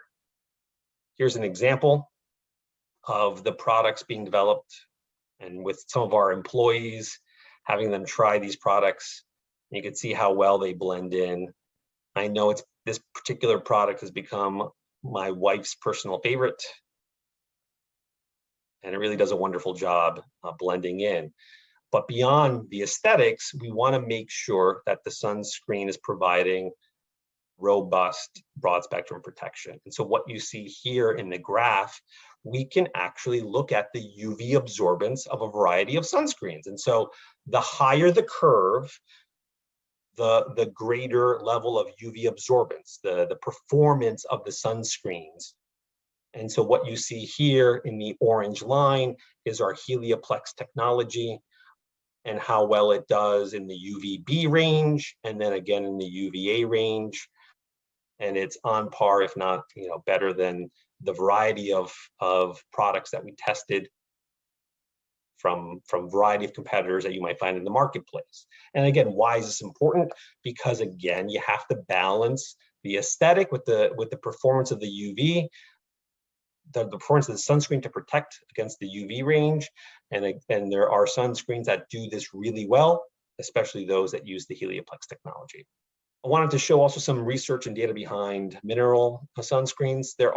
We've come a long way in the industry in formulating mineral sunscreens. Some of the original sunscreens that you might see famously shown in movies with the really thick application on the surface of let's say a lifeguard's nose. Well, we've come a long way. Mineral sunscreens are evolving quite rapidly to be much nicer, much more of an acceptable aesthetic. And we're actually being able to not only develop a nice aesthetic, but also create really wonderful sunscreen forms, especially in sticks that glide on smooth. I remember years ago, some of the original mineral stick formulations tend to drag when applying on the surface of the skin. And we've been able to overcome that again with formulation innovation and being able to use the right mix of ingredients to really be able to provide a much more seamless, easy application. And as you can see, some of our studies show that our products can actually are 33% less effort to apply, which is really important. And again, we're limiting the whitening. And again, the mineral sunscreens tend to be the most whitening. So being able to minimize that on a variety of skin tones is really important. And again, being able to then look at the ability for your sunscreen to protect against the UVA, UVB range is really important. This is data really showing across UVA how you can have a variety of performance from sunscreens. And this is the mineral sheer zinc lotion that I'm showcasing here. The point being here is that sunscreens do have a variety of performances. You can't just look at the SPF label and say that every single SPF 50 product is the same. If there's anything you learn from kind of understanding the formulation here, that there are some differences, and you have to find the right product for you that really does protect you as best as possible. And this is an example of a mineral sunscreen formulated to really maximize that level of protection, especially across the UVA range. So one of the things I want to transition to is being able to talk about not only sunscreen development and really driving this balance of superior aesthetics and application for all skin tones with performance, but then also how we're driving education and advocacy, because it's really critically important. It doesn't matter if you all are listening to this and learning something, if it's not helping you better understand the science of sun protection and sunscreens and understand why it's important to protect your skin, then it's all for naught. So I think these are really great examples of what we're trying to do. One, I like to always show this type of slide information, is really trying to help demystify sunscreens and better educate you all here of what are the typical questions you get. And so if you look at Google Trends, if you look at just Google search histories, these are some of the most common questions. So I'll tackle a couple of these and move on. The answer to whether or not they expire, yes, they can expire. As I mentioned before, sunscreens are one of the more complicated products to develop. They can break down. So every sunscreen in the US should have a expiration date on the label. And then the other thing I'll tackle quickly is around vitamin D. I know it's a big topic. People are worried about vitamin D deficiency when using sunscreens. There is no data, no strong data to show clinically that the regular use of sunscreens leads to vitamin D deficiency. You do not need much UV exposure to develop the vitamin D that you need. And if there are concerns, you can do more testing to verify whether or not you have a deficiency. And then there are obviously nutritional and supplement ways through nutrition and supplements to be able to address any issue. So those are two of the questions. We in the future could always tackle some more of these in future discussions. The other thing I think that's really important is not only being able to identify the right sunscreen products and sun protection measures you should all be following, but then also looking at your skin. It's something I know I do periodically, as I said before, with our history, but it's something that everyone should get accustomed to doing. We developed over the past year a tip sheet, a website, a microsite basically, that helps people better understand how to do self-exams and what you should look for across a variety of skin tones. It's really important to get into that habit, better understand and look at how your skin looks. Is it changing? Are moles changing? Are there any unique spots that you can't quite understand, what's going on and they look odd and different? If anything is changing like that on the skin, it's always a good idea to go to see a dermatologist. The last thing I want to highlight, and I think this is one of the more exciting ways of being able to drive education and awareness with the general public, is through the art of storytelling. And Neutrogena partnered with Kerry Washington. We introduced Neutrogena Studios just over the past year, and the first film coming from Neutrogena Studios was the In the Sun documentary, which can be found today still on YouTube.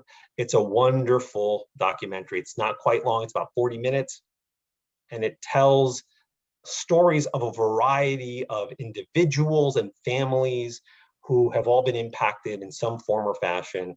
Interestingly, when you look at folks, the level of education that people had before watching the film, 27% of viewers knew that skin cancer was the most prevalent of all cancers. After watching the film, much larger group of the population was much more educated, felt they understood this area much more, which is really important. 93% said they were more aware of the dangers of skin cancer. 82% said they would have their skin checked by a medical professional. 89% said they are more likely to wear sunscreen consistently.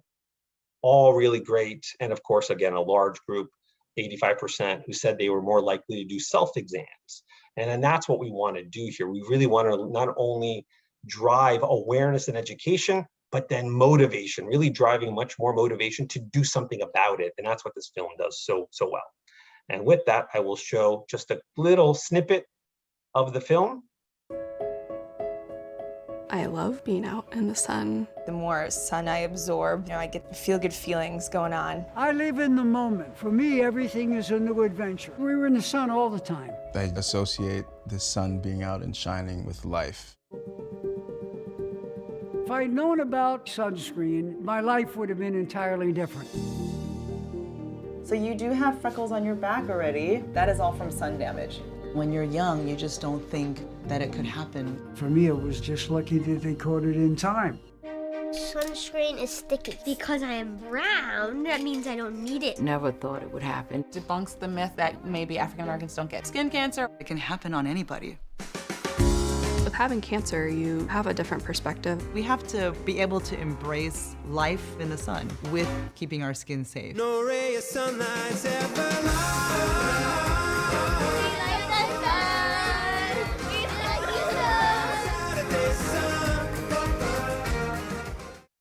I hope you enjoyed that.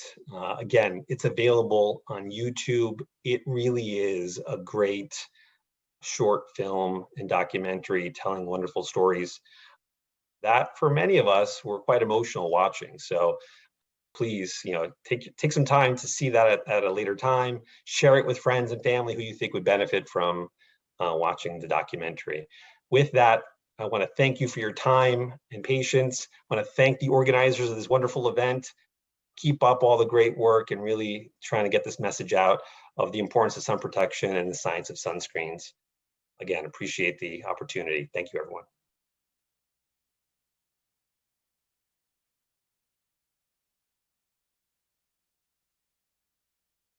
Thank you so much to Menas for, I'm sorry if I've pronounced your name wrong, for that excellent presentation.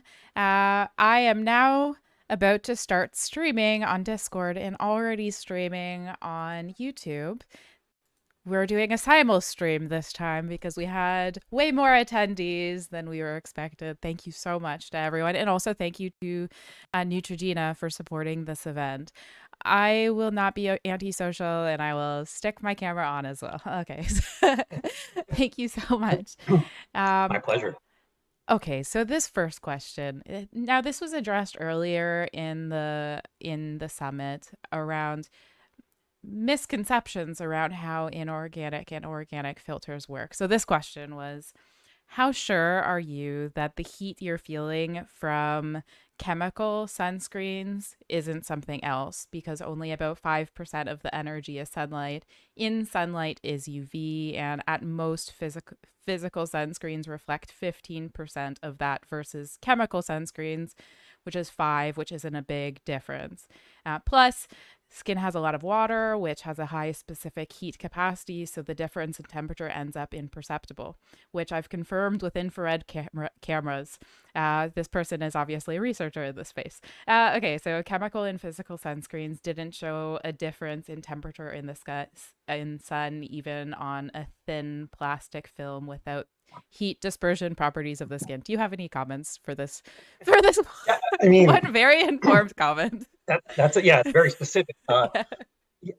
Fundamentally, I mean, we know from, if you look at in the laboratory, how both inorganic or organic sunscreens protect or work, they are absorbing and or reflecting, scattering light, right? So they are doing what they're supposed to be doing.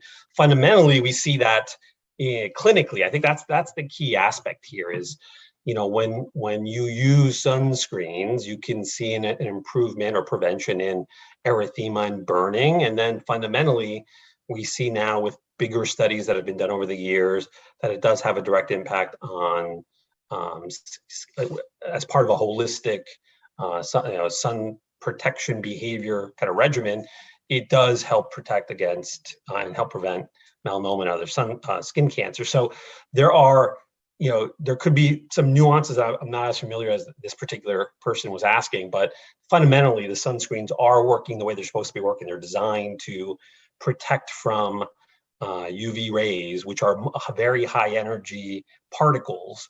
I know I've said this to others in the past. When you think about it, UV is probably the one carcinogen everyone is exposed to daily. We kind of forget that it's radiation that we're being exposed to.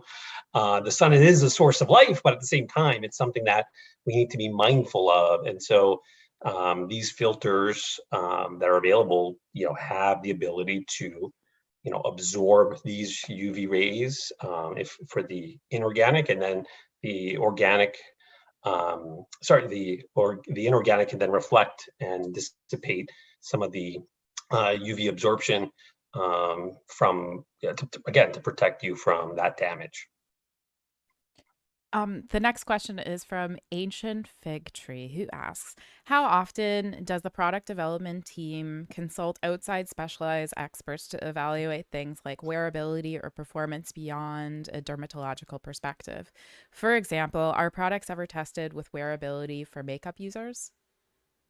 Yeah, I mean, from a consumer centricity standpoint, you always want to make sure not only that consumers, the general population believes the aesthetic is acceptable when you're developing the formula, but then you might want to look into specific subgroups, populations.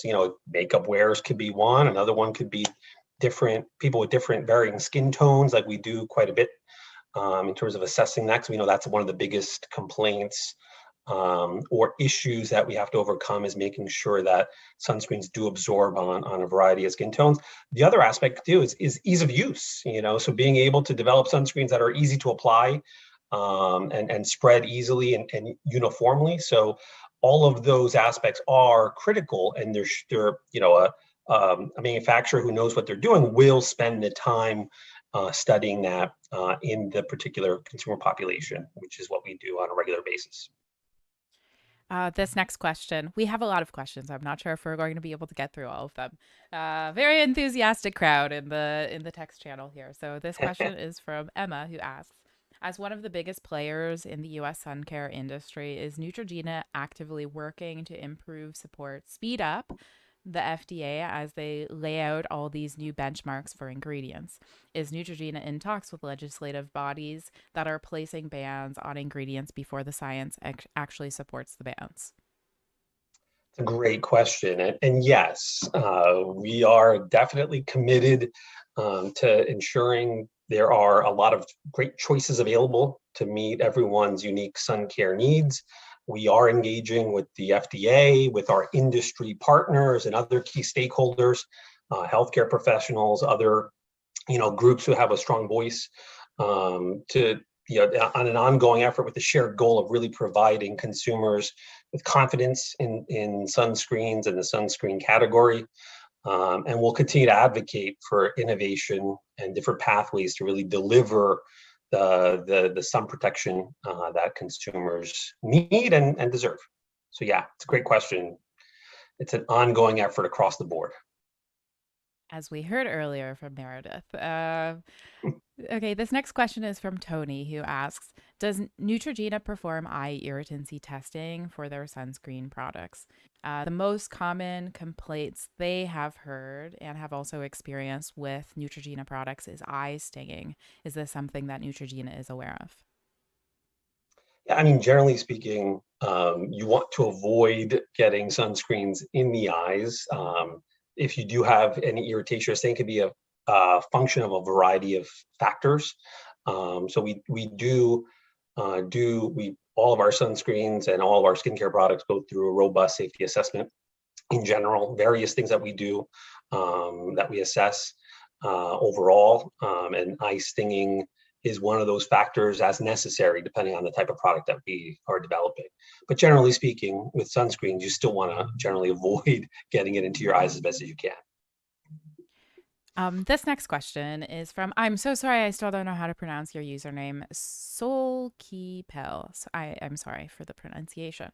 The question, though, is, it seems most Neutrogena sunscreens are available in the USA, at least the high SPF products. Are there any plans to expand the SPF range on the European market, perhaps with the newer filters available that are available only in the EU and not the USA? Sure.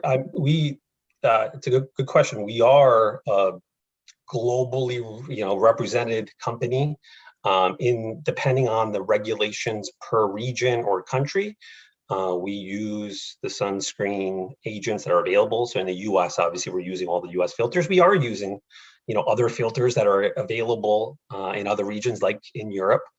And we do have a pretty broad. If you look at the broad portfolio, especially in the US, in North America in general, we have sunscreens that range from, 30 and all the way to the higher levels.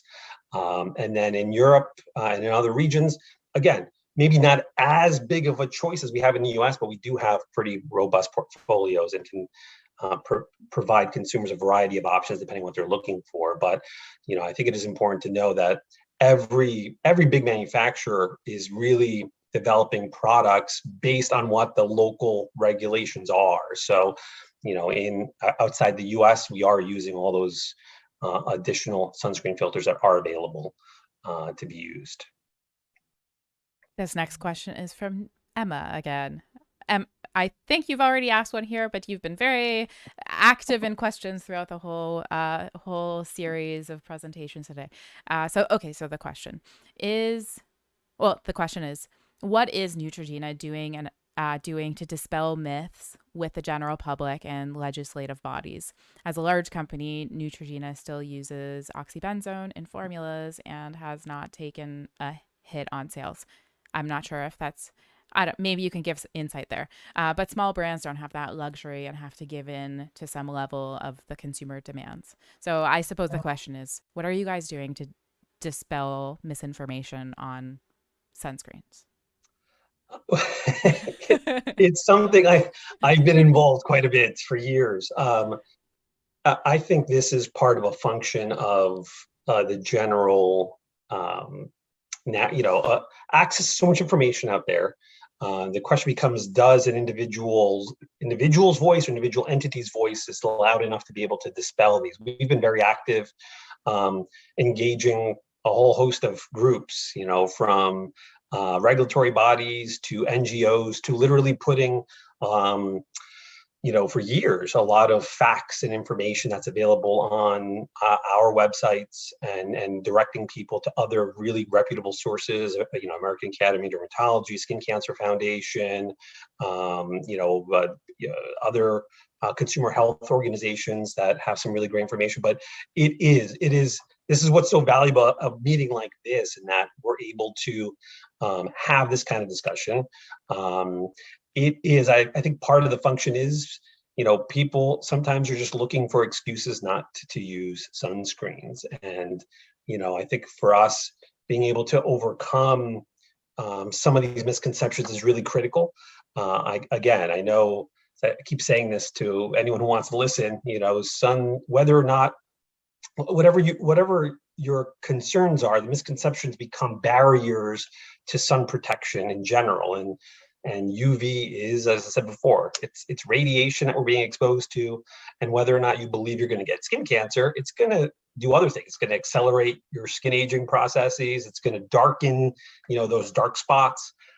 So fundamentally, it is something that we need to protect and be mindful of. And however, we again continue to be active to help address those misconceptions, but really try to find ways so people understand that risk, and hopefully overcome any issues they have or barriers to using sun protection.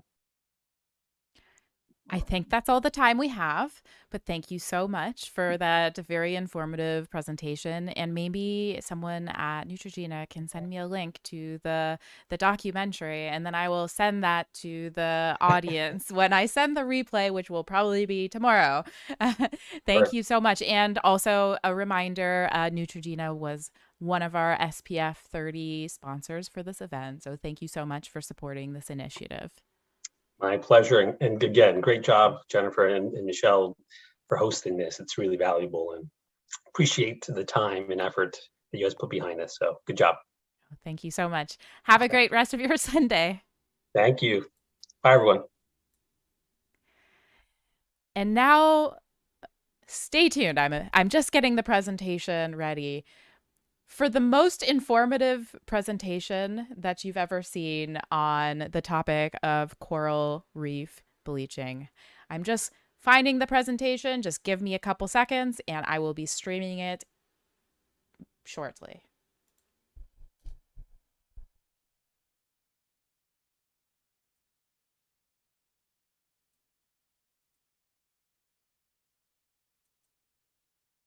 Hello, my name's Emily Burns, and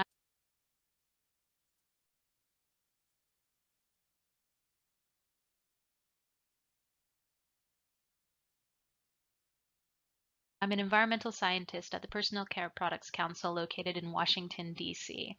Before I get started, I'd first like to extend a really big thank you for inviting me to speak today at the Sunscreen E-Summit.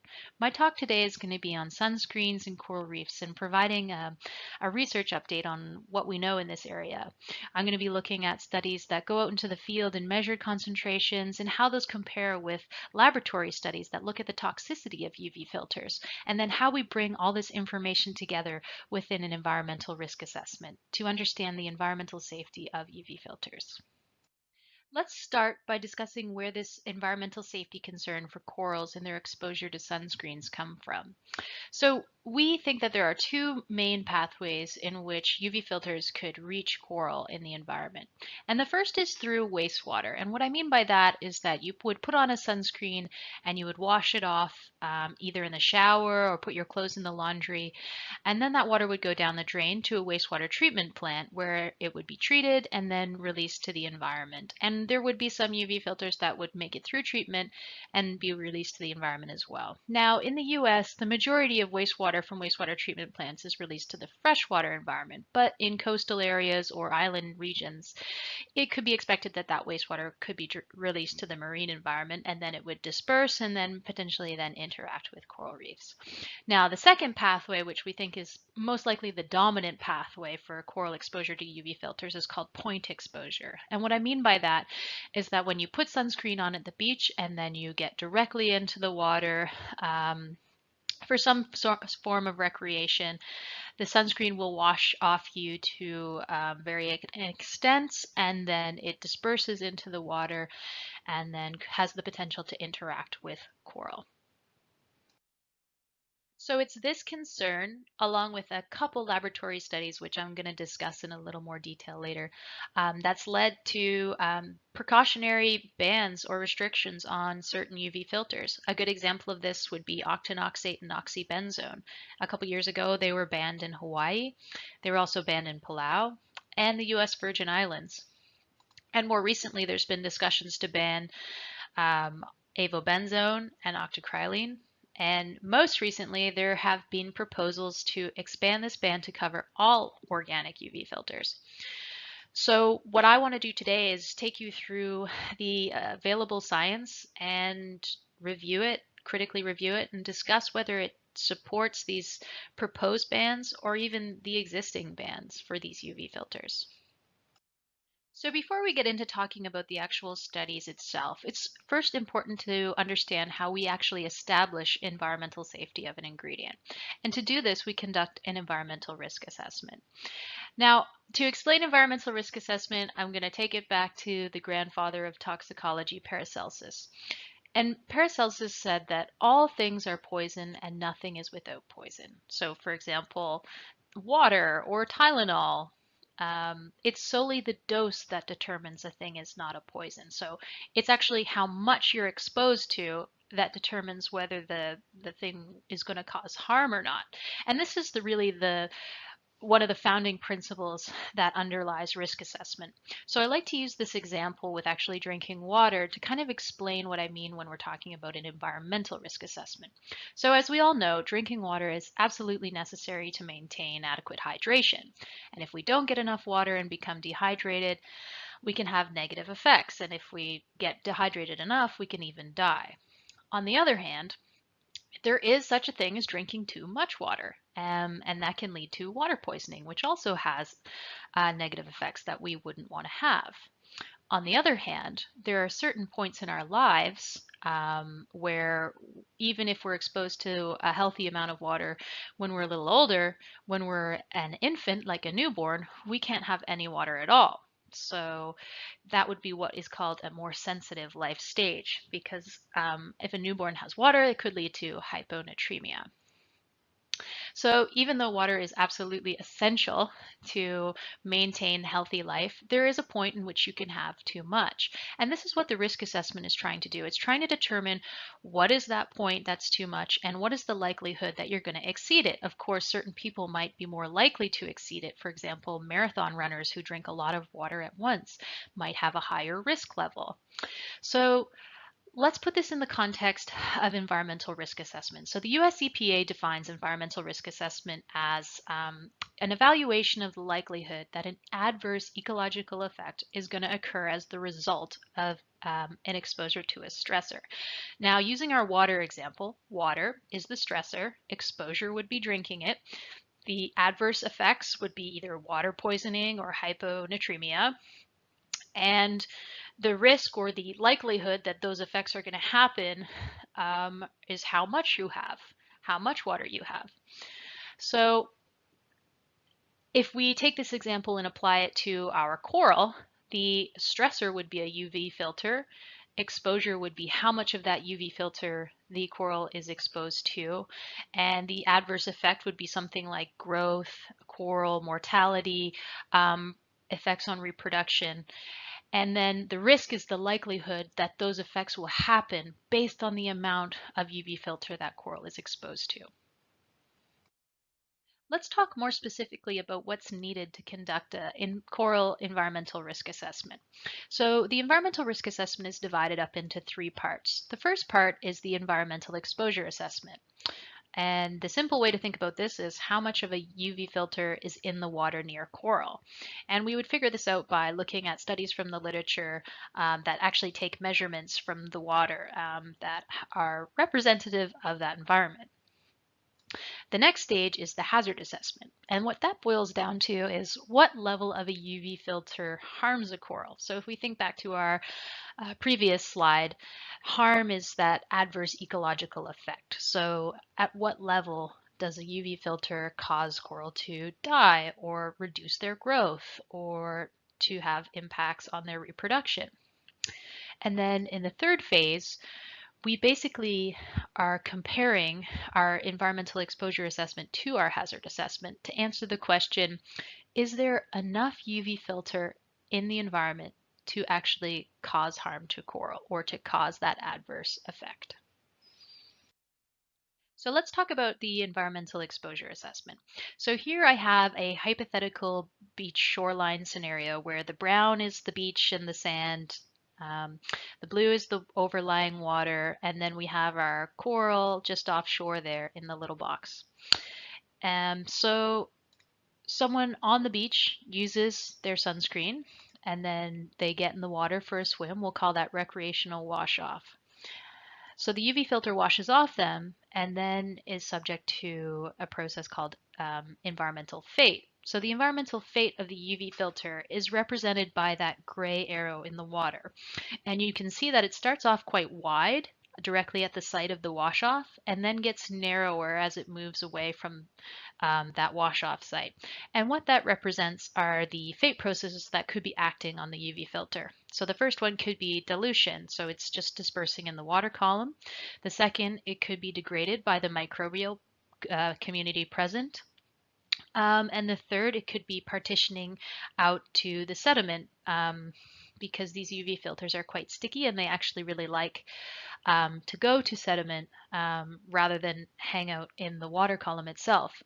So then when it comes to the coral exposure, you actually have quite a bit less that makes it to those coral compared to where it was initially washed off. And so when we're looking at our monitoring studies, we're limiting the scope to those studies that are targeting samples near coral reefs, because this is actually the most representative of coral exposure. Because as you can imagine, before those UV filter fate, environmental fate processes kick in, it's quite a different level of UV filter directly at that wash-off site versus what actually gets to the coral. Now that we've discussed limiting the scope of monitoring studies to those that actually took samples near coral reef, how much is found where globally? So here is a summary of the studies that are currently available. In the Pacific, we have 2 studies from Hawaii, and we have 3 studies from Hong Kong. We have another 2 studies from Taiwan, and a final study from Japan, so making up that East Asia region. In the Atlantic, we have 2 studies that looked at samples from the United States Virgin Islands. We have a study that took a few samples in Bonaire, and also another study that took a couple samples in Grenada. So only 4 studies comparatively in the Atlantic. So overall, there's actually not that many studies that have conducted monitoring near coral reefs globally. So let's start looking at data, and we're going to begin with oxybenzone monitoring data. Oxybenzone has more monitoring data than any of the other UV filters, and as you can see in the plot below, I've divided the data up by region so it's a little easier to digest. So on the left we have the studies from the Caribbean, in the middle the 2 from Hawaii, and on the right those studies that we identified from East Asia. And so here I've presented a box and whisker plot. And in the upper right-hand corner, I've included a little legend of what those boxes and those whiskers actually represent. And what I'm most interested in from a risk assessment perspective is the median value from each of the studies, so that line in the middle of the box. And I'm most interested in this value because it is the most representative of the variability across their study. It represents the midpoint in the data set, so it kind of gives us a good idea of what they were looking at, because as you can see, some of the bars do vary quite a bit, which means that they had quite a variability in the concentrations they detected. That could be for a number of reasons. For example, they could have sampled at different times of day, they could have been sampling in different areas, or maybe they only sampled one site. So that's all going to be impacting how these bars look within this. And what I mainly want to draw your attention to are these 3 studies within the red circle. So in the middle you have this Downs 2016 box, and it extends higher than any other study, and it has the whisker coming off, the maximum value is far higher than any other study that has been detected. So that's actually about a million nanograms per liter, which, bear in mind, this is also on a log scale, so small changes are much larger than you might think. So 1 million nanograms per liter translates to 1 milligram per liter. And we do know from studies of coral reefs that the dissolved total carbon content in a reef environment is roughly 1 milligram per liter. So oxybenzone would fit in this category of dissolved organic carbon because of its chemical structure. And so what this data point is saying is, hey, there's as much oxybenzone as there is total dissolved organic carbon in the reef environment, which would indicate that it's completely swamping out the other sources of organic carbon and potential. It seems a bit off. So that's what we would call something like a sanity check. It doesn't quite seem right. And when we looked at the methods behind their study, we found they were quite outdated. Their detection limits were quite high, so they couldn't detect very low concentrations. In fact, their detection limits were higher than the maximum concentrations found in several of the other studies. And on top of having kind of poor method sensitivity, they were also missing a lot of key components of best practice in terms of quality control. And when we looked across all the studies, we did find this was a recurring theme. There were important elements of quality control and assurance that were missing, or the ways in which they quantified their concentrations were not quite in line with best practice for environmental monitoring data. But looking at the median across the studies, so the line in the middle of the box, what we find in general is that it sits between the 10 and the 100 nanograms per liter. And so that's our big takeaway, is that on average, concentrations seem to be sitting between the 10 and the 100 nanograms per liter for oxybenzone in a near reef environment.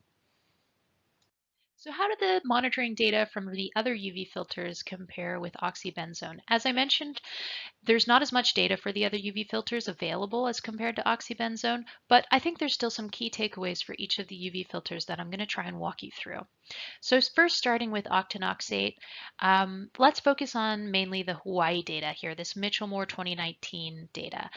The detection frequency for octinoxate in their study was only 16%.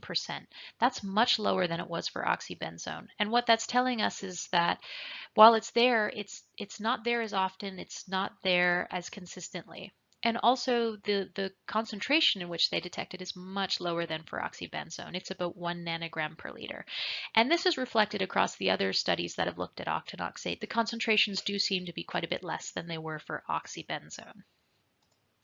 Now for octocrylene, focusing again on the Mitchell-Moore study in Hawaii, you have a 95% detection frequency. So in comparison to octinoxate, it's detected much more frequently. So it is present. However, in comparison to oxybenzone, the concentrations are quite a bit lower. So the midpoint is sitting between 1 and 10 nanograms per liter rather than 10 and 100 nanograms per liter. And again, this is similar across the other studies that we have found for octocrylene. And now finally, avobenzone. Avobenzone has the least data available for any of the UV filters. Mitchell-Moore et al. Looked for avobenzone, but they were not able to detect it in a single sample. So we don't have any data from avobenzone from Hawaii or the Caribbean. We do have 2 studies that were able to detect avobenzone from Hong Kong, but that's about it. Okay, so next we have data for homosalate, and we have data from each of the 3 regions for it, but again, I'm going to focus first on Hawaii.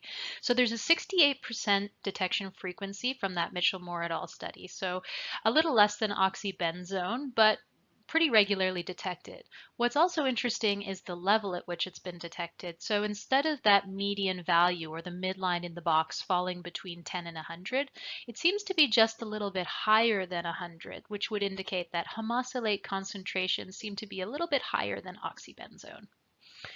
On the other hand, Octosalate only has data from Hawaii and East Asia, and the detection frequencies seem to be quite a bit lower for octosalate compared to homosalate. So for Hawaii, for example, there's only a 31% detection frequency. In addition, the concentrations do seem to be on average a bit lower as well. They're falling between that 10 and 100 nanograms per liter rather than exceeding it. So what does all this data mean? The first thing, we can see that there's quite a bit of variability within the studies, as well as between them and between the regions.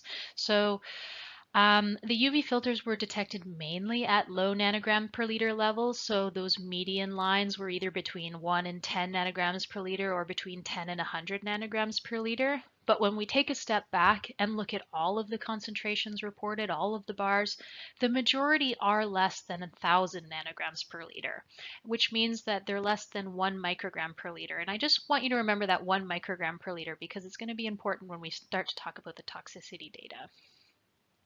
So to put what this 1 microgram per liter in context actually means, it means about 1 drop in 1 billion drops of water, or about 1 drop of water in an Olympic-sized swimming pool. So that's quite a small amount. And to think that the vast majority of measurements are far below that, and when we think about the median values are much further below that again.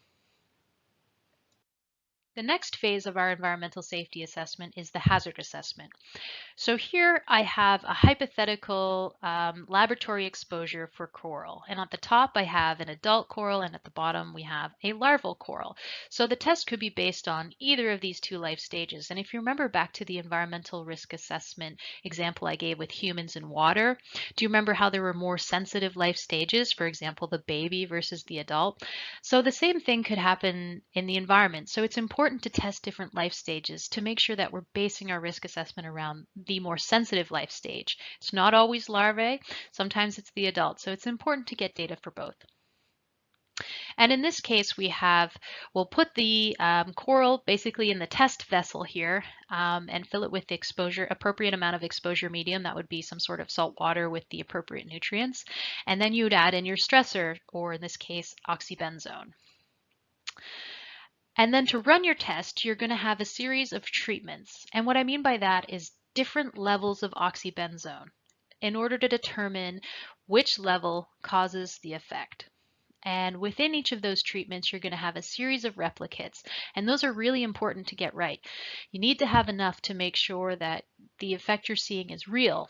And when you're doing your statistics, it's really important to have enough replicates to show that. And for each of these little coral vessels that are included in this 96-hour hypothetical study, you're going to look at a series of endpoints. In this case, I've chosen mortality, polyp retraction, growth, and bleaching.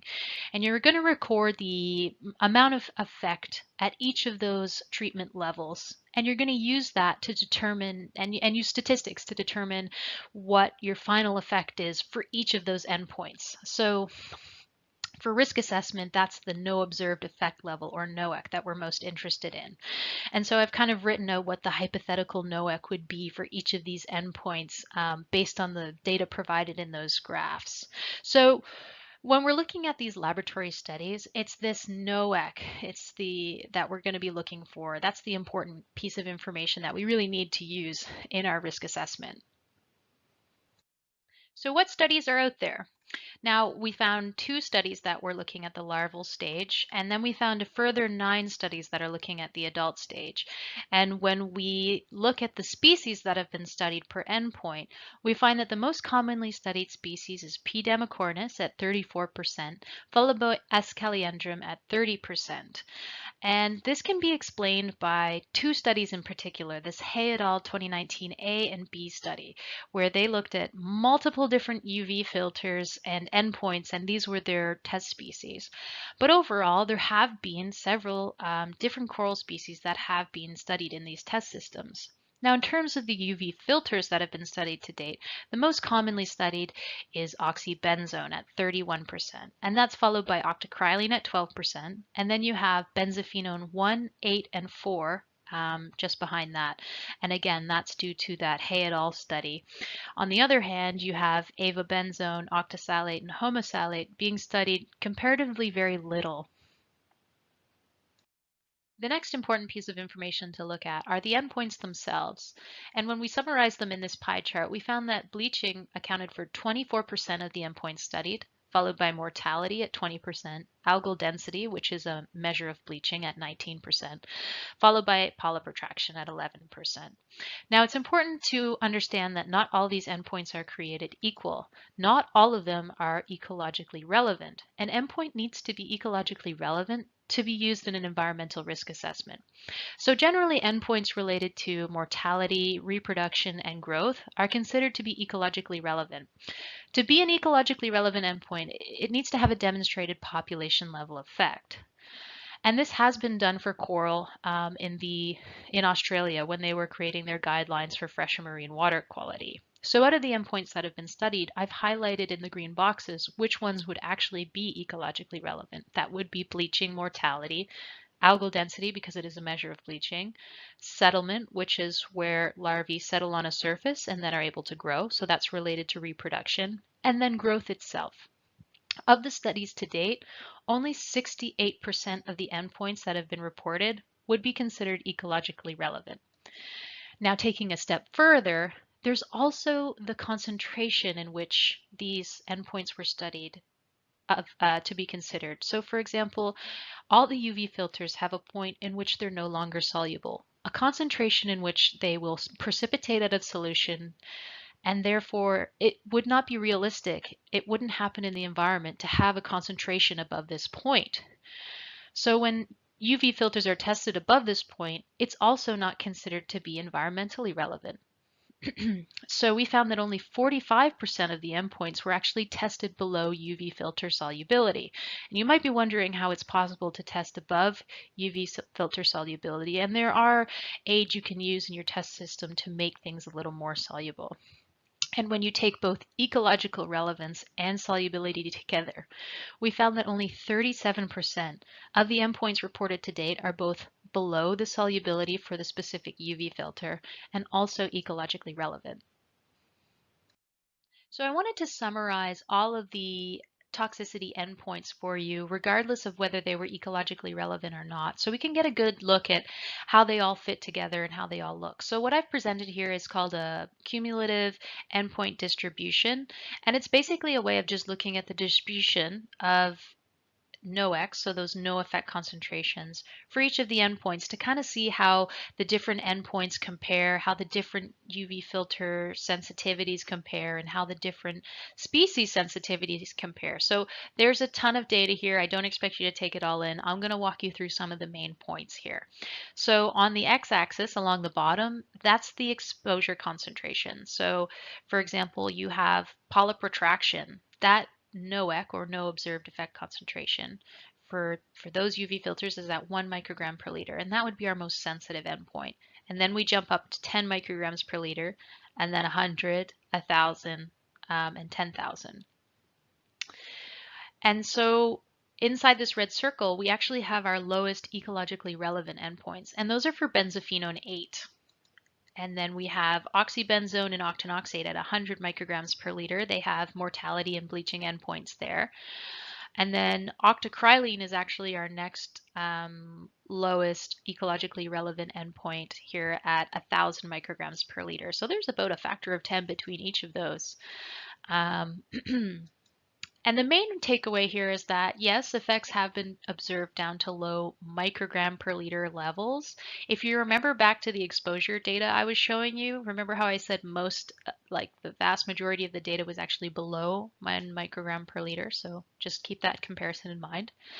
The most sensitive endpoint is polyp retraction, but as I said, that's actually not an ecologically relevant endpoint. On the other hand, you do have mortality, bleaching, and algal density there at 10 micrograms per liter, which is relevant. On the other hand, there's no ecologically relevant endpoints available yet for avobenzone, homosalate, and octosalate. I've talked a bit about how an endpoint might not be relevant for an environmental risk assessment, but it's also important to evaluate whether an endpoint is reliable for an environmental risk assessment.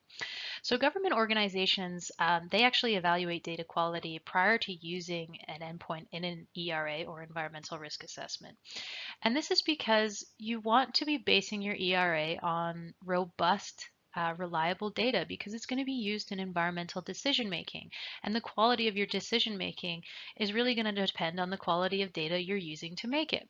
So in the US, you have the Information Quality Act, which gave the US EPA a mandate in order to develop this quality criteria that a study must meet in order to be used in their decision making. And other regulatory agencies globally have developed variations of these types of methods. For example, Environment and Climate Change Canada have a method that was developed in 2009 by Breton et al. The European Chemicals Agency uses a slightly different approach. It was developed by Mormon et al. In 2016. But the main takeaway is that data reliability assessment is conducted to make sure data are actually suitable to be used in an ERA. So we've actually conducted a reliability assessment for each of these coral toxicity studies. If you're interested in reading more about it, I direct you to the paper cited at the bottom.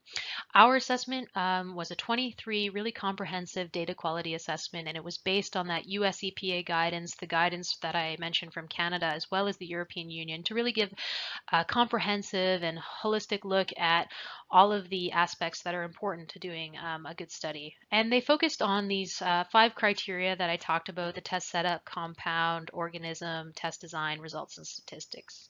As you can see, the majority of questions, 10 questions, were focused on test design because that's really where the most of the issues that with reliability will happen are in that area. It's worth a total of 39 points. So what we did is we went through this process and gave a score, and then based on that score, we were able to give a final reliability score. And what we found is that actually none of the studies published to date are suitable for use in an environmental risk assessment of coral and UV filters.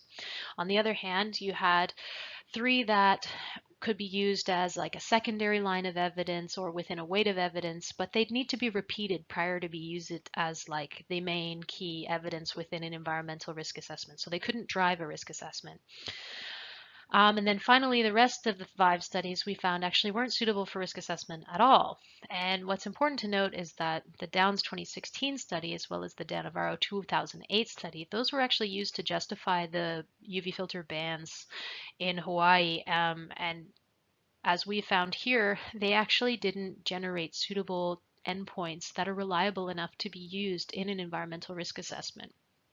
So this is a big data gap we have. There are currently no studies that we can use to conduct an environmental risk assessment for coral and UV filters. So up until this point, I've just been talking about organic UV filters, but I think it is important to also address what's going on in the space of inorganic UV filters.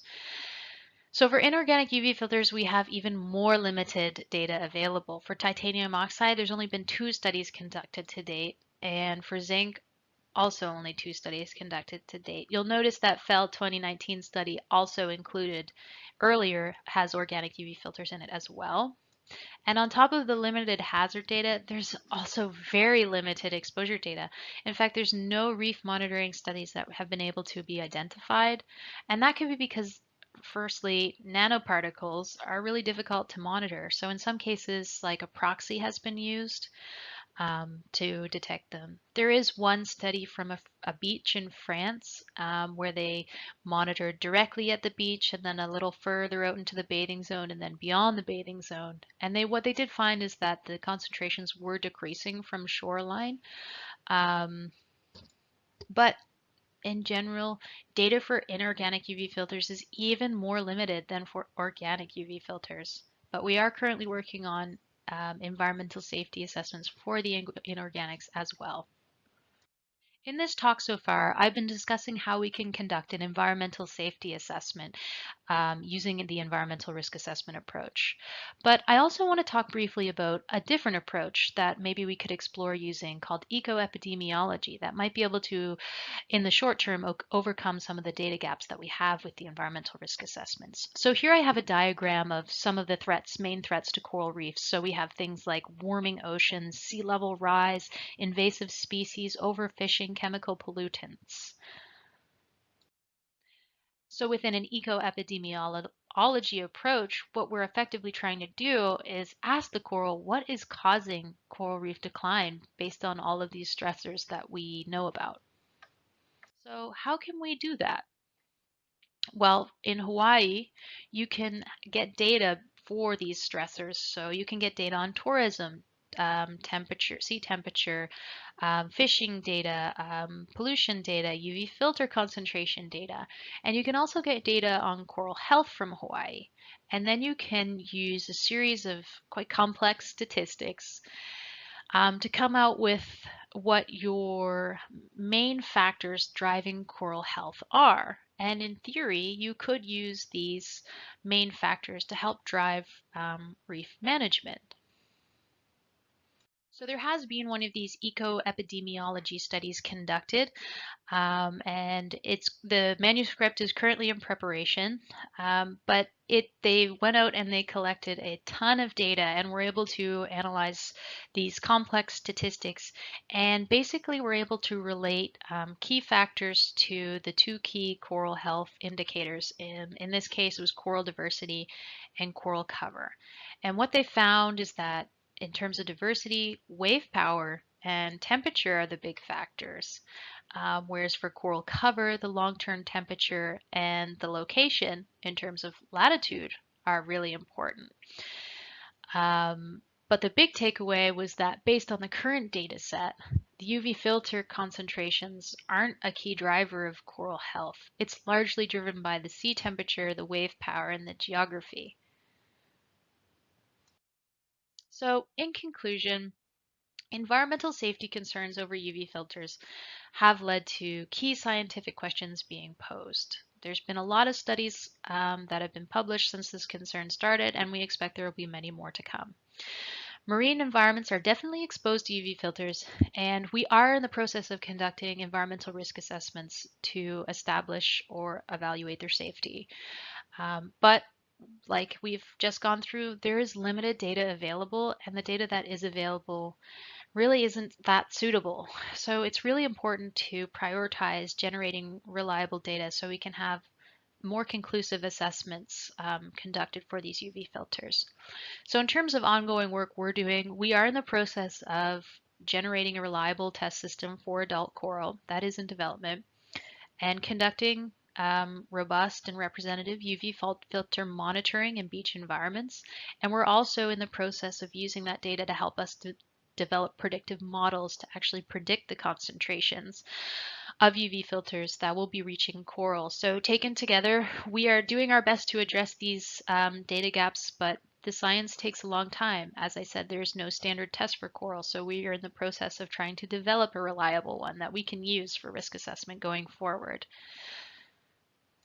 And with that, I'd like to thank you all for tuning into my presentation. And if you have any questions about anything that was presented today or any ongoing work we're doing, I encourage you to reach out and drop me an email. I'd be happy to chat about it. It's been a pleasure to participate in the summit, and I thank you all for tuning in.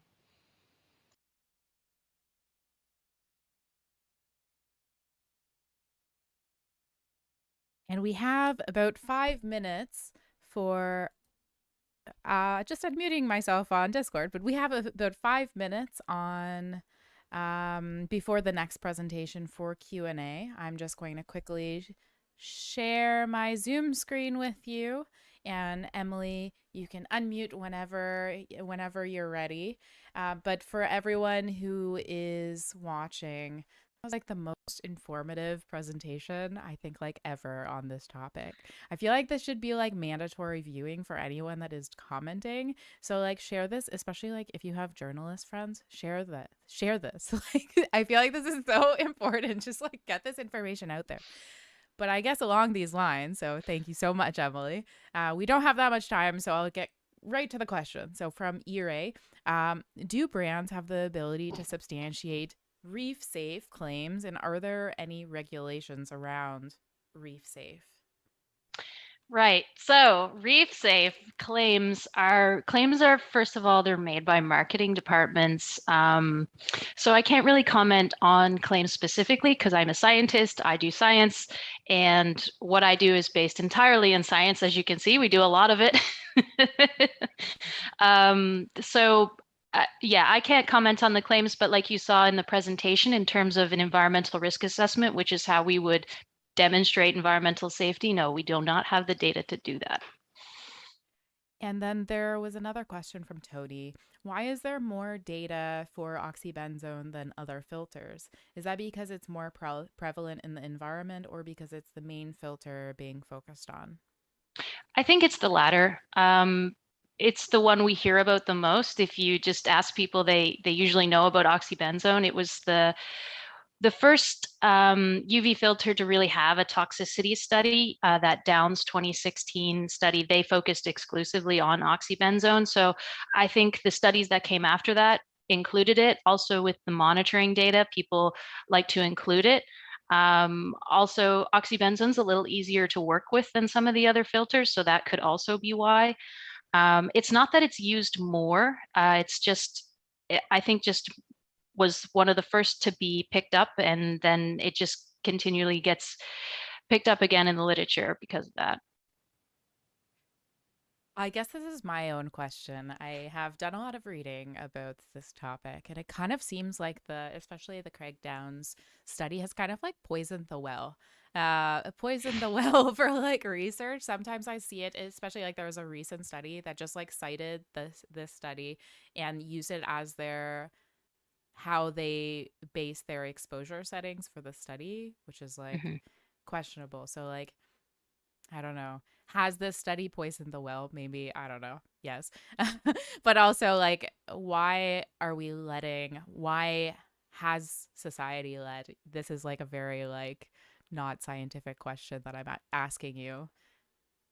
How have we let like outlier studies influence legislation in the way that it has, especially in North America? I don't know if you want to answer this. I mean, it's a great question, and it is one that I kind of beat my head against the wall against most days. But I think some of it has to do with the way the studies are written by the authors themselves and the kind of academic system we have, where you need to produce results and have them in high profile journals and have impact. A lot of funding is based on impact. So what can happen is then when people are writing up their studies, they can over exaggerate a bit. And I don't think they're doing it maliciously at all. It's just, they're right. In theory, they could be used. But another issue is a lot of academics don't realize the rigor of the process for a study to be used in an environmental risk assessment. It's not just inducted wholesale. So when you have that kind of language being used in the publication itself, and then in the media, they're taking that language and using it because that's what's there, and the nuance is kind of missed, and then there becomes it's just like a snowball effect. It just keeps building and building and building. Yeah, it's tricky. And once a study's published and it's out there, it's really hard to take it back. This issue with poor ecotox studies isn't just coral alone. Like this is a problem that's kind of been in the ecotoxicology world for a while now. We've known about where there's like one bad study and you spend years trying to come back from it, or to overturn it, or to get the science that we actually need to make a decision. So it is very frustrating, and I would say it's kind of just part of the system, really, of how we approach publishing and how we talk about things, and then you compact that with the academics themselves not really understanding how environmental risk assessments work. And it's just this recipe for misinformation. Okay, this next question, we're going to go a little bit over time for 2 more minutes. Sorry, this doesn't give you very much time to answer this question, but the question from Emma, can the inorganic filters be studied in the same way, or do the methods need to be different? Would their effect on the coral be different since they wouldn't be soluble? Like, to my understanding, under the same exposure settings as you've highlighted, zinc oxide has comparable impacts on, like, it causes coral bleaching. Is this correct? And then why is this not something that is highlighted when Hawaii decides to ban all the filters except for inorganic filters? Anyhow, I've just added my own question in with Emma's question. Yeah, like I said in the presentation, though, there's even less data for the inorganic, so it's even harder to say whether there is an effect or not. That being said, we do know for other species, like heavy metals usually aren't great. So it's really important to get that data and to understand whether these exposures are actually causing an effect. It's probably been left out because it just hasn't been studied yet. But again, it's important to do this work, and we are in the process of doing it. Because we need to have these assessments in order to understand, what UV filters to use. So in terms of the methods, detection in the environment's a little harder because you have natural sources of both of these things. So you need to be able to differentiate between that and the natural load. Also with the nanoparticles, you need quite advanced methods to detect them. So it's like a different analytical instrument you use. So if you were to go out and to monitor for the organic UV filters as well as the inorganic, you wouldn't be able to use the same method. You'd have to use a different instrument and a different method, which can really add up in terms of cost. On the flip side, a toxicity test might be slightly easier to run because you're not going to have some of the same problems that you might have with the inorganic UV filters. Like, they're really sticky, they degrade in the test systems, and they're quite difficult to work with, which is why a lot of the studies aren't very suitable, because they didn't really accommodate for that. But yeah, you need separate methods, and the studies need to be done. Unfortunately, this is all the time we have, but you've given us so much information. Honestly, everyone who's watching this, please share this presentation. Yeah, there's so much misinformation on this topic. Please share this presentation. Thank you so much to Emily for presenting this fabulous presentation, and thank you so much to the PCPC for supporting the conference as SPF 15 sponsors. I hope you have a great rest of your Sunday. Thank you.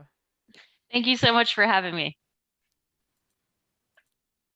And bear with me as I get the final presentation before our panel up, which is by Ade Adamson, MD. And just one second.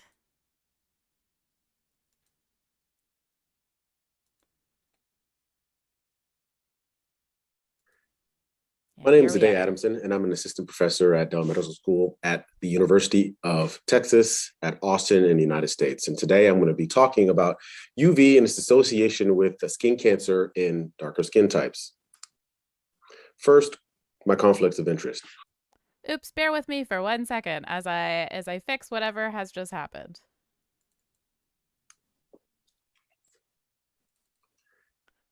My name is Ade Adamson, and I'm an assistant professor at Dell Medical School at the University of Texas at Austin in the United States. And today I'm going to be talking about UV and its association with skin cancer in darker skin types.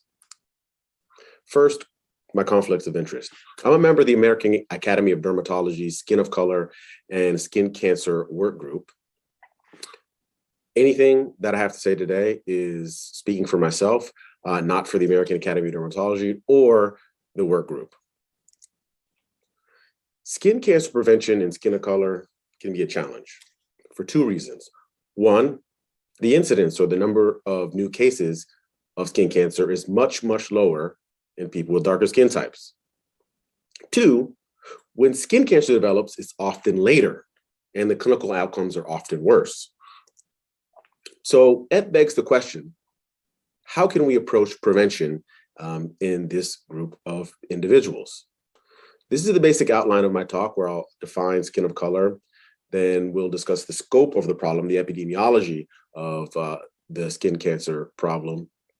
And our focus will be on basal cell carcinoma, or BCC, squamous cell carcinoma, or BCC, and melanoma. And then the bulk of my talk will be related to prevention.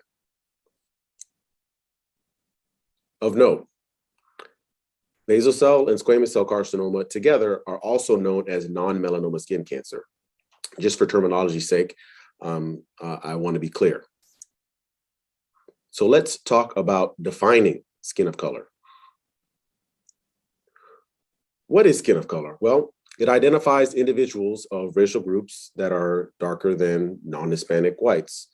It's patients that not only have darker skin types, but they also have distinct hair, texture, or skin practices that are unique. But what's really interesting is that their diversity makes it really hard for skin cancer messaging. And as you know, race and ethnicity, while they are related, they are not necessarily the exact same thing.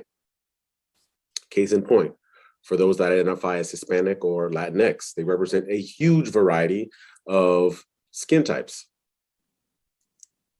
Another example, on the Indian subcontinent, these are two women that are of Indian descent, but the amount of melanin in their skin is vastly different. Now, cancer registries that keep track of cancer in populations don't provide granular detail about skin type. They use the blunt characteristic of race. And this can be problematic because Fitzpatrick skin type, or the melanin concentration in your skin, is directly related to your skin cancer risk, meaning the higher the amount of melanin you have in your skin, the lower the risk that you have of developing skin cancer. A few basic facts about skin cancer and skin of color. First is that non-Hispanic whites are over 70 times more likely to develop skin cancer. And this low incidence is likely due to increase in epidermal melanin. And there's been some studies to show that in dark skin, you can have inherent protection of SPF 15. And also the UV dose required to produce erythema, or redness or burn, is up to 33 times greater in Black people than it is in white people. And these obviously have implications for skin cancer and skin of color. So let's move to talk about the epidemiology of these particular cancers in skin of color. Basal cell carcinoma.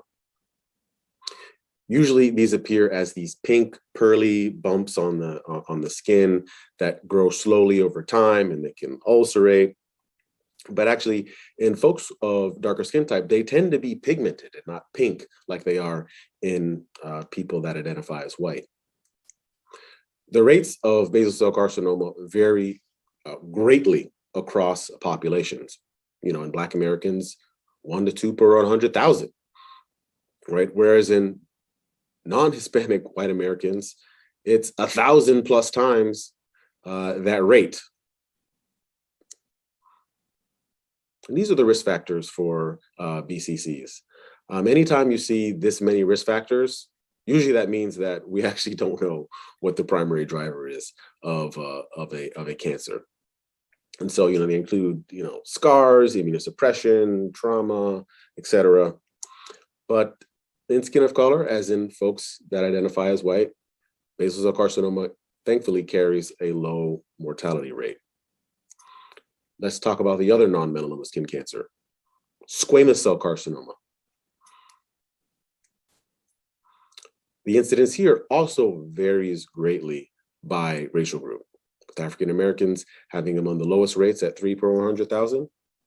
And again, many, many fold times more in non-Hispanic white Americans, and significantly more than in African Americans in those that identify as Asian American, also have higher incidence of basal cell carcinoma, although nowhere near the amount that exists in the non-Hispanic white population.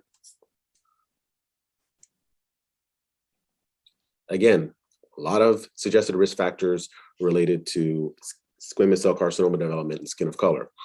I would say that chronic ulcers and non-healing wounds, particularly on the leg, are certainly risk factors for developing squamous cell carcinoma. Perhaps UV light, we'll get into that later on in this talk, as well as immunosuppression. See this recurring theme here, that immunosuppression increases your risk of developing cancer. Now let's talk about melanoma. This is the cancer that I study most vigorously. And this is the cancer that carries a higher mortality rate than both squamous cell and basal cell carcinoma. Here too, the incidence rates vary by racial group. 1 per 100,000 in African Americans, and up to 37 per 100,000 in non-Hispanic whites. But if you actually include melanoma in situ, that number practically doubles. So there is a 50+ fold difference in incidence between people that identify as Black versus those that identify as non-Hispanic white. And over time, in the white population, there's been a huge increase in the amount of melanoma that's been diagnosed.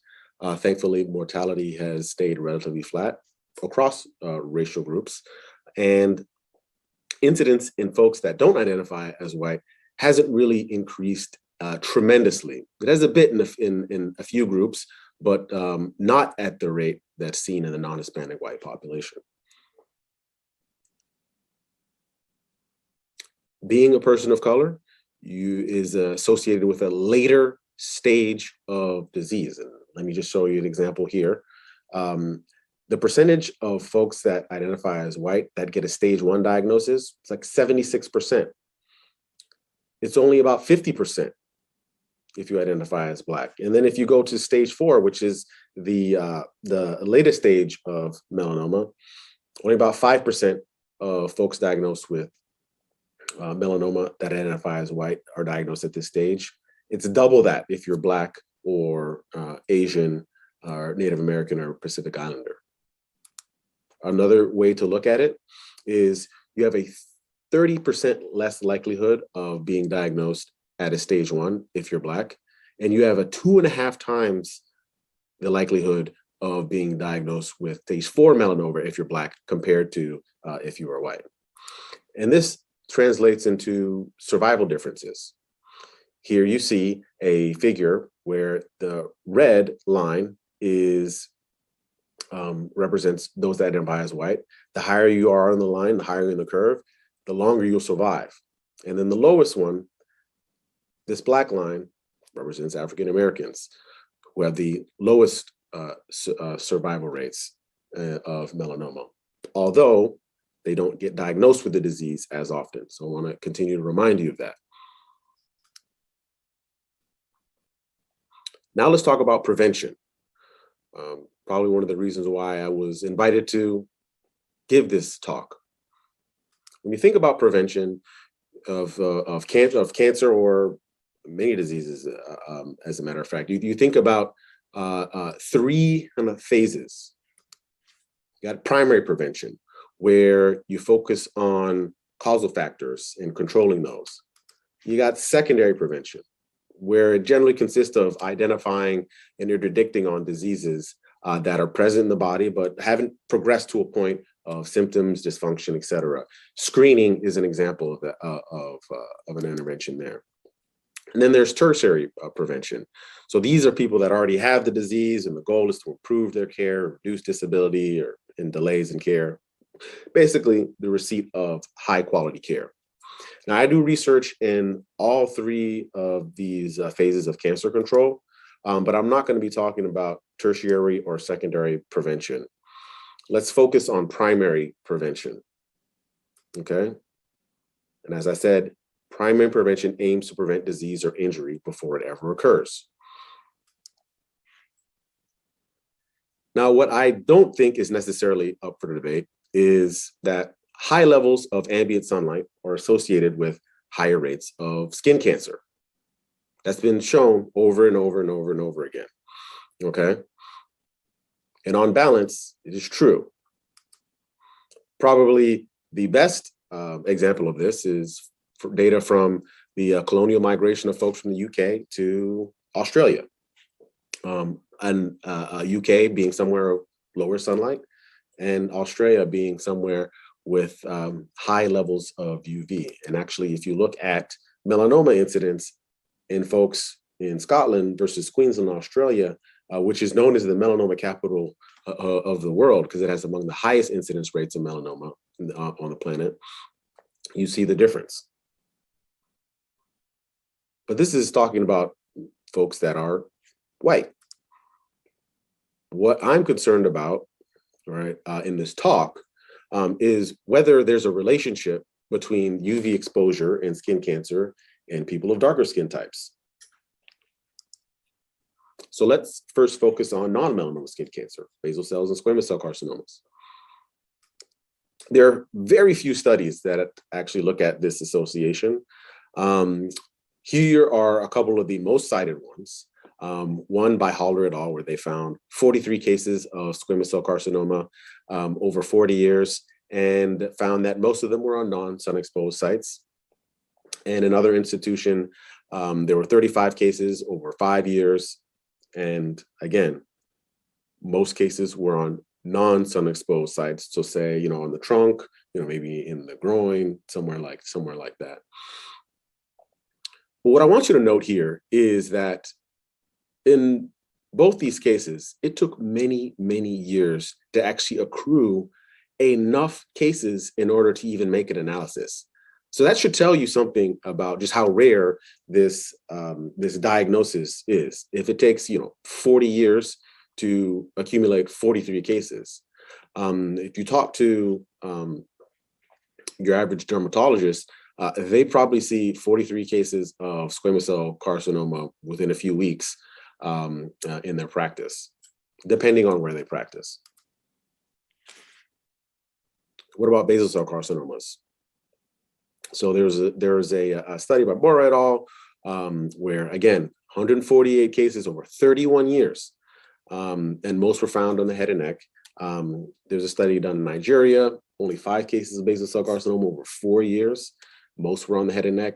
But again, just because it's on the head and neck doesn't necessarily mean it was caused by UV exposure. You'd have to actually do a study or analysis that looks at people and their sun exposure habits or where they live and compare people with low sun exposure, high sun exposure, et cetera, et cetera. So these, but these case reports are, often cited as evidence, right? There's also evidence that shows that basal cell carcinomas are twice as high among those that are ethnically Japanese in Hawaii versus those that are Japanese in Japan, right? Which suggests, again, UVR, but again, you need to actually do a study that compares, populations and their UV exposures. What about in organ transplant recipients? Right now, I'm bringing up organ transplant recipients because they are perpetually chronically immunosuppressed. And we know that immunosuppression is a significant risk factor associated with the development of skin cancer.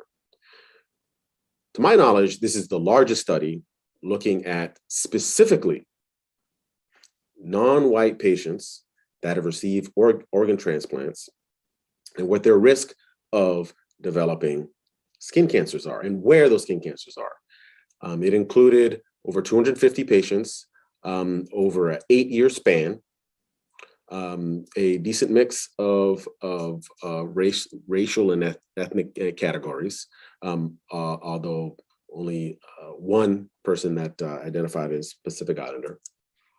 And as you can see here, there are very few cancers that developed in general, and even fewer still in sun-exposed sites. So you see, zeros here. not applicable, 2, 1. I mean, it's even in this population, right? It seems as though UV exposure is just, less important. So my research team and I decided to delve a little bit deeper into this subject. And we decided to look at all of the literature, looking at UV exposure of all types and the risk of developing keratinocyte carcinoma, which is another name for non-melanoma skin cancer, so basal cell carcinoma, squamous cell carcinomas. And it was published in JAMA Dermatology earlier this year. 12 studies met inclusion criteria. 8 showed no association between UV exposure and keratinocyte carcinoma, but it was only UV exposure from phototherapy in these studies. 4 studies did show a positive association. The UV exposure type was geographic location or job description, and the evidence overall was low to moderate quality. Other findings that stood out from the study were that they were primarily in East Asia, and 0 studies included patients of African descent, and only 1 study included people that would be considered Hispanic, and they're Chileans. So let's talk about a few of the studies that showed a positive association. I'm showing you the studies to show that they actually were kind of inconclusive in my perspective. They weren't slam dunk cases, and then let me show you why. All right, so this study was done in Japan. The type of UV exposure was occupation. So they gave participants, or they asked participants what their jobs were, and they categorized them as working outside versus working indoors. And then they compared people in those various occupations to see if they had a higher likelihood or not of developing non-melanoma skin cancer. Outdoor workers were more likely to develop squamous cell carcinoma, but only men. There was no increase in likelihood among women, and there was no association observed for basal cell carcinomas in both sexes. In this study in Taiwan, the type of UV exposure they were looking at are lifetime sun exposure and early life sun exposure. So essentially they gave participant surveys and asked them questions around their lifetime exposure to UV, or their exposure during 15 to 24 years old, and asked them to kind of estimate it. And then they categorized some people as having high exposure versus low exposure, and they looked to see if they had an increased likelihood of squamous cell carcinoma. Interestingly, the positive association was only for squamous cell carcinoma in women for lifetime sun exposure, and it was only positive for squamous cell carcinoma in men for early life sun exposure, but not for women. So it was kind of flip-flop depending on what sex you were, which is kind of inconsistent and hard to explain. In this other study in Korea, the type of UV exposure here was based on geographic location. So as you can see here is a map, South Korea. And so they looked at your risk of developing non-melanoma skin cancer in these locations. Was it higher, closer to the equator, or not? And what they found is that, yes, there was an increased risk only for patients that were above 60 years old. Now let's talk about melanoma. One of the largest and best cited meta-analysis, which is basically an amalgamation of all the studies related to some question, right? And then they get analyzed all together, okay? And in this one, there were 57, studies published. Only 2 included Black folks, and only 1 included Hispanic folks. So it's hard to really make the case for a relationship without including darker skin types. But thankfully, there have been some studies since then. And about 18 months ago or so, my research team decided to look into the literature and see, are there studies out there that can give us more information and insight as to whether UV exposure and the risk of skin cancer, or melanoma specifically, is elevated or not. So we found 13 studies. 2 showed an association, one among Black men, one among Hispanic men. Again, all of these studies taken together were moderate to low quality. And I'm going to take you through a few of them. One study using SEER data. SEER is functionally the cancer registry of the United States. It covers a broad swath of the US, and it's often used for cancer epidemiology. And in this study, what they did is they examined the surface level of UVB in these, SEER registry locations across the country, and the incidence of melanoma in Black people over a large period of time, 20 years. No association was found between melanoma incidence and UV exposure. In this study, which used 7 cancer registries, 7 state cancer registries in the United States, authors wanted to see whether latitude and UV radiation had any impact on the development of melanoma in people that identified as white, Hispanic, and Black. What the study found was, yeah, there was a significance, but it was only among Black men. But curiously, there was no association in folks that identify as white, or folks that identified as Hispanic, or Black women, only Black men, which is the curious finding and calls into question this association. And actually, in response to this, another paper was put out using more registries. And here, the authors found that indeed there was an association between UV exposure and melanoma, but only in white people, right? Not in people that were Hispanic, Black, Native American, Asian, Pacific Islander, etc. Here's another study in SEER categorizing folks as low, medium, and high in terms of their UV radiation exposure. And they looked at this across many cancers, including melanoma. And of course, they found no association, none. There was another study in a multi-ethnic cohort that was conducted looking at the risk factors for melanoma in whites compared to what they called non-white multiracials, which included Latinx folks, folks that were Japanese American, Native American, and it excluded African Americans. And these were the risk factors that were not associated with melanoma, right? Now, all these risk factors, ever sunburn, lifetime sunburn, age of sunburn, family history, and people that identify as white, these are all tend to be significantly associated with your risk of melanoma. They were not in this group of folks that were not white. Here's a study out of California using their cancer registry. Early UV exposure was associated with melanoma risk in white patients, but there was no association among Hispanic patients, none. Okay, so let's talk about sunscreen, because we are at a sunscreen conference. Does sunscreen reduce melanoma risk in skin of color?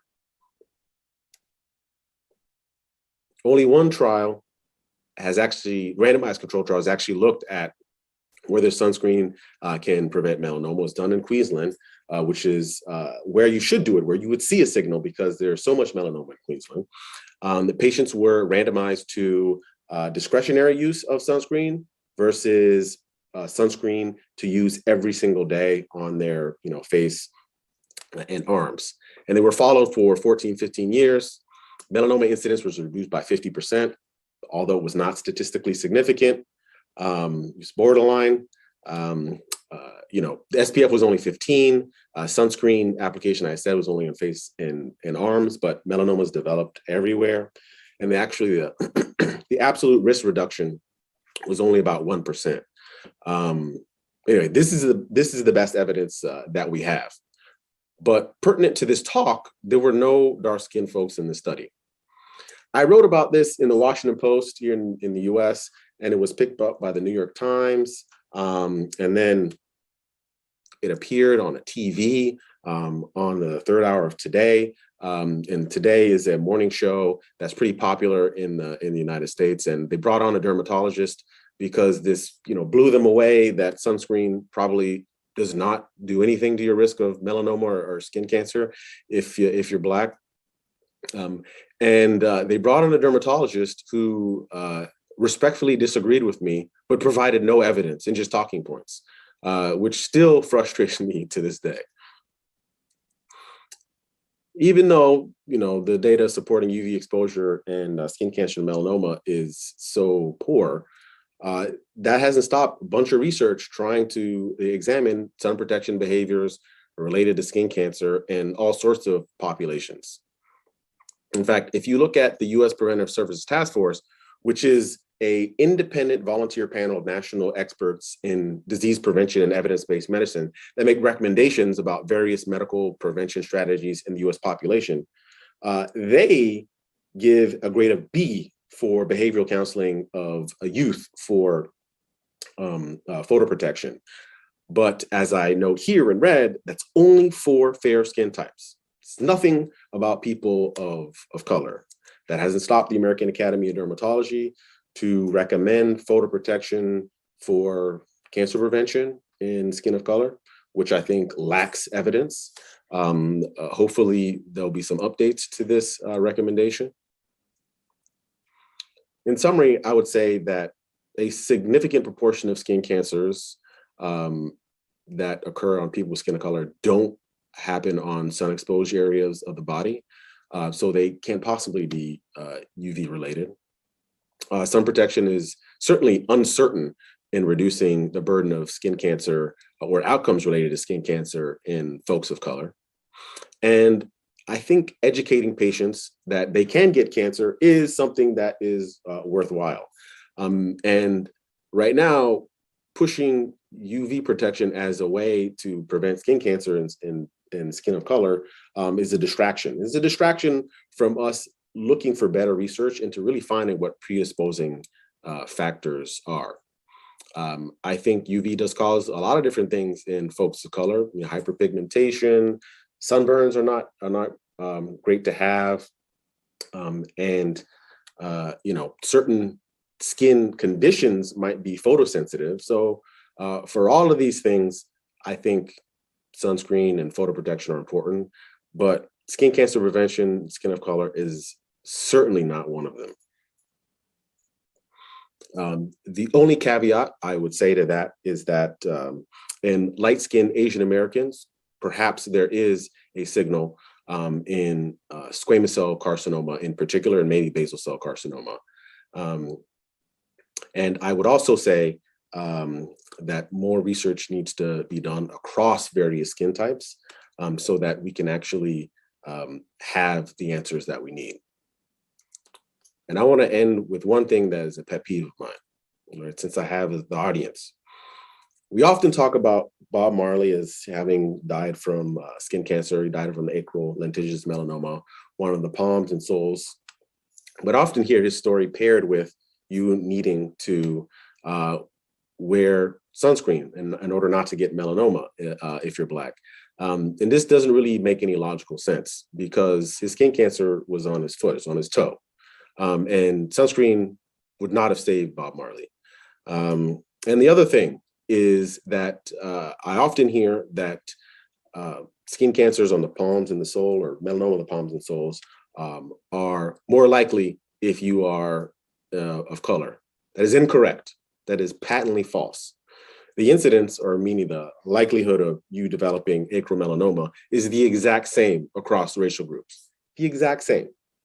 Okay. The only difference is folks that identify as white develop cancers, melanomas that are on other parts of the body at higher rates. So it appears as though they don't develop acral melanomas at the same rate.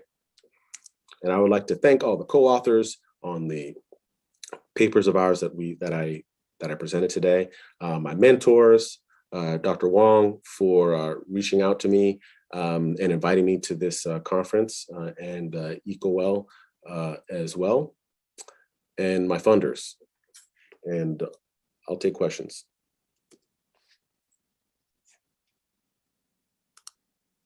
Well, I hope you guys enjoyed that presentation as much as I did. Dr. Adamson is here with me today, and I am just putting the screen on and actually streaming it with you guys on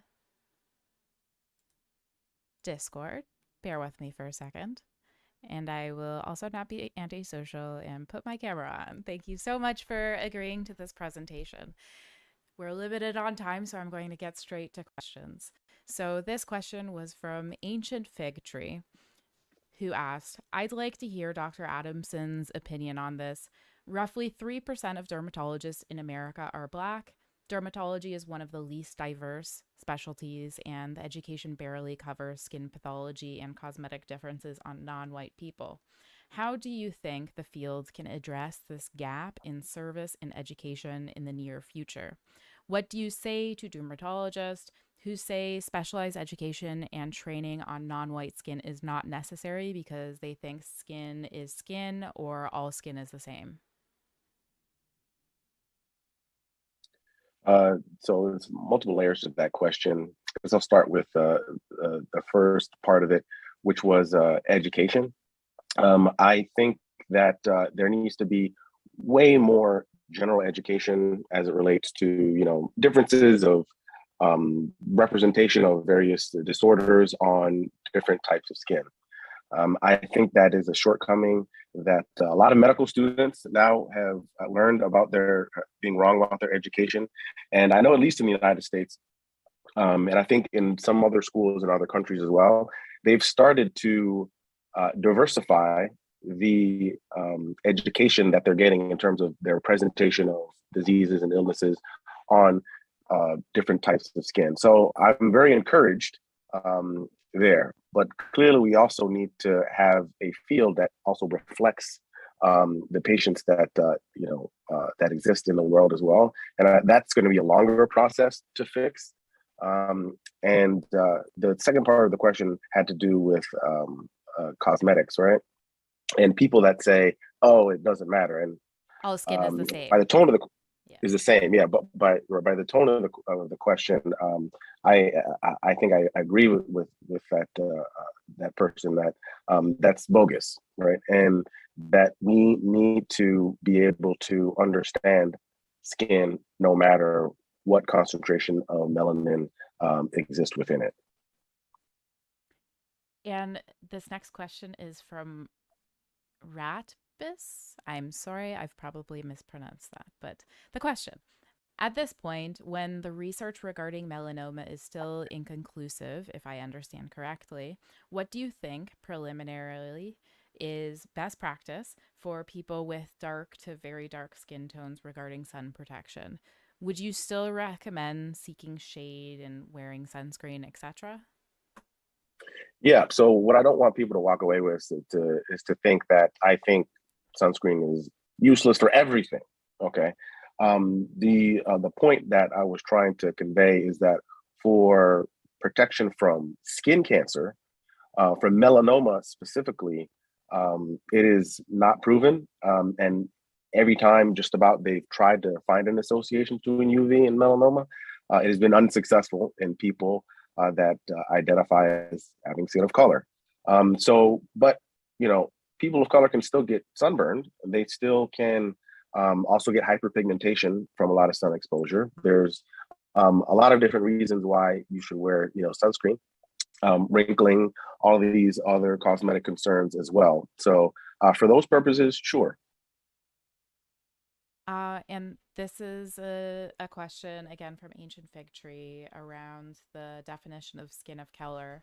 So how do mixed background individuals fit into these findings? For example, if someone has a parent who is very fair, white European with a history of skin cancer, and then another parent who might be East Asian or Black, how should people with mixed backgrounds evaluate their risk?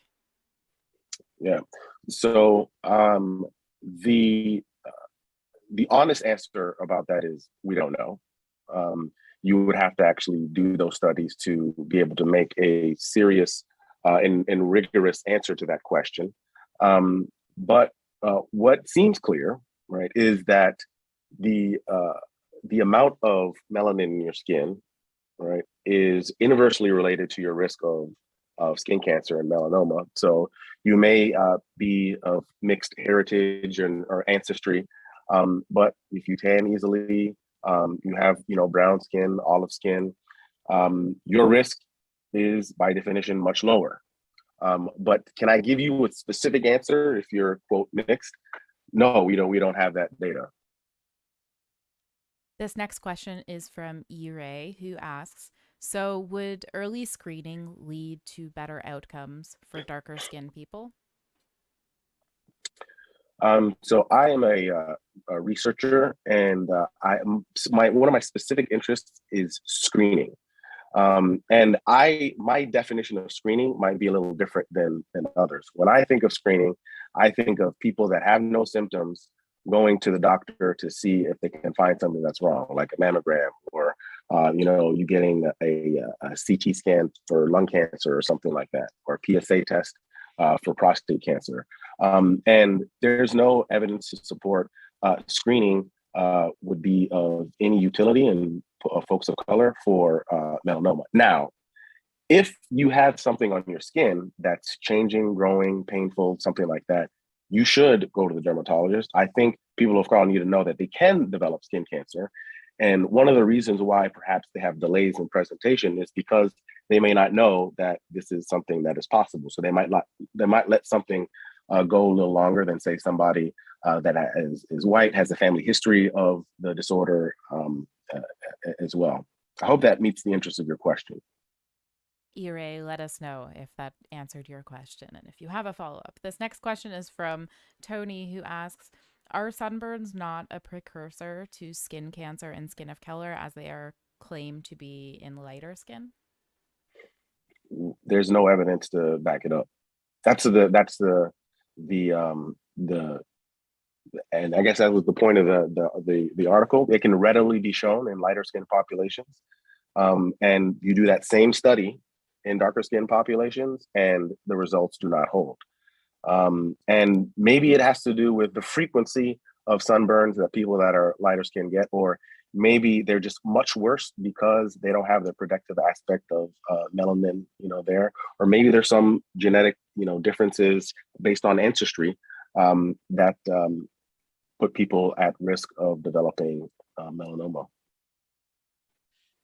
This next question is from Emmanuel, who asks, knowing that late detection rates are higher with people of color, why is there no incentive to have more studies on this? Black skin is so often excluded from research, and something like UV exposure is important for all skin. This is why the concern of those with darker skin are not considered when cosmetics are formulated. Do you have any thoughts there? I do think that there is a lack of research in folks with darker skin types, and that should change. If would be talking to, say, a cosmetics firm, I mean, there's a market incentive. There's a huge market of folks of color that need products, want products, will pay for products. So that should be incentive enough to do research. The reason why folks of color are not in research trials and things like that is also complicated. Some of it may be related to lack of trust of folks getting involved in some of these studies. If we talk about skin cancer in general, it's actually pretty uncommon in darker skin types. So it's really hard to do studies if there are not as many people that have the disorder, right? It makes it very challenging. In the talk, I put up the numbers, for certain cancers, it's like 1,000 to 1, difference. So if you only have that few people of color getting melanoma, I think probably in the United States every year, maybe there's a few hundred people that identify as Black that get melanoma. It's hard to find all of those people, give them surveys, and then ask them, how many times are you sunburned, et cetera. So it's just hard. It is hard to do from an epidemiologic standpoint. There was one comment from Sherry who says, well, firstly, great presentation. The presentation was very clear, but just so that the distinction is clear, education is important. I'm sure we all agree encouraging people of color to use sunscreen for issues like hyperpigmentation, melasma, aging is still very important. Yes? I agree. Okay. I agree. Okay. I tell my patients with melasma exactly that. And then probably the final question we'll have time for. Thank you so much for agreeing to this presentation in the Q&A, especially on a Sunday. Okay, so this is from Anne, who asks, how do you distinguish between persistent self-surveillance or self-exams, etc., and dermatologist-administered skin exams when it comes to studying over diagnosis of melanoma? Oh, okay. This person that may have been reading my my other work that I do. That's an entire talk. I would say briefly, there's a lot of controversy as to whether screening or you just showing up to the dermatologist and asking them to look at your skin will save your life. There's actually no data to support it. Maybe if you're high risk, have had a history of it in your family, have a lot of atypical moles, all of these things. Perhaps that's a group that should, but your average person, I'm talking average person that identifies as white, was screening going to save your life? We actually have not proven that. And follow me on Twitter if you want to learn more. Thank you so much for agreeing to this presentation. I know I certainly learned a lot, and I feel like, yeah, some really important information, especially for the cosmetics industry, who maybe perpetuate some of this information. Thank you so much for agreeing, and yeah, I hope you have a great rest of your Sunday. Yeah, I'm about to hop in the pool. Thank you. Oh, jealous. See you. Okay, so bear with me. I'm going to mute myself again as we prepare for our final panel, which is going to be on sunscreen misinformation and how it's impacting the industry.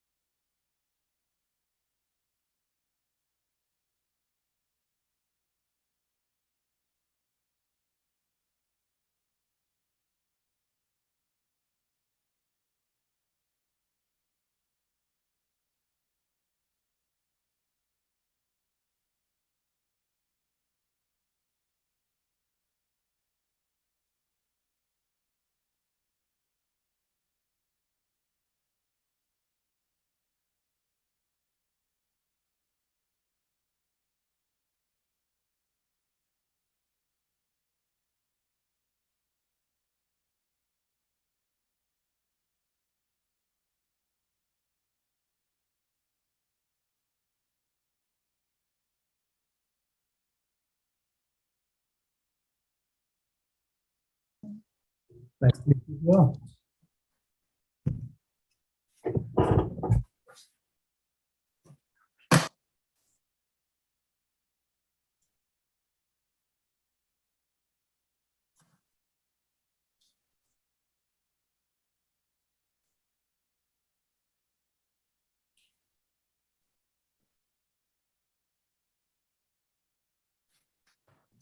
No questions here.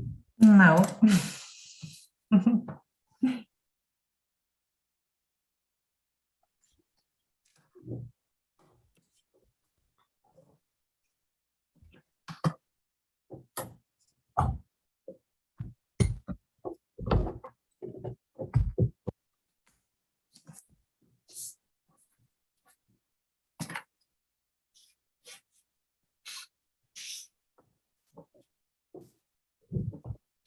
Recording in progress.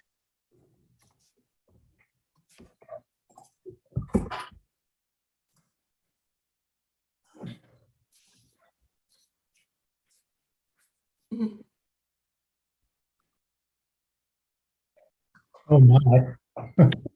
Good morning.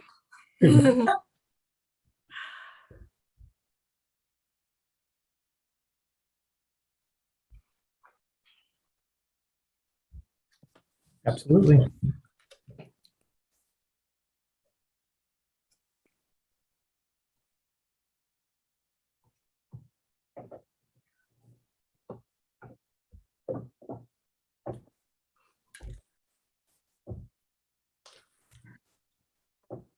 If everyone could just see my setup, it is there's a lot to it. I have it on my Instagram stories how many screens are currently in front of me. One of my screens is like 4 screens in one. So if I'm looking around my computer, I'm just trying to navigate the many, many screens in front of me.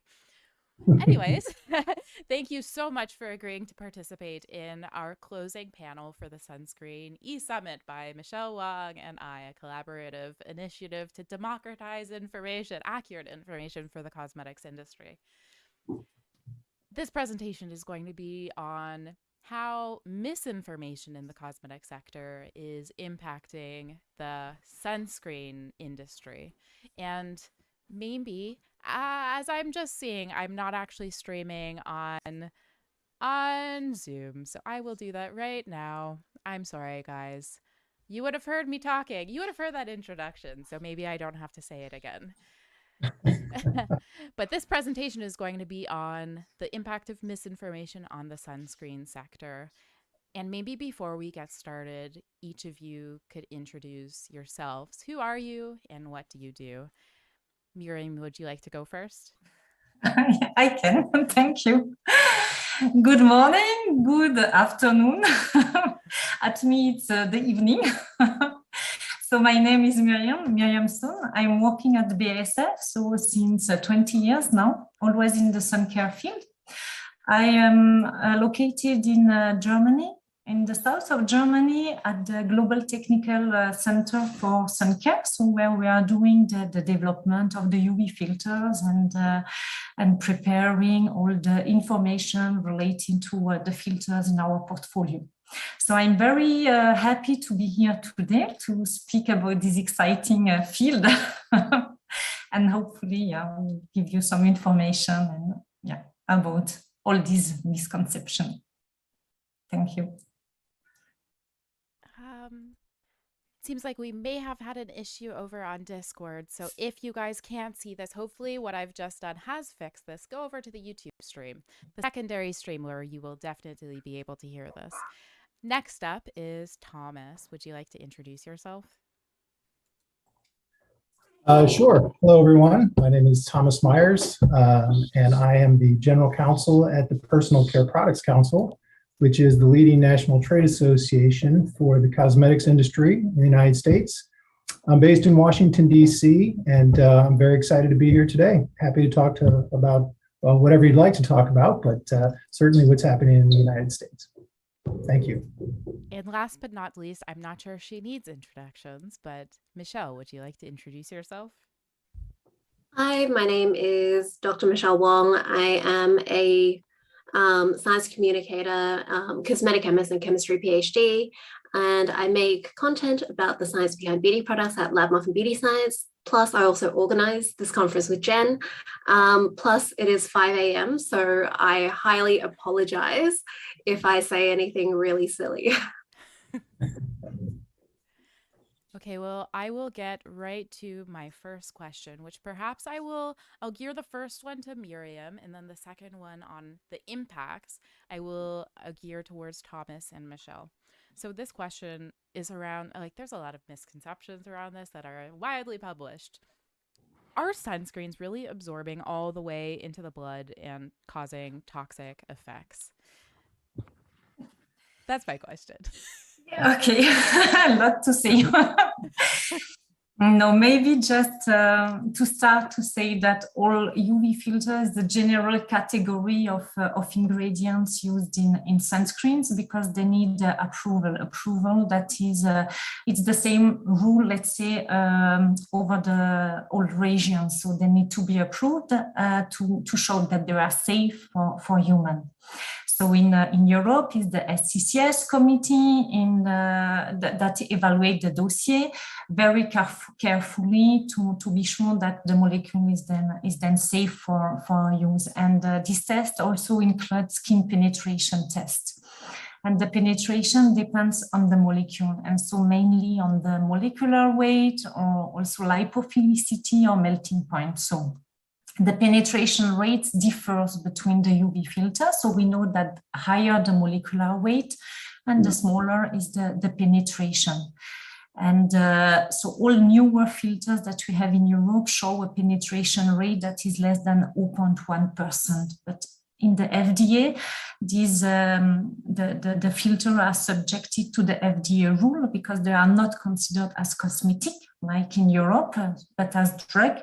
So they already go through a tough registration process. And we have seen that with the final tentative monograph from 2019, FDA has categorized the UV filters in different categories.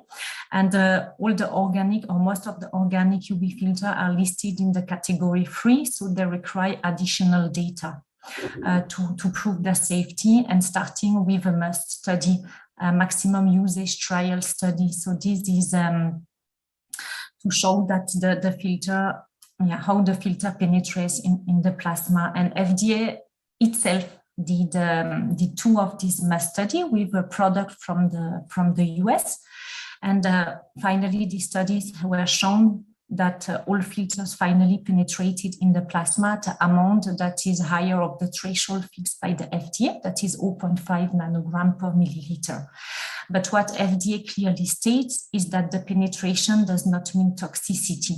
So yes, filters molecule can penetrate, but this does not mean that they have a toxic effect. So this is really 2 different aspects. And the fact, that the sunscreen are considered as OTC in the US make it more tough, let's say, regarding their testing than in other regions where they are considered like cosmetics. So starting from the fact that they are assumed can be toxic because they are considered like to be a drug. Okay, so now there's all of these misconceptions in the zeitgeist that sunscreens are killing users. I feel like that would be like the edge of where people are thinking about this. Where do you see these misconceptions stemming from, and how has it impacted the sunscreen sector? And like Miriam, maybe you can also comment on this from the ingredient supply perspective. But first, I will reach to Thomas for this question from the regulatory perspective. How does this kind of misinformation or misconceptions impact regulations? So that's a great question. And I think you can, certainly kind of building on what Miriam said with regard to the FDA studies, the must studies that they conducted. There was a lot of, I think what happened is it generated a lot of conversation and frankly, consumer confusion around sunscreens and the safety of sunscreens.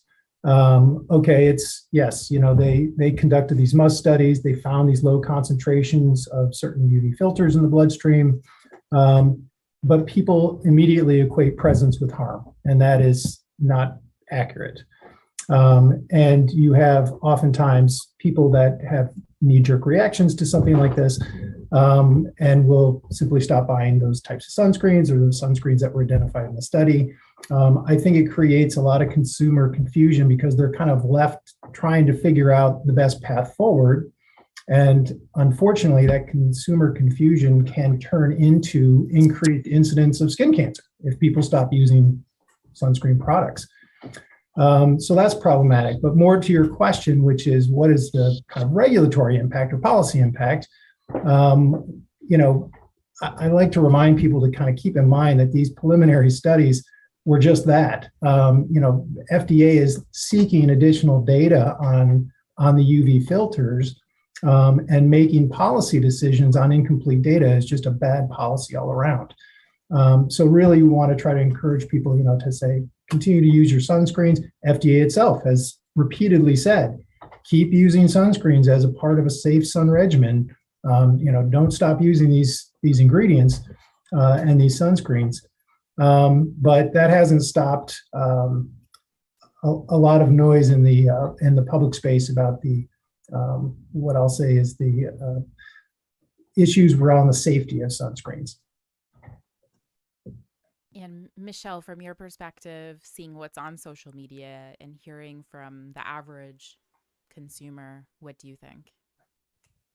Yeah, so I think those FDA studies did cause a lot of fear-mongering, especially by news headlines and people who didn't really read the studies properly, which was a shame because the FDA did put out a press release, which was obviously open access. There was also an open access editorial that accompanied the FDA studies explaining that presence in blood doesn't mean toxicity, as Miriam said.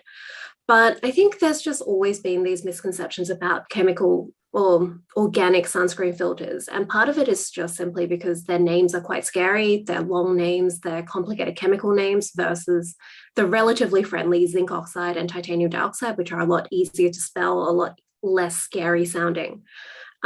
So there was also the 0.5 nanograms per mil, which was the limit for the FDA to assume that nothing was happening. So people kept calling it the safety limit for the FDA, which is not the case. The safety limit makes it sound like if you have more than half a nanogram per mil, then you are having toxic effects, which just is not the case. There still hasn't been any long-term harms directly linked. There's no one out there who has had, let's say, cancer that was linked to use of sunscreens or endocrine disruption that was definitively linked to use of sunscreens. In terms of the products that are on the market, a lot of people, because of this sort of fear-mongering, and it's happened before the FDA studies as well, they are looking at trying to just use uncoated zinc oxide, which is just not a good idea. So I believe the Crota presentation earlier said if you have uncoated zinc oxide, there's a reason for the coatings, it reduces reactivity, it makes the particles disperse better in the product, it just makes a better product that gives you better protection. If the zinc oxide starts clumping up and aggregating on the skin, then you end up with patches of uncovered skin, which means that the UV can get through. So it's changed the demand. These sorts of theoretical fears have meant that we end up with, in reality, products that can be proven to be worse. They have much lower SPFs. They aren't as stable. They aren't as waterproof. If you go into the water with a poorly formulated zinc product, it will clump up. And then you'll end up with, of course, sunburn and possibly increased skin cancer if you are susceptible to that. And I think also Marcel's presentation as well also showed what would happen if we got rid of all the organic sunscreen filters in the US. We would end up with low SPF sunscreens and we wouldn't be able to achieve high UVA protection. So I think, there's very real harms that can come from misinterpreting information. And from the ingredient supplier side of things, Miriam? Yeah, I would say the impact on the sunscreen sector. So when just look at the number of filters that are available in the US and in the other regions. So in the US, there is a smaller number of UV filters that are available, around 20 compared to the Europe, where we have around 30 filters. So, and there is no new registration since decades in the US, and it's a pity because finally it's the consumer who has not access to the new generation of UV filters. So on one side, it's difficult to get high SPF with the filters that are available. Even if now we consider only the category 1, it's very difficult to achieve high SPF. But on the other side, we try to increase the cap of the SPF to 60 plus and maybe even more. So this is already in disagreement between the fact that it's difficult to register new filters, and with these new must studies and the categorization free for the organic filters, it's even more difficult. And how to circumvent this problem, manufacturers start to use so-called booster or illegal filters. So these are molecules that have the same chromophores, so the structure looking like the filters that are registered, but are not listed as a UV filter. So they will bring some UV absorbance, but their toxicity and their safety is not tested. So this is a big problem finally, because we want to have ISPF, we have no filters to achieve them, and then they use other molecules that have the same properties that are not tested at all. And so the risk is a compromise in the photo protection for the consumer, and this is not acceptable.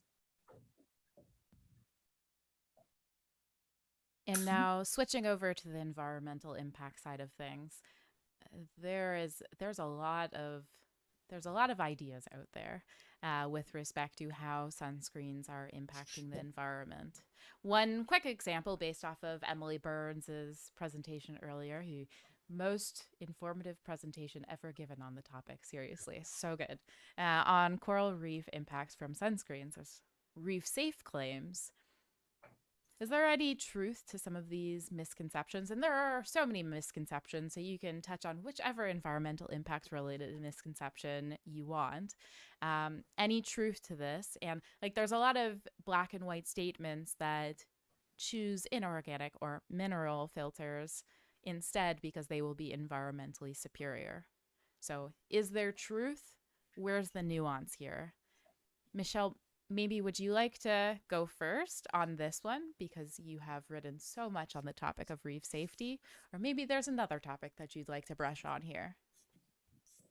Sure. So reef safe sunscreen is a big thing for consumers. A lot of consumers will be asking questions about whether or not the products they're using is reef safe. So every time I post a sunscreen post, there will almost inevitably be one comment asking, either is the sunscreen reef safe, or there'll be a comment saying, why are you using this sunscreen? You know it kills coral. It's terrible for coral life. You should be switching. And yeah, so that misinformation has spread extremely far. The fact that sunscreens are killing coral reefs, which is just not the case. The things that are in reality killing coral reefs are climate change, climate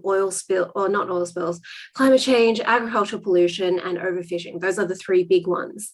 And actually, I saw a brand has actually flown their influencers to Fiji. Well, I'll say the brand is Biosuns. They've actually just flown all these influencers to Fiji to promote their coral reef safe product, I believe, or their aquatic safe product, I think. So they've flown all these influencers to Fiji around the world, and they're working on like a coral restoration project there.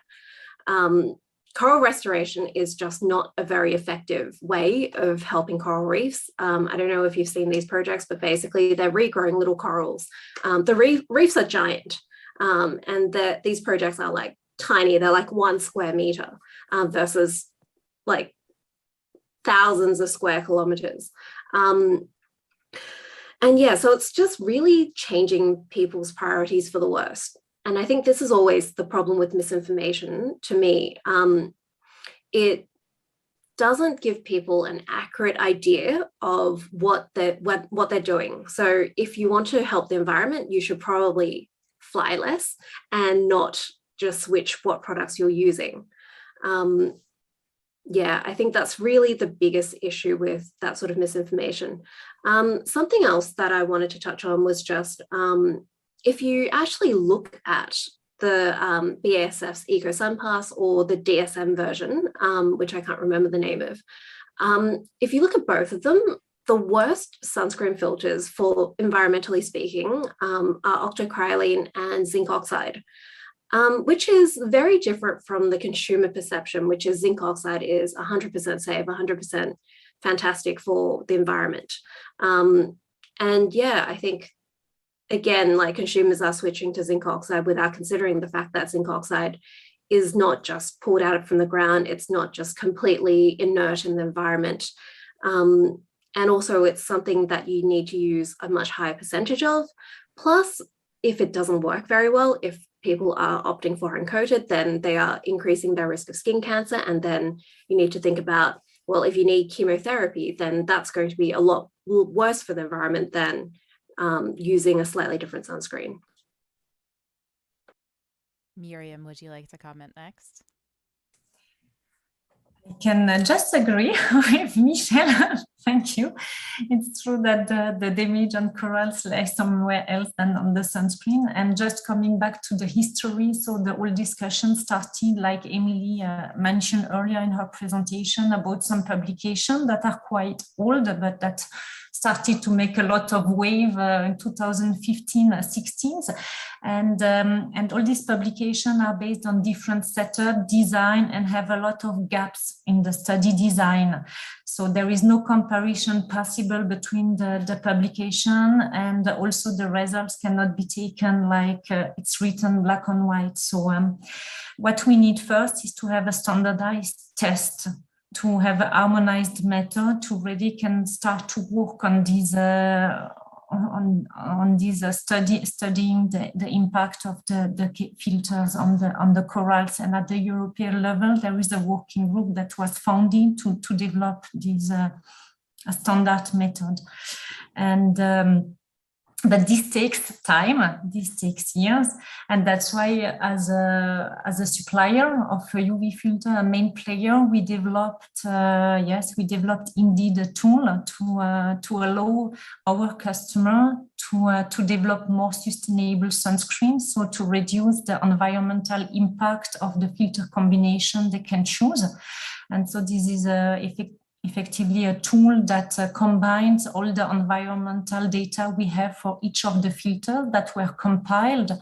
And it's not only the water toxicity, but we consider all the environmental compartments. So not to speak a bit broader than just the corals and the reef safe sunscreen. Also consider it's a holistic approach that considers also the terrestrial and the sediment toxicity, and all the data are compiled to come out with a value. It's called Eco Sun Pass value. And depending on this value, you can make it give you the indication how sustainable or how eco-friendly your sunscreen is. And depending the filter you are using, you can have huge difference about the impact the sunscreen has on the environment. So as a big player in this industry, we really try to provide solution to our customer and to the consumer to be able to choose the best sunscreen in respect of the environment, but without compromise of the health, of course, of the human health of the consumers. And I'll go over to Thomas next, but also couple in impacts to policy. Our policy guru on the stage. I don't know if I like that title. I will say one thing of note, I think, is that, you know, the term reef safe, there's no regulatory definition for what is reef safe. It's really just a marketing term. And I think the general consensus seems to be around the idea that it's mineral sunscreens and not your chemical sunscreens. So that would kind of be the first What is not accurate, and what Michelle really touched on, is the fact that these sunscreens, these chemical sunscreens, are somehow not safe for the coral reefs. We know that's not true. She pointed out a number of things that I think the general consensus of the scientific community is it's climate change, it's overfishing, it's land-based pollution, it's recreational activities. And the idea that it's somehow attributable to sunscreens. And I know there's been studies in the Great Barrier Reef, for example, where areas where there's widespread coral bleaching, and it's not in areas where there is any tourism or human activity. So we know that that's not always the case. So, and even NOAA itself has on its website has said climate change is the greatest global threat to the coral reefs. So we know that that's really the case, and that the research published to date has yet to establish any real clear link between sunscreen ingredients and coral decline or aquatic toxicity in some form or fashion. So getting to the second part of that is kind of what are the impacts on the sunscreen sector and what has been kind of the policy reaction. Well, we've seen that starting in Hawaii, where we saw legislative bans for certain sunscreen ingredients, particularly oxybenzone and octinoxate. Maui County has tried a couple of times now to really ban all chemical sunscreens. Internationally, we've seen this as well. There's been sunscreen bans in, I think, Aruba and Bonaire and the U.S. Virgin Islands, and even some resorts that are instituting bans in Mexico and in the Caribbean. So this is having some real world effects, despite the fact of what, essentially inconclusive data on this issue. And what Miriam kind of mentioned, this kind of idea of a standard ecotox method is really going to be important. And I know that our team, our scientists, and are working with the University of Maryland and other groups to develop essentially a standardized coral ecotoxicity test. And I think that's going to be really important, especially if we're going to try to push back on some of these regulatory and legislative bans that we're seeing around the world. Miriam and Michelle, do you have anything to add there before I ask my next question? Yeah, just maybe to say again that some authorities have taken some premature action, I would say, to ban the filters based on results of studies that were not scientifically designed, let's say, and this is can impact the health of consumer. There are less filters available, and this is a pity. So fast action for a big impact regarding the protection. Yeah, I guess I would just echo that and just remind everyone that politicians aren't scientists. So if something is a law, that doesn't mean that reflects the best science. And also that not all scientists are necessarily dispassionate about the subject. So a lot of the time, small studies will overemphasize their findings. They'll hype up what claims they have because, yeah, that's kind of just what scientific studies do, that to justify what they've done, to try to place it in context. And yeah, it tends to hype up their studies a bit. Maybe that should be a red flag. If you see somebody doing it, it should be a red flag about their, their legitimacy as an expert, or the nuance for the information, the quality of information that they're sharing. Okay, we had some really great questions from the chat, but before we get into those questions, just because there's all of these misconceptions that from both, and we have already touched on this in many ways, but that from like an environmental and health perspective, inorganic or mineral or natural, whatever you're going to call it, zinc oxide, titanium dioxide filters are better than organic filters. Firstly, is this true? But also, how does this impact the industry and the consumer for better or worse? Thomas, would you like to get started on this question? Sure, happy to. So I think human health-wise, the best product, of course, is the one that consumers are going to use. So whether it's mineral or chemical, I think as long as they're taking steps, that's great.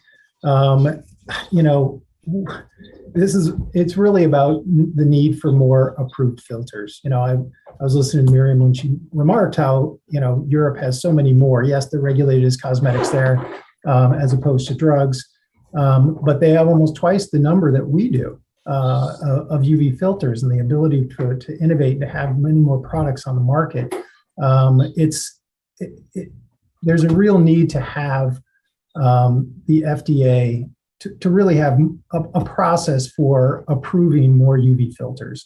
And they've tried this in the past, you know, going back now a few years, but back at the time of the Sunscreen Innovation Act, really before that even, then back in 2002, where they introduced this time and extent applications, and these, or TEAs, and these are essentially a way to, you know, a mechanism to get additional products and ingredients into the Otc Monograph, under which we regulate sunscreens here.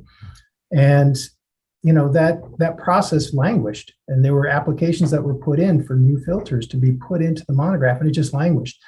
And FDA took a lot of criticism for that, to the point where, you know, in 2013 or so, you know, there was congressional action that got in, you know, Congress got involved, essentially said, okay, FDA, you need to make a decision. You have 8 applications in, and you need to make a decision here. And they said, okay, and they just denied them all. So they made a decision. It was not the decision we were hoping for. And so you don't really have a process for getting new filters in. Now they introduced a new process, as I think Miriam touched on. There was the 2019 TFM, a proposed order to you know, really reclassify the existing filters. That is not a way to increase the number of filters. In fact, it went from, you know, 16 down to 2 that were considered grass or proposed to be grass, 2 that would not be, and then 12 more that needed more data. And so again, we're kind of, you know, we're over the years, it has gone down from 21 to 20 to 19 to 16. We just keep ticking down. The palette of UV filters continues to shrink in the United States, and it's getting more and more difficult. And if we go down even farther, it's going to be extremely difficult to put out products that are essentially healthy, you know, the consumers, to protect consumers from the harmful effects of the sun. Having said that, again, I think, you know, that was human health. I think on the environmental side, again, I just kind of go back to the statement about the need for, you know, kind of a robust environmental risk assessment or an ecotox study. I think those are going to be really critical, but, you know, having the data that's out there now, which there's questions about there's knowledge gaps, we'll say, and data reliability issues, and I think they really need to shore those up and take a look at that. So anyway, I'll stop there. I probably went a little deeper into the rabbit hole than you probably were expecting, but anyway. Well, I know my audience is looking for this kind of nuanced information. Miriam, would you like to comment next? So I would just say, from the health point of view, as I already mentioned, the filters, inorganics and organics, are tested and were approved. So they are safe for human. And I guess this is not different in the US, clearly. The difference in the US just lies in the fact that it's considered as drug, and real drug, let's say, are designed to penetrate. Sunscreen have much higher molecular weight and are not designed to penetrate. So this is absolutely not different than in Europe. From the environmental point of view, I would not classify between organic and inorganic. Of course, it's molecule dependent. So you have some organic that were shown to be chronic aquatoxic, like octocrylene, but zinc oxide as well. And here it's a bit a misleading situation between what happened between the FDA, who put as category 1, so grace, the titanium and the dioxide, and on the other side, Hawaii state, for example, is stating this as a safe for the environment, and it's the filter that are then considered as safe for the environment. But on one side, we speak about human safety, and this misleading transfer from one regulation to another aspect on the environment cannot be done like this, because zinc oxide, even from the natural origin, does not mean that a natural ingredient is safe for the environment. And we know that this is the case for the zinc oxide, who also show toxicity, aquatic toxicity, acute and chronic. So it's really case-by-case situation. Each filters for the environment must be evaluated regarding the data available. And here there is no distinction between the organic or the inorganic. You have in each category the filters that can be more damaging for the environment, more or less. And finally, Michelle, would you like to comment? Yeah, so the overall consumer perception in the US and in other English-speaking countries is definitely that zinc oxide is safer for the environment and for human health, which, as Thomas and Miriam have very described in great detail, which is just not the case. And I think that leads to a lot of people using sunscreens that aren't the right ones for them. So for example, you have lots of people trying to use zinc oxide sunscreens, even though they have darker skin. And of course, zinc oxide does tend to be quite whitening, especially if the people go an extra step and they go for non-nano zinc oxide, because nanoparticle zinc oxide also, or nanoparticles in general, also have a lot of fear mongering about them, both for human health and for environmental health. So yeah, you have all these consumers trying to use a product that has a lot of white cast, which means that they automatically use less of it. Plus, it also feels quite chalky, especially if they're going for uncoated. So that again makes them use less. And of course, if you use less sunscreen, then it isn't going to provide the labeled SPF. Which again just means that consumers are giving themselves a false sense of security by using less of a product. And it's quite a big pity, because all along they could have been using lighter products. If the US had approved more filters, they could have been using much more effective products that were also light, that are also really good for sensitive skin. Yeah, so it is a massive pity that misinformation has led to a limit, like the legal limit on products in the US, but on top of that, just consumers are choosing things that are not in their own self-interest. So I will loop in my final question with Ancient Fig Tree had a good comment. So her comment was, or their comment, I'm sorry, their comment was, why does it seem like anti-sunscreen voices or the sunscreen conspiracy theorists are louder and more viral than the pro-sunscreen voices? And like, it's really frustrating to me when I see this, like, kind of like in industry, when people like this are getting a platform. Yeah, why does misinformation continually get this platform and continually get a larger platform than truth? There's that side. And then to tie it in with my question, which is kind of relevant, is the industry moving forward productively? And if not, do you have any suggestions? Miriam, would you like to start for this one? I mean, I guess it's frustrating for us as well, but when the information is worrying, maybe it's distributing faster than when the news is good. I don't know. I know PCPC is very active for the US case, so maybe Thomas can comment on this side. So it's not like if the industry is quiet. We try at our level to provide the right information. I mean, at BASF we have open access to a sun care landing page, which is on our website, Care Chemical, who is really designed for every open question related to the sun care.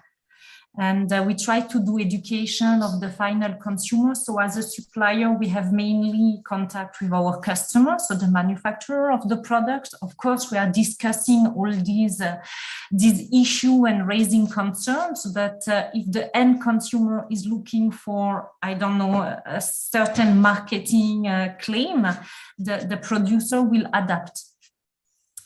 So at our level, we can only try to convince our customers, so the manufacturer of the finished formulation, but we also try to do education. We try to be present on social media to answer questions from the end consumer. And as mentioned before, I can just invite you to look at our sun care landing page at the BASF website that really treat of all the open topics, issue, try to clarify and to explain what the facts are. I let the word. Thomas, would you like to go next?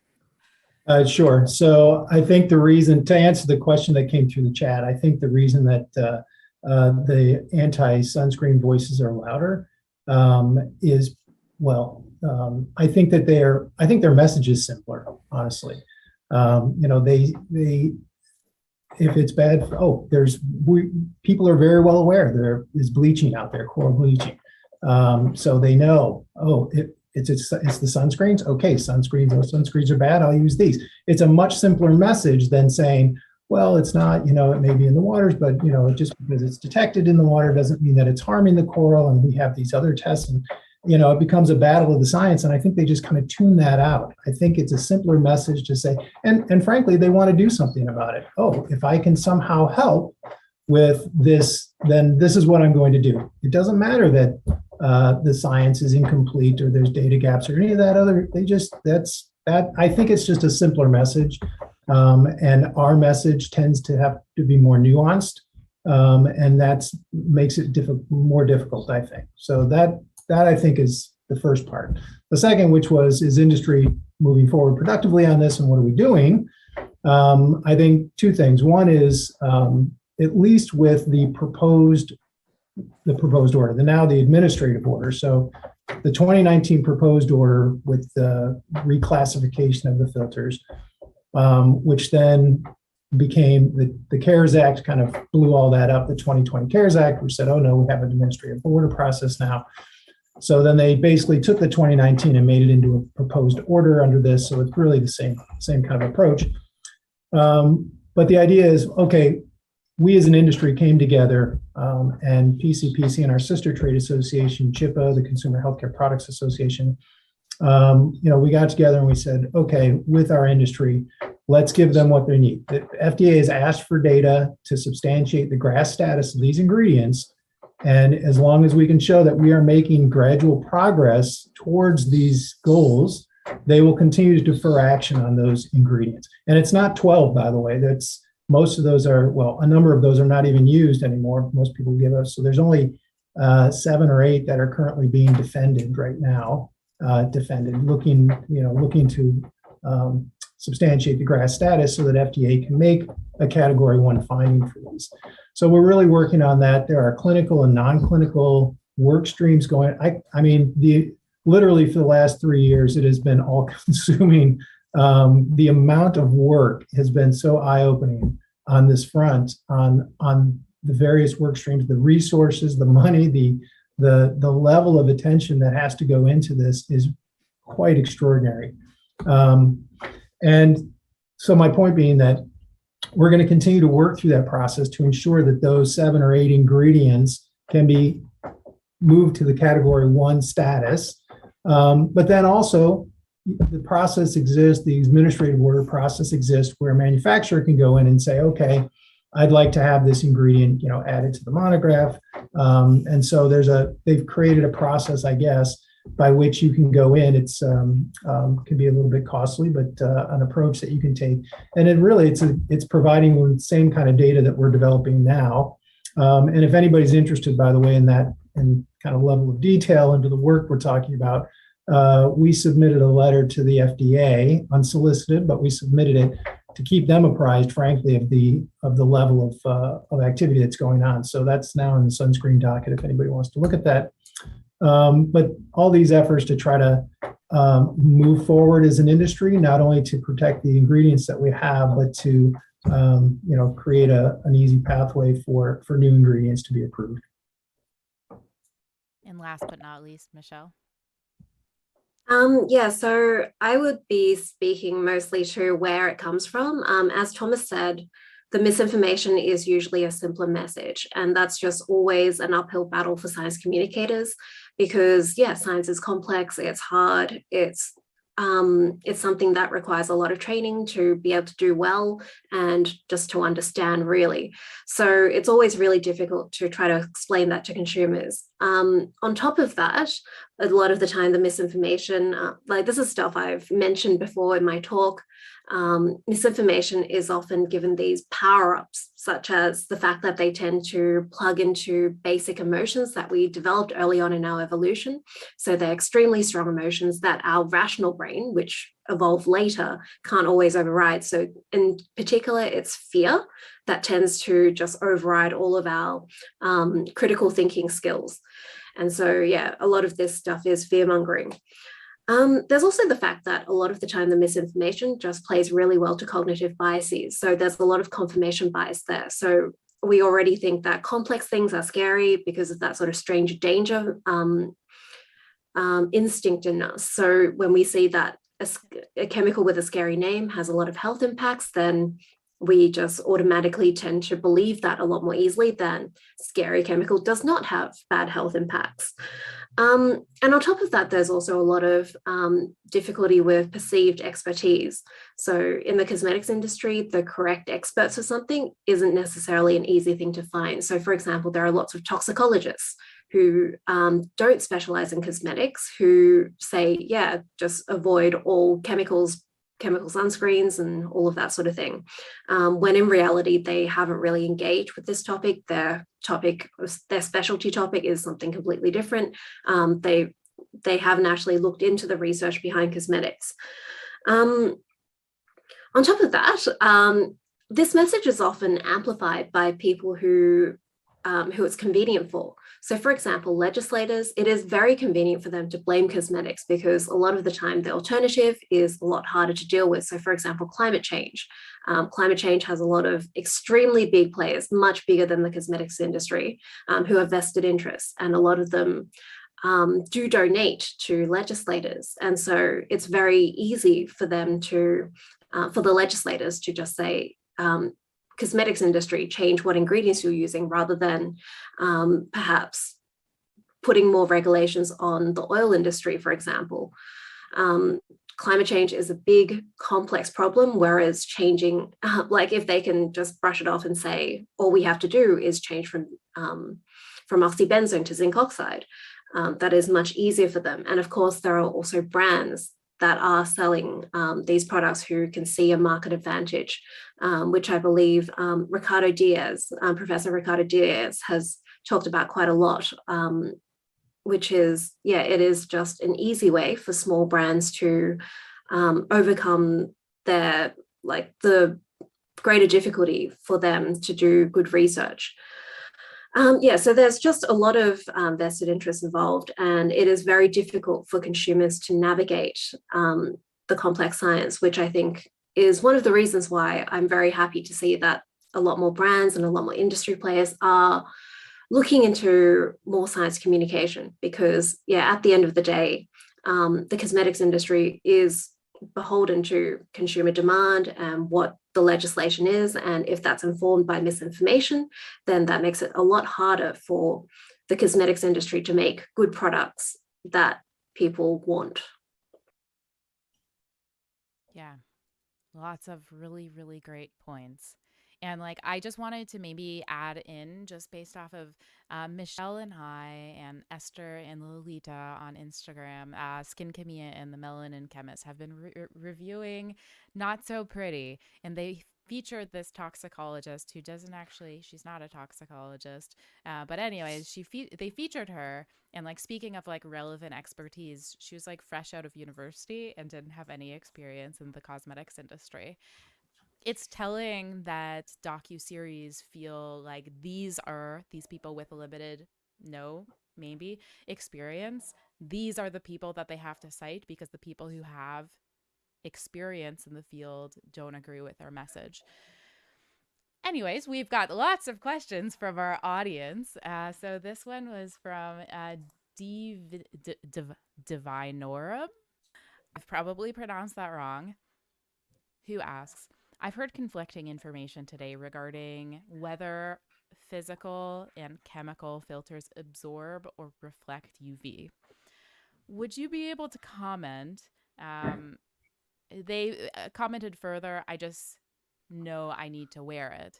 But like this might, like maybe just like on an aside, like this might seem like something like really unimportant because like at the end of the day, just wear your sunscreens. But like these like little misconceptions, why are they also important to demystify, to debunk? So I guess I'll just ask this, like, how do inorganic and organic filters work? To my understanding, very comparably. And then also, why is it important to debunk these like little misconceptions? Miriam, since BASF has published quite a bit on this, and then I'll ask Michelle too, because you've written a lot on this and also commented on your webinar. Would you be able to comment first? Yeah, I mean, I guess it's a misconception that follows since here and that we try to re-establish, that also inorganic filters absorb, and it's actually their main mechanism. So when we speak about titanium and zinc oxide that are used as UV filters, you have titanium dioxide with different size of particles. So they are used for the makeup. So in this case, the particle size is much higher, and the scattering is the main mechanism. But then when we go back to a size that is smaller, and for the UV range, you have these absorbents that is very important. We have also organic filters that are in particulate form. So it's a third category. Often we speak about organic, inorganic. We can also speak about particulate and non-particulate. So in the organic chemistry, you have the soluble or the miscible filters, but you have also some particulate organic filters that absorb. Of course, they have the chromophore, and since they are particulate, they also have this effect of scattering. So similarly to the inorganic. So these particulate filter, titanium dioxide, zinc oxide, or the organic one, are very welcome to increase the efficacy, because thanks to the scattering effect they have, they boost finally the performance of all other soluble filters. Michelle, do you want to comment further? And then maybe you can also comment on like my secondary question of like, it might seem like it's not important to address these little misconceptions, but why do you think it is? Yeah, so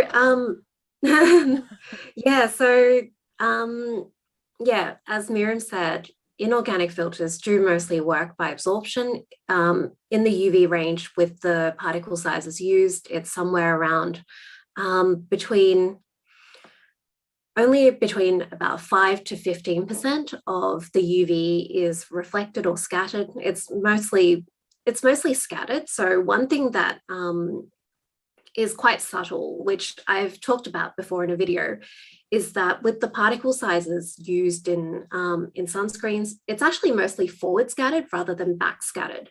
So what that means is if the UV is coming into the skin, it actually mostly gets scattered in general in the forwards direction towards your skin, rather than back scattered, which is kind of what we talk about with reflection.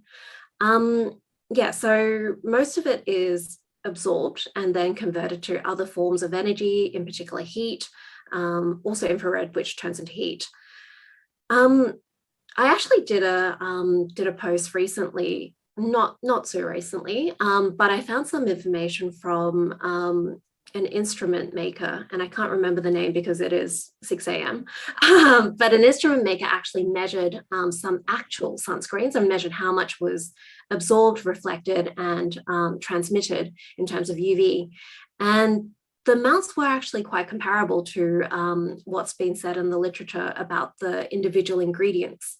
So yeah, it's still somewhere about in the region of 5 to 10% that gets reflected backwards versus the rest, which has to be absorbed to get it from going into the skin. All right, so that's the first part of the question. The second part is, why do we care about this thing that seems quite small and technical? So I mentioned this before in my talk, and you can look at my slides. I made a myth family tree. This myth is actually the source of a whole bunch of other myths, such as zinc oxide doesn't need to be reapplied because when chemical sunscreens absorb, they break down, and zinc oxide does not break down. Yeah, that's a myth, just to clarify. That is not true. Most chemical sunscreens do not break down when they protect against UV. Other myths, like there's so many myths, like that chemical sunscreens produce more heat, significantly more heat, and therefore that triggers melasma and rosacea. And that again is not true, because the amount of UV that comes in is about 5% of the total energy from the sun. If only maximum 15% of that 5% turns into heat compared to how much infrared, how much visible light is coming through, that is barely significant. And I actually did an experiment with an infrared camera to show that the temperature of your skin is pretty much the same for chemical and physical sunscreens. And in fact, if you look at the heat, the difference between the temperature that's further away from your body, like your wrist, and closer to your body, like your elbow, is bigger than the difference between a chemical and a physical sunscreen. Yeah, so the problem with myths is that they tend to breed more myths because people are smart. I think a lot of people underestimate how smart people are and how much people like to make sense of their world. People are kind of natural scientists. We like to integrate information and apply it. And so, yeah, if you start with the wrong piece of information, chemical sunscreens absorb, whereas physical sunscreens reflect, then you end up with a lot more misinformation coming out of that. And you end up with all these misconceptions. And again, these misconceptions just change what consumers want, and they end up using things that probably aren't the best products for them. And now we had a question. This is probably going to be directed to Michelle, my collaborator on this conference. Maybe other people can comment on the second part of this question. This is from C. Jade's Service. The question, why didn't this conference include information about UPF 50 plus clothing? Sunscreen takes up the lion's share of skincare education in the US. Will there be later summits that focus on UPF 50 plus clothing? And the second part of that, would increasing the information about this help decrease environmental risks and make people more aware of other more suitable options for them? So maybe the latter can be commented by Thomas and Miriam in the former from Michelle. And maybe I'll just say, like, as the other collaborator on this conference, like, we wanted to cover a lot. Unfortunately, you can only cover so much I know we've been here for a long time, 8 hours. Or more, has it been? We've been here for a long time. Next year, we might do a two-day event, and I may have answered the question for Michelle. But Michelle, do you want to comment? Completely agree. Yeah, once we weren't really sure, because this was kind of like our pilot conference for sun protection. And but now seeing the amount of interest and seeing the amount of industry interest as well, the number of people we've had approach us to do talks, we've had other brands approach us to do talks that we couldn't actually include because we kind of already limited ourselves to this short amount of time. But in the future, it would be amazing if we could do multiple day conferences as well and include more talks. And yeah, UPF clothing might be included in that. So back to the first part. So yeah, stay tuned. We would love to do that. The reason we didn't do that is just time limits.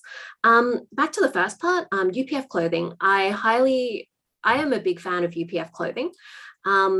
And I'm a big fan of layering different types of protections. So I think it's really good. And I mean, this is also, as an Australian who lives in a country that has a lot of sun messaging, like taking multiple sun protective measures is super important.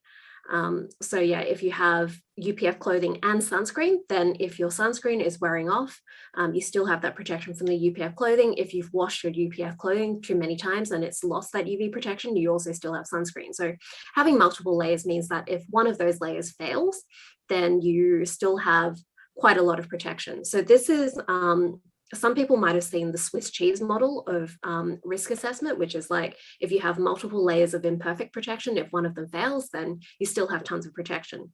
And I think that's a really good way of approaching sun protection. Now, one of the big issues though, if you just rely entirely on UPF clothing, is that it often doesn't protect all of your skin. So unless you're willing to wear some quite avant-garde fashion, you probably aren't protecting like the lower half of your face, for example, unless I guess you could wear a UPF mask, which is a bit more popular these days. But yeah, at the end of the day, there are some situations where UPF clothing just doesn't do enough and you need sunscreen. Conversely, there are other situations where maybe sunscreen isn't enough, and like say you're swimming for 6 hours or something, because you're doing long distance swimming, then sunscreen probably isn't the right option either. So yeah, all the different sun protection methods have pros and cons. And yeah, we should really utilize as many as we can. I don't know if there's much to add on this front, but just in case you guys have something to add, Miriam and Thomas, would you like to comment? I don't think I could improve on that. That was exactly right. Okay, well, I guess we're running very short on time, so I will just ask the final question that I ask all my panels.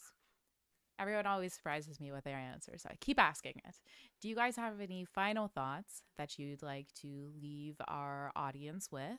Or maybe there are some points that weren't covered in this discussion that you think is really important to it. Miriam, would you like to start with this closing answer? Yes.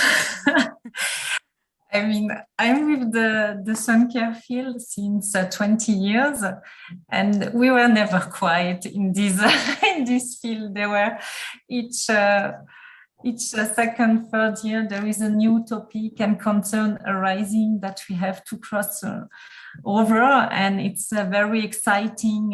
It's a very exciting field. Maybe because it's close to drugs as well. We know that it's protecting health. We have method to prove it. It's not just a marketing claim, the SPF, the sun protection factor. So it's a very exciting field, and there are new trends coming up. We have seen with the coral reef, but it's the full sustainability world environment that grew and that require a lot of research. So I would give a message of hope and say we are not done. So we continue to work in this field to see what's coming up in next year in this aspect. And Thomas? And I would like to thank you, because I don't know if I have the words, but to thank you for the invitation to this Thank panel. you so much for agreeing to be a part of our conference. Thomas, would you like to comment next?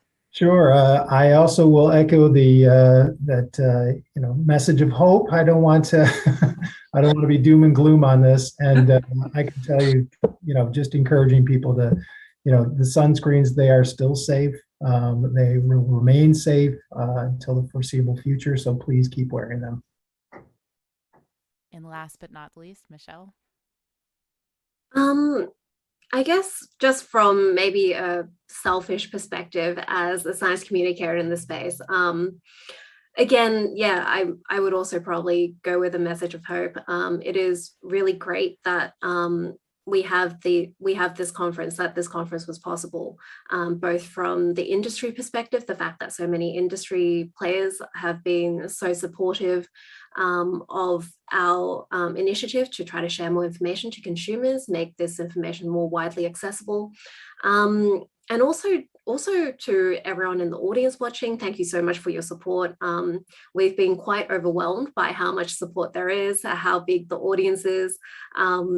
We were actually quite worried that Discord would crash because of the number of people, which is why Jen also set up the YouTube live stream. But yeah, the fact that so many people are interested in learning what the actual science is behind this stuff, and hopefully that information will spread and help us combat the misinformation. As someone who lives in a very sunny climate, who knows tons of people who have had skin cancers cut out, who also knows tons of people who just go out for a quick tan. Yeah, sunscreen is a really big topic, and it is a really big tool in our belt, I guess. Sorry, I forgot the word belt because it is 6:20 a.m. and I usually wake up at 11. It is a really big tool in our belt for our health, and so just to allow us to continue to have a healthy outdoor lifestyle while still staying safe. I think that is such a great place to end this whole conference on. And that's it. Thank you so much especially for the people who spent the whole day with us. I know it was a long one. For those who couldn't, there will be a replay published. Well, we have been streaming this whole conference on YouTube, so you can, before we actually publish the replay up on my blog, I'm not sure if Michelle's sharing it. Maybe she is too, but it's going to be published. There's going to be a live stream that you can just go watch even tonight if you want. And also, we're going to be sending you guys PDF slides for all the presentations. I haven't been able to because we've been a little short on time after the lunch break to upload the PDFs onto the Discord chat, but I will do that as soon as I exit this Zoom call. So stay tuned for that. Thank you so much. Thank you so much to everyone who has supported this initiative, especially to our speakers who agreed to share their expertise with us, to all of our sponsors, Decium, our SPF 50 sponsor, Crota and Neutrogena, our SPF 30 sponsors, and Eurofins and the PCPC, our SPF 15 sponsors. We could not have done this conference, especially keeping it free for anyone, which I think is so important. Something that I have experienced as a younger professional in the industry is conferences, especially the good quality ones, are really, really expensive. And so, yeah, it's not accessible for so many people. And sometimes, especially when it's not as expensive, misinformation gets a platform. So I'm so grateful that we were able to make all of this information accessible, and I'm so grateful for all the support we've received. Thank you so much. Thank you so much to our speakers here, our panelists, and I hope you guys all have a great rest of your Sunday and Monday, Michelle. Thank you. Thank you. And the stream has stopped.